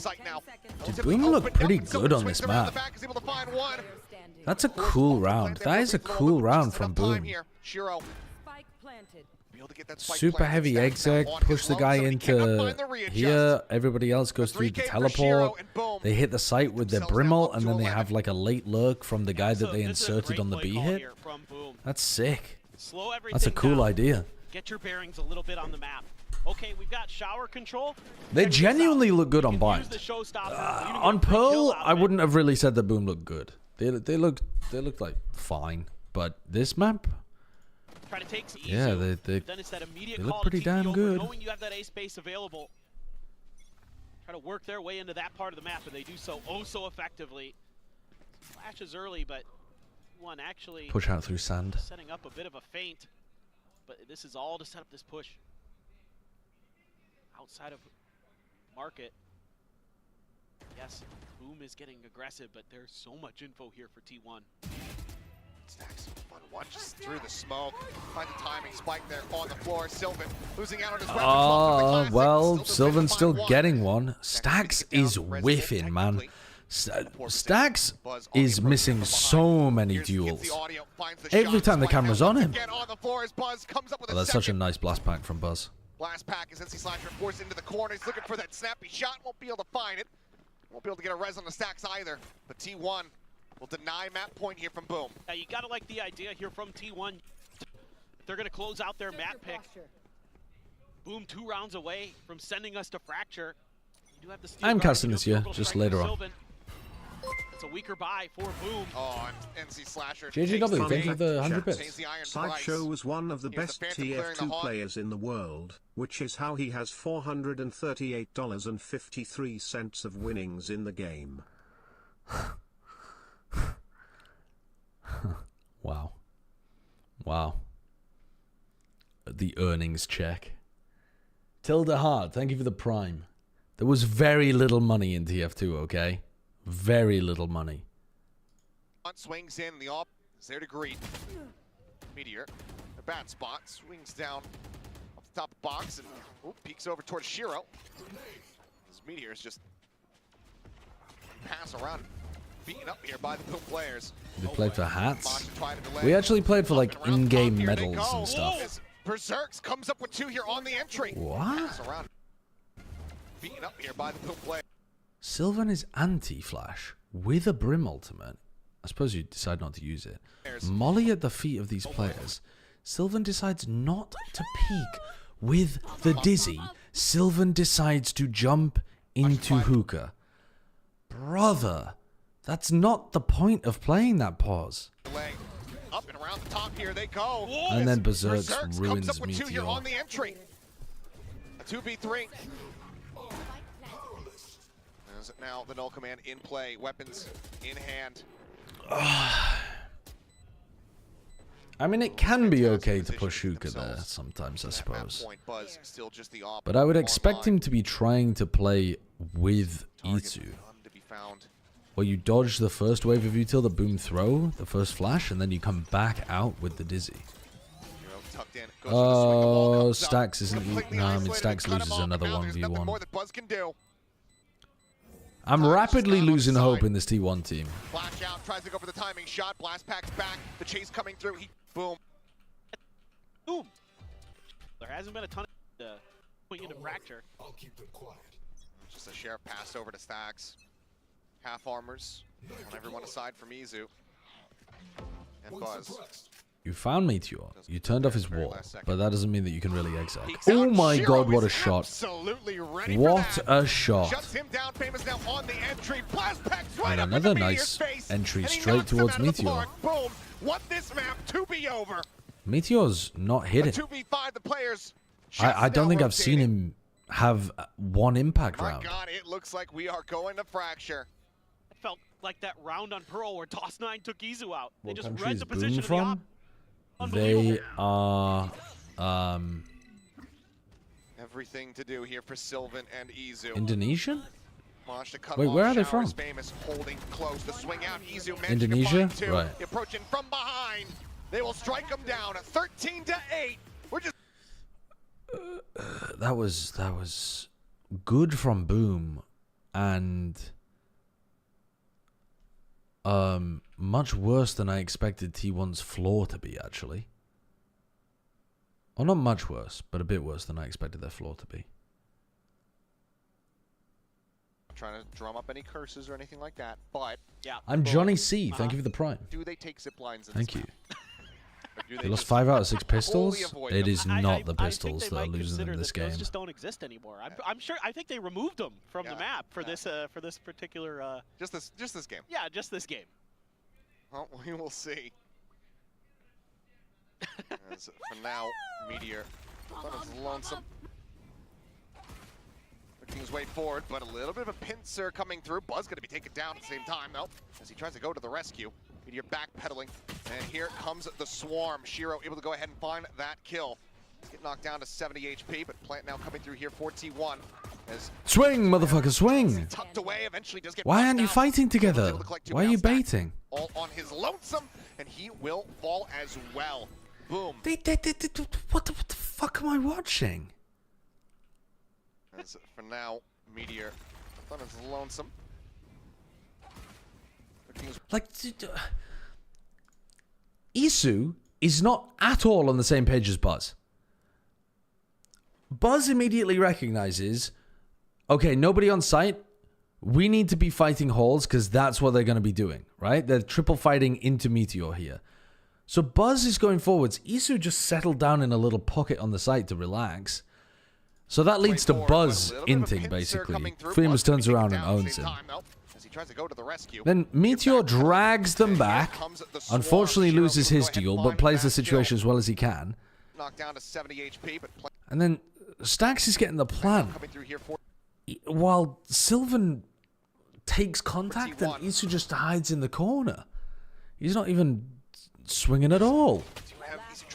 And then when he does swing, he whiffs. Sylvan's able to collect 2, but now Stax all on his lonesome, and he I'm will so fall as well. confused Boom. watching T1 play. Still, They do not so look like they're very playing well clean, together. Picking up yet another pistol round win, 4-1 in that regard. Yeah, this is pretty wild because I think Itsu plays that round like he doesn't well off the rip, really get what his teammates are going for in terms of their get a timings. site, get the plant down. Buzz heads No towards util A from hall, Stax? try to Yeah. set up a They pinch know with that they're Meteor. going to be taking that fight, and This Stax full again, sticks this is the setup I was the alluding to at the plant instead of trying to provide help utility with his... I mean, by the time he finishes the plant, he can't throw any utility. Like, it's over. The fight is over. But it's like none of it is on the same page. It's weird, man. It's weird. Sweaty Fetty Rap 69. Thank you for the 4 months. Could have just pulled up the 5 boom plays on VLR and put yourself through that. Ah, 5 booms for the dead pets. Yeah. Pick up the 5 boom players on VLR. They hold down below, up and over the top. All right, so this is just... Oh, gets the spot there on the Izu. No one clearing. That was just them going for the plant money, basically, right? Interrupted that money, not in their hands. Famous collecting another, but no, do connect, and we'll go ahead and get 5. It's having just great hard reads on what T1 is trying to accomplish. So boom there, keeps a couple rifles. We've got a stun held over here. For Shiro. Off contact. Takes a little bit of an exploration towards the dish and. Why is the fault line in the middle? It's been a lot of sands control for T1. Not really trying to mess with that A-Hall pressure.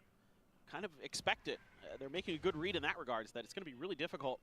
Try to get Isn't fault line normally on the right? That you can create with Boom's comp. Now Izu, a bit of an explore. DOS9 is... Am I losing my mind? I thought fault line was usually on the right-hand side.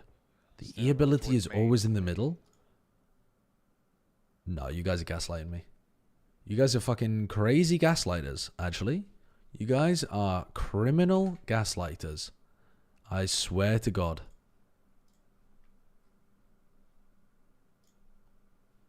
Criminal gaslighters. There, and it is time. Okay, so maybe only on the China one, right? Because on this one, the E... Like, on the main HUD, all of the signatures are on the right-hand side. For Samsung, he's too soon. So maybe it's only on the China HUD.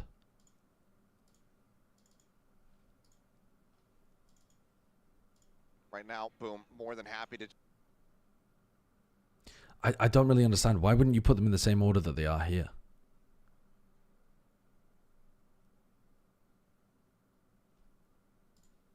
That's strange. Widely give up control of this B site. Tripwire will connect on the 1. They'll clear that out. Couple shots coming through here, but nothing to be really noted. Famous. Forward, trying to close the gap. Only on the China HUD while watching Pacific? Yeah, Pacific also are using the China HUD for some reason. I don't know why. Conversion.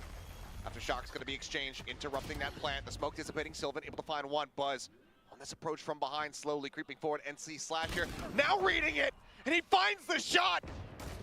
Doesn't even need that much damage. Okay, they're taking a fight proactively though in the post plant to try to establish a bit more space after they lose a player.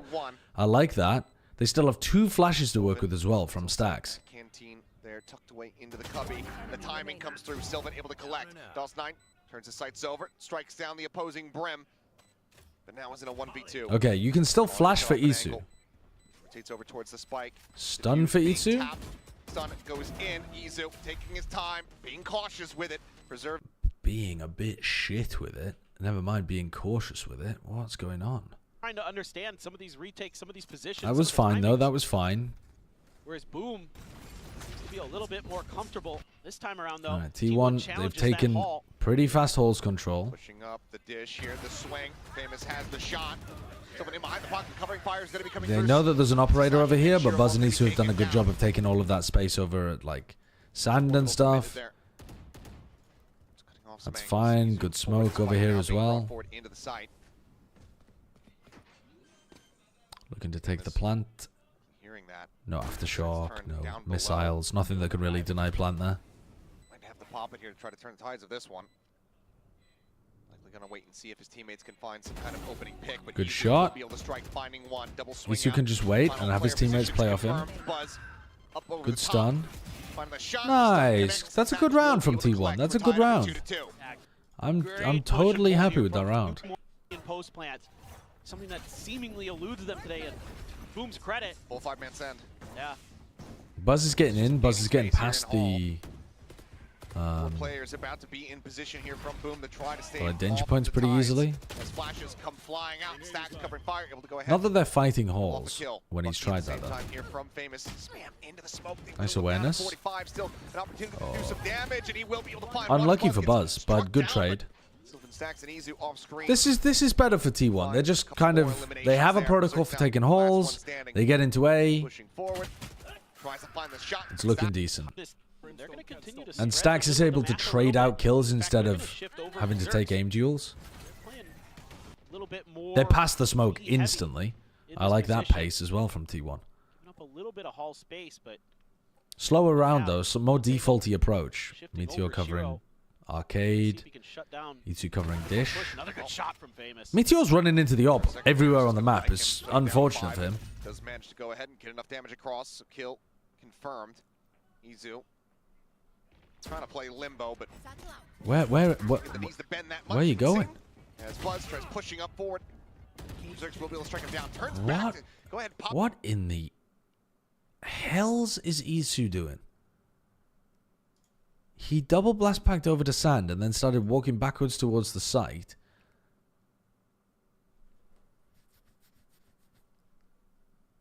What's the... Up the cage, can't quite realign it, so it doesn't end up falling into Silver's He hand. didn't have a timing. He didn't get himself into a place where he was able to defend, and he didn't distract the Cypher. Famous peeking forward, finding Stacks. Happens to plant the aftershock to flush out into the open and the kill. That was weird. 4 members left standing. Boom. Get that economy banked up a little bit more. Yeah, he's feeling it. I thought there was a door managed to pinch. gamble away from the operator. Famous shifts back over towards Dish. Meteor again playing on his lonesome, trying to creep up in through B main. He's just spotted the Cypher. It's going to be this arcade push coming in. Waiting out. Bit of spam there would have gone crazy for Berserks. Back there in Canteen. Sight now. T1 look like they've got some,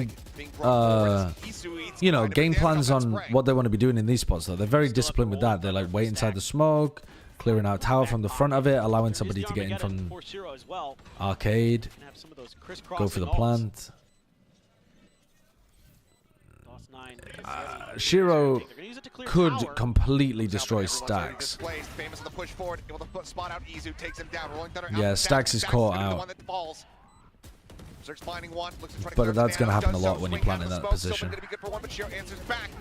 Able to find Meteor. Buzz gone. And as the defuse comes in, 3 players left standing.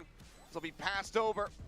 No, not enough. Not enough fights being won here. Like if Meteor gets the kill easily onto Famous, then I think he's in time to be able to kill DOS9. But Famous was wiggling around, I suppose, a little bit. But yeah, these players coming back through the smoke as well from T1 didn't manage to get too much. But it's always tough when your breach is the one that has to plant and just gets stuck in this corner. There's just so much stuff usually that can kill them when they're stuck there. So don't know. Don't really know what would have been best to have been done differently there, but maybe some utility to allow Stacks to reposition earlier on. Buzz popped his ult there. Easy. They are getting caught by this a lot. Nice spam. Good spam. Good positioning from Meteor. Bit of a whiff from Meteor, actually. And suddenly, it's Berserks versus Stacks. Swing. The hat goes flying. Stacks tries to He can't win a duel, man. He simply cannot win a duel. Stacks is... He's got old man hands today. He has old man hands today. He's only getting his kills by trading out or spamming through smokes. Anytime he's in a 1v1, anywhere around the map, he's losing. Holy shit. Up and says, thought you guys were the favorites here. We're giving you everything you can handle. Geriatric. And then some. Slow creep up. Famous trying his luck. It is on his side, it would seem. Yet again, Izu able to find one across the map, but Shiro there to trade it back. Kill comes through, and that next Armageddon. He's not doing a finesse impression because he's not playing alone as much. Right? Like, at least he's finding value by, wow, by being with his team and following up on util and stuff like that.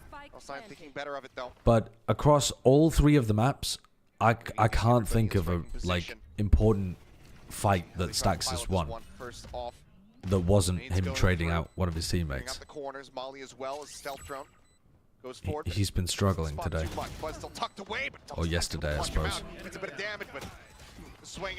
Alright, that's huge from Meteor.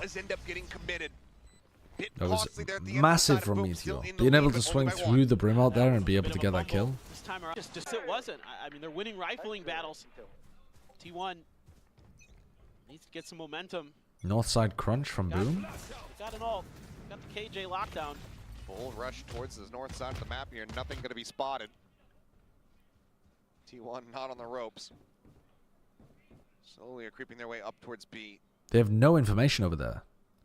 They don't have Meteor starting on the north side, so they don't even realize. Oh, they're trying to figure out what's going on in the map. They're going to use the lockdown as well. They got the space in the tunnel to get the lockdown into position, but they're not really able to do much off of it. It's a pretty decent retake position here, having 4 players arcade. Exactly what's going to be coming their way. Stealth drone to try to scout forward. Meteor will be able to clear that out. Now set up Buzz here, ready for the peek in a tunnel, and he swings out. He finds 2. Out from tower. Famous NC Slasher both going to be on the floor. Oh, that spot is tough to play against the Tejo. Good E2. And a nice trade. These rounds are looking better from T1. Into a winnable position here. The answer, well, he tries for it, but can't make it happen. Boom. Position here. There you go. Well, clearly he needs to play Neon for that joke to work. There you exactly. That's why it didn't quite connect. You were close. Shiro has his ult again. Last time they used that to get Stacks caught on the B site after the plant. I do think there's plenty of opportunities to just basically kill the planter with a Tejo and Fracture. Decent damage across. Dawson does manage to find it in the end. Swoop forward here from Izu, looking for that second kill. Has to take a Decent crunch there. That was pretty good. Nice util from Stacks, realizing they were playing tower as well. Let's skip this one forwards. Just a bit scary there. Trigger and punish it. Alright, final round. Rifle v rifle. The nano swarm already in place at the door to kind of protect him. Isu has Raze ult. They're gonna kinda north side crunch. Meteor walks through a smoke. Ballsy, very ballsy from Meteor walking through that smoke. Joins in with the rest of the team.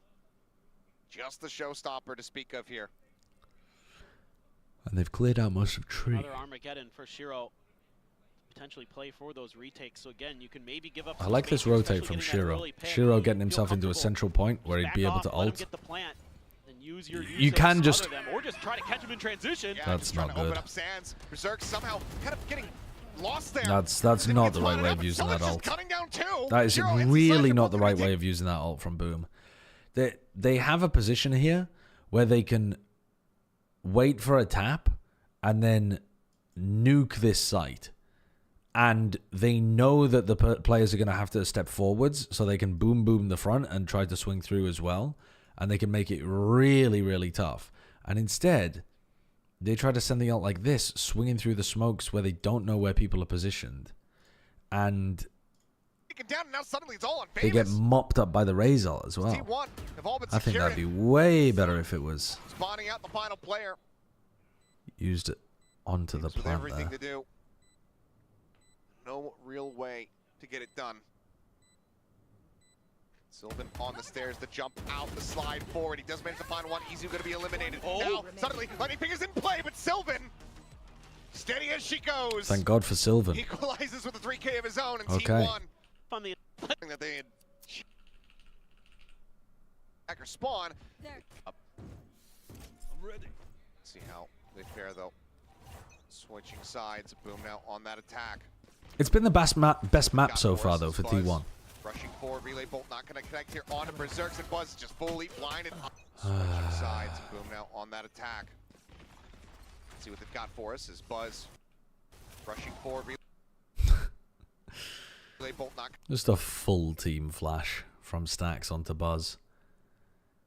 He's the most blind person of all time. going to connect here on Berserks, and Buzz just fully blinded up. Gets taken down. Izu, however. Bit of a freebie there for Berserks. Forward in towards that attacker spawn. They do manage to collect that kill, equalizing the count. Meteor going to be taking the rope across towards north side. He can try to pinch into the site from Arcade, but Spike is now planted. Boom in control. Yeah, this is going to be really, really tough. I mean, T1 is fanning out. They're taking a ton of space, but with Boom all the way in the spawn, in defender spawn, they're going to kind of understand. Now they can kind of play defense from this position. Sylvan's going to be playing at decent range. It's famous, able to find the headshots. Meteor take it down. Sylvan able to find one. Swing out. Izu quick to readjust. Nice shot. Gets a headshot there onto Shiro. All right, Izu's warming up now. Eliminated paint shell flying his way. He slides away from it. Pushes up in towards the smoke. The shot's connecting. Finding the kill on Famous. 4K inside their own smoke. Boom! Take another pistol. The tempo Sylvan's here on his fucking iPad, is incredible. And again, they have so much Neon play. Okay. Has been phenomenal, and they are looking to. The thing is as well, you know how you were saying earlier? Oh well, T1 lost 5 out of 6 of the pistols. That's just kind of unlucky. And then you look at what they're doing on the pistol, and Buzz gets team flashed at the very beginning of the round. And then they play the 1v2 like that, just allowing Famous to run rings around them in the smoke. Oh lord, it was definitely losable even if they hadn't played it like that though. Tie this game. The health was so low. 19 at 9 and 2 here for Famous. T1 trying to go for a crunch play. Berserk's hearing it, takes the rope out to safety. Really trading places here. Deluxe, what's up? That B side is going to be flood retaken. Thank you for the raid. You're not doing a co-stream of Americas? I'm gonna go get beat up for money. You're gonna go get beat up for money. Okay, nice. See you later. See ya. For guard here. My wife's doing some cat sitting. B is doing cat sitting, and the cat that she's been like given this week is a little shit. And just like fucking attacks people. T1 making the call to just go ahead full send a pivot across towards A, just leaving stacks behind. She sent a message to this like cat owners, the woman who owns the cat. It's a woman and a man. And the B sent a message saying, "Oh well, I'm looking forward to, you know, having an opportunity to win her over onto my side. Maybe in the end she'll end up really liking me." And the woman just texted back, "She still smacks my husband in the face every time he's in the house. So good luck." So it's just, I don't know, it's just a piece of shit cat. Good read. Definitely the correct one. Tomorrow, am I watching the whole of Pacific? I don't know. It depends how late Americas goes tonight. Sylvan playing forward, smattering of damage there to the enemy side, but ultimately cannot find the elimination. Boom, though. Some cats are just dickheads, man. Nothing to be done. On A main, dissipating. Looking for the entry, the slide forward. Izu covering fire with all right. to find the headshot, but Buzz. Izu both going to be taken down. Meteor out into the Ooh, open. Meteor getting one as well. All right, hold on now.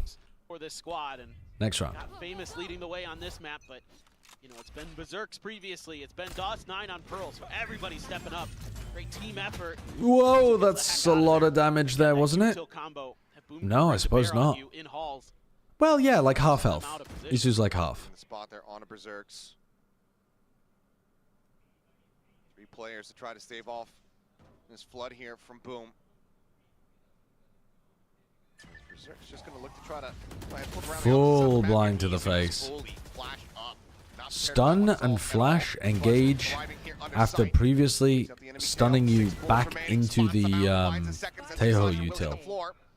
I mean, they're playing. Boom are playing the Teho pretty nicely. Quite a bit of damage here in reply, but Stacks is still going to fall. Tucks back behind, but tries to go for the reload. Eventually, does get picked off. Now Berserks with everything to do, but Sylvan swings out, takes the fight and wins it. T1 look all right on this map though. The way that they flooded in there and just used who even was it? Was it Buzz? Used Buzz as bait. Oh my god, get out, brother, get out. Just barely. He's 2 HP. Whoa, Stacks got rolled. Alright, you gotta chill. You gotta chill for a bit. I like the reposition from E2 going all the way over to Arcade. This is a crazy late flank from Berserks. Famous reads it. Finds another one. Izu taken out. That's pretty good from Meteor. Where's the patience from Meteor there? Where's the patience to just hold for another second to set up some kind of swing with Buzz or with Sylvan? Finding one Buzz, finding Shiro. Slasher though, stuck into the corner. Okay. Just managed to flush him out with that Guardian in hand. Do they think about Berserks? They do! Wow, that's... Peeks over, finds it, and the defuse will be held. That's a enormous round for T1 to win. Inside this point. Now you've got a showstopper available for Izu. DOS9 does have his ult. Buzz, both Neon's going to be sitting on overdrives. Curious about Drone over towards A-holes, countered with a stun. When he's got his overdrive available, Buzz throws out that, expecting that to be a... I mean, he must have heard something over towards Dish, and so he's stunned, expecting them to collapse onto him. leaving Shiro on his own on the southern side of the map. Are you satisfied with what you're doing with what life has given you? Feeling out the other half. Holy deep question. It's again an uncontested No. push out for the side of T1. Yes, there's a little bit of Cypher utility. No, back I of mean, Shiro. with the gifts that God gave me, It looks like the crunch on the B, so I should be out here splitting logs with my fat cock. No, it's a deep question. util from Meteor.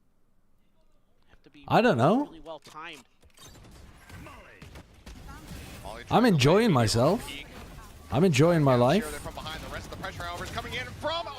Do I think I've maximized my human potential? No. Two remaining players on no HP between them. Not really. 75. In fact, is famous will just find a timing on a Buzz who's just But, swinging his gun, having bullets in the mag. I don't think that that's a necessity. I don't think that would actually bring happiness, Tap onto the plant, showstopper from fulfillment. Izu sends it, shorts it. Berserks, however, is dead on sight. 2 HP. a You bold have maneuver. minimized your Swings human into the potential, huh, pre-fire. Benji? T1 will get up to 10. NC Slasher has his ultimate available for the breach. Concerning. We'll look into this. Yeah, please do. If you figure out good ways of me maximizing my human potential, let me know. Let me know. They're out on the drone. Sylvan just sending it here with the orbital strike. It's rolling thunder. crashes Holy across brain NC melter of a Slasher. round. Everybody Can anyone help Meteor? Blinded up. Force the tuck back. Sylvan dead. How's Sylvan dead? They're out on the drone. Stunned by the neon. Sylvan just sending it here with the orbital strike. It's rolling thunder. Crashes across NC Slash, but everybody wide. Oh, he had to run away from the Teho ult. And he ended up running away from the Teho ult into the B main molly. Held at bay. Meteor. Because he was also stunned. That's crazy. That's not Meteor's fault, though. Blinded up. Force the tuck back. Sylvan dead to his And Shadow Swarm, crazy but Meteor angle still for comes up with Meteor for 2. Makes up for it to keep the numbers equal. 3v3 is Berserks not ready for Buzz's position. As they play ring around the Rosie around the box. Now Shiro stuck here on the site, absolutely pinned in and famous on his lonesome. Turns Nice in the flash flash from and Buzz Stacks. will gun him down. How would The maximizing overdrive your human potential coming not up be with the goods, fulfilling? the pass over. I think because it's very goals oriented. And that doesn't necessarily mean that it's going to be fulfilling. Like, a lot of people are not fulfilled by the destination of being the, like, I don't know, the ultimate version of themselves. I suppose what the fuck even is the ultimate version of oneself? Up off the utility. But if that is the goal, then the journey to get there may not be worth the end result to the point where it minimizes your fulfillment. Our opening match of 2025. Unless you defined maximizing your human potential as maximizing your fulfillment. Quiet start here. In which case, of course it would. It's just Very well aware they're the same thing. of the pressure facing them here. Do you believe in destiny? No, I don't at all. I think that a belief in destiny is actually... I don't understand how people can cognitively operate with a belief in destiny, because it implies a lack of agency that is extremely unhealthy to have in your day-to-day life. Shoulder to shoulder here alongside Famous. a lot of studies about people being happier when they have more agency over their life. For me. I can't wait And for if the you PP believe in jokes later destiny and during fate, Americas. it feels like you have to wiggle yourself through mental hoops and mental gymnastics to be able to still apply the agency that you need to feel fulfillment. So, Flanky Frida, thank you for the 100 bits. I can't wait for the pee-pee poo-poo jokes later during Americas. Yeah, that's what I'm telling you. As soon as Team V gets here, pee-pee poo-poo piss-piss. Ben1812, thank you for the 46 months. Smoke now gone. Lockdown in play. Izu finds the kill. Famous on the floor. Buzz hit by that tripwire, but Meteor just swoops out of the smoke, finds Berserks. Gets his head off, looks for even more. So no, I certainly don't. I don't think that I have perfect agency over my life. I don't think that any of us have even as much agency as we pretend to have over our lives. But I also don't think that the choices that are outside of our control are not also being predetermined by somebody else, whether that be the universe or God or whatever the hell it is. I just think there's an awful lot of random shit that happens that is extremely chaotic, difficult to predict, and your agency is trying to make the best out of it as you can. There are things in your life that you can take some level of control over, and trying to alter the flow of the river as much as you can in whatever little way, T1 on match point. as good as your judgment can be at the time, is really what you're aiming for. Much good use as Famous was able to on the other side. Do you fuck with Camus and Absurdism? I fuck high key with Camus and Absurdism, actually. Yes. I found Camus to be extremely comforting to me when I was considering the, like, more nihilistic end of philosophy. No Meteor over here this time to bail this out. Oh my god. Okay, and he almost finds a second. Actually, not that much damage up to Famous there, but still. That would have just been the final nail in the coffin for sure. Either way. Boom. And that's Shiro. Dead on the floor. Ended up just getting outdone here. I think this kind of map has ended up playing really nicely into T1's hands, where the coordination got tightened up in some of their moments, and Stax was able to provide a lot of utility assistance for them. Also, Izu really started playing a lot better. I say that as he gets a 4K, but the first half of Izu looked like he was a little bit lost when he was on the attack side, and then on defense, I mean, he's ended with 20 kills in the, well, maybe more than 20 kills, so sometimes that HUD doesn't update in time, probably like 22 kills or something. So yeah, he ended up popping towards the end. I think he top fragged for them, right? So strange, because he really did look quite lost at the beginning of this map. I wonder if he's not as comfortable on the attack side, or he hasn't developed the same level of coordination with Buzz just yet, whereas like on the attack side, these two are going to play together quite a bit. But that was certainly better than their Bind or their Pearl. Definitely better than their Bind or their Pearl. They didn't look as good as Nongshim. I don't think they looked as good as BBL. I don't know even if they looked as good as XLG or Bilibili.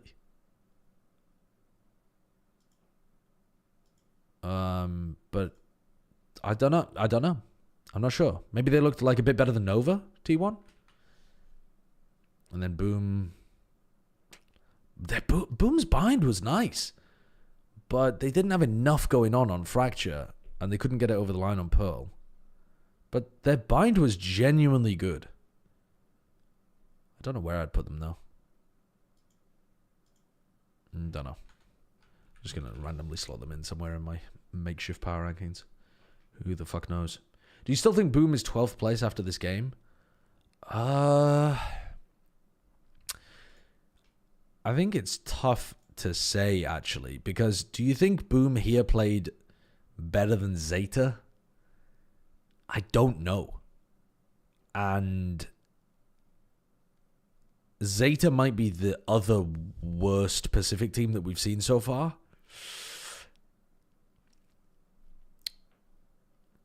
You think they definitely played better than Zeta? I think they did on Bind. I don't know whether they did on Fracture. They probably did a bit on Pearl as well. I think in balance, yeah, probably.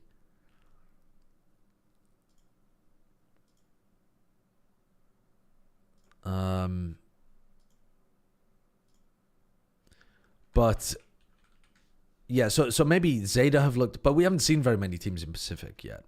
So that's part of the puzzle here that we're trying to put together. Where is Pacific? Pacific.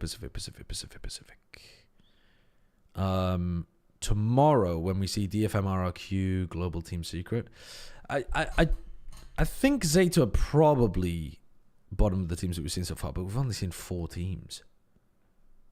So fuck knows. Light mode? Dude, light mode on VLR is way better than dark mode on VLR. This is ass. This is terrible coloring. This is a website that was never built for dark mode, that they skinned as a dark mode, and they didn't pick good colors for it. This fucking weird ass grays don't mesh well together. They don't look good. Give me a dim mode that has like blues, dark blues, and some of these undertone blue, gray colors. That's fine. But this looks like poo. That I like. Nice, good grays, light grays, good color scheme.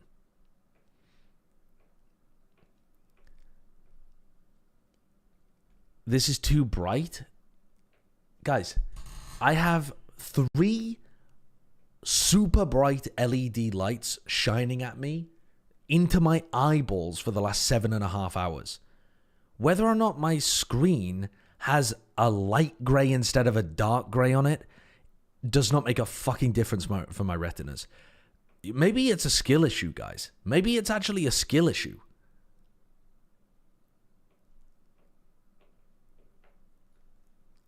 Maybe you need to grow some new fucking, I don't know, extra. Maybe you need to grow some cataracts to dim the world for yourself.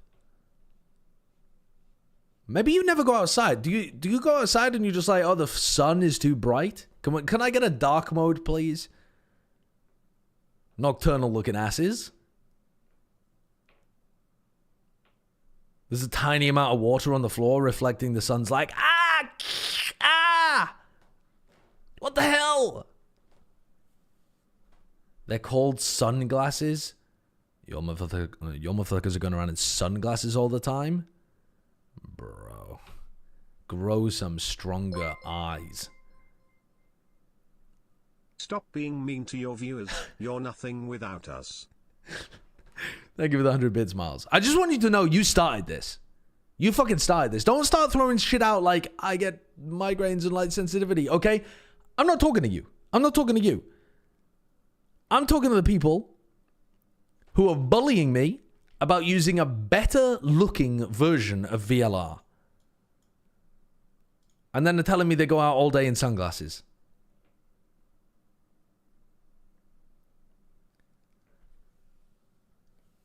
It's not better looking. It is better looking. It's a much better color palette than this.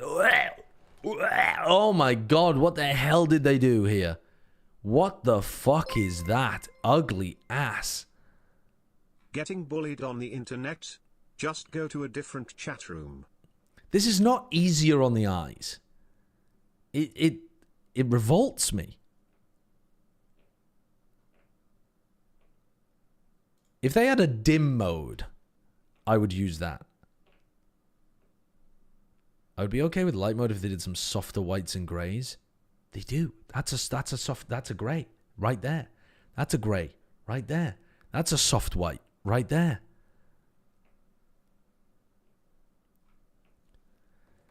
I'm happy to stand up for light mode. I know it's an unpopular take, but it's the correct one. On VLR only. And on Wikipedia, actually. Do you guys read? Like, do you guys want, like, how do you read a book? Do you have dark mode books?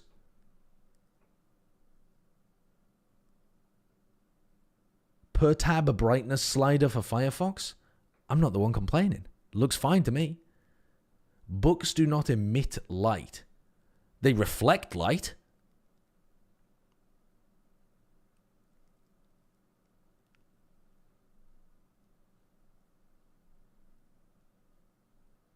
different from emit? No. I'm pretty sure you could get a book, shine a light on it, and have it at the same brightness as your monitor. Unless you turn your monitor fucking crazy up, in which case, turn the monitor down, dumbasses! Books are not made of mirrors? Yeah, you understand that how you see things is that everything reflects light, right? That light comes from a source, bounces off the book, and enters your eyes, and that's how you see things. Yes, but it's less bright. But I mean, my monitor is not very bright. What? Have you all got... Have I solved the issue? Have you all just got your monitors turned up way too high? Turn the dimness down on your monitor.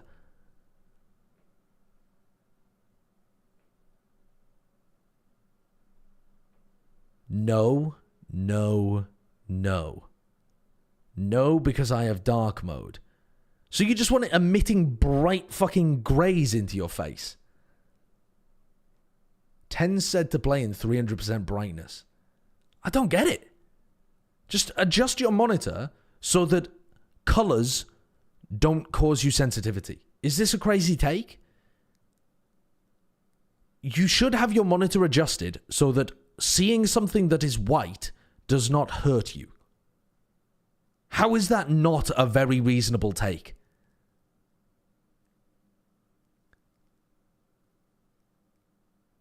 I paid for the whole brightness. I will use the whole brightness. Holy fucking papega. I can't believe what I'm listening to. Genuinely unbelievable. Fucking average sideshow viewer. Ooh! Ooh! VLR light mode! Wait! Ooh! I mean, you guys are fucking lunacy. Just turn your monitors down a bit, guys.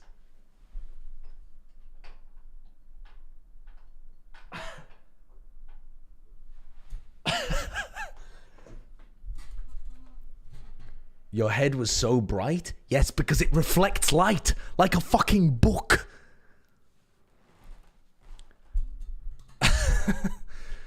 Oh, Jesus Christ. How long is it until America's? I think I'm gonna take a break and reset my stream. 3 hours? Yeah, I'm gonna take a 3-hour break. I'm gonna go eat some food. I'm gonna go chill a little bit, that kind of thing. And then I'm gonna come back and do a co-stream. So, who should we send you to? Bim bum bum bum bum. Who's actually doing co-streams? Does Ethos co-stream Americas? I actually feel called out cause I am reading about the Turco-Mongol conqueror Timur on Wikipedia RN. In fact, I realized that I've spent more hours studying history on Wiki than anything else. It's so interesting. I actually love spending time doing that, Links. I have a bunch of Wikipedia articles just pulled up on my phone. By the way, what a phenomenal resource Wikipedia is. Did you guys all go to school when they refused to use Wikipedia as I mean, it's not a good primary source, obviously, and sometimes the sourcing is a little bit dodgy. But the amount of effort that people put into Wikipedia to make it actually reliable is like it's almost the opposite of what like people in authority figures were telling us growing up. Did you donate? You're goddamn right I've donated to Wikipedia. I think it's an incredible resource. Teachers acted like it was dark web information. Yeah, they really did. Like, it's phenomenal. I think it's one of the best things that exists online. It's so good. It started with me Googling some random city in Kyrgyzstan as well. Donates to Wikipedia but doesn't pay the mods? Yeah, it's all going to Wikipedia instead. Did you pay for WinRAR? Did I? Shite. Get the fuck out of here. Get the fuck out of here. When 7-zip exists? Paying for WinRAR? What are you talking about? Yeah. Does anyone know if Ethos co-streams? 1 kill equals $1 to St. Jude's. Oh, he's doing like a charity stream. Well, we could send you guys over there. That's kind of cool. Wikipedia. Sorry? Liquipedia gaps Wikipedia. That's just not true.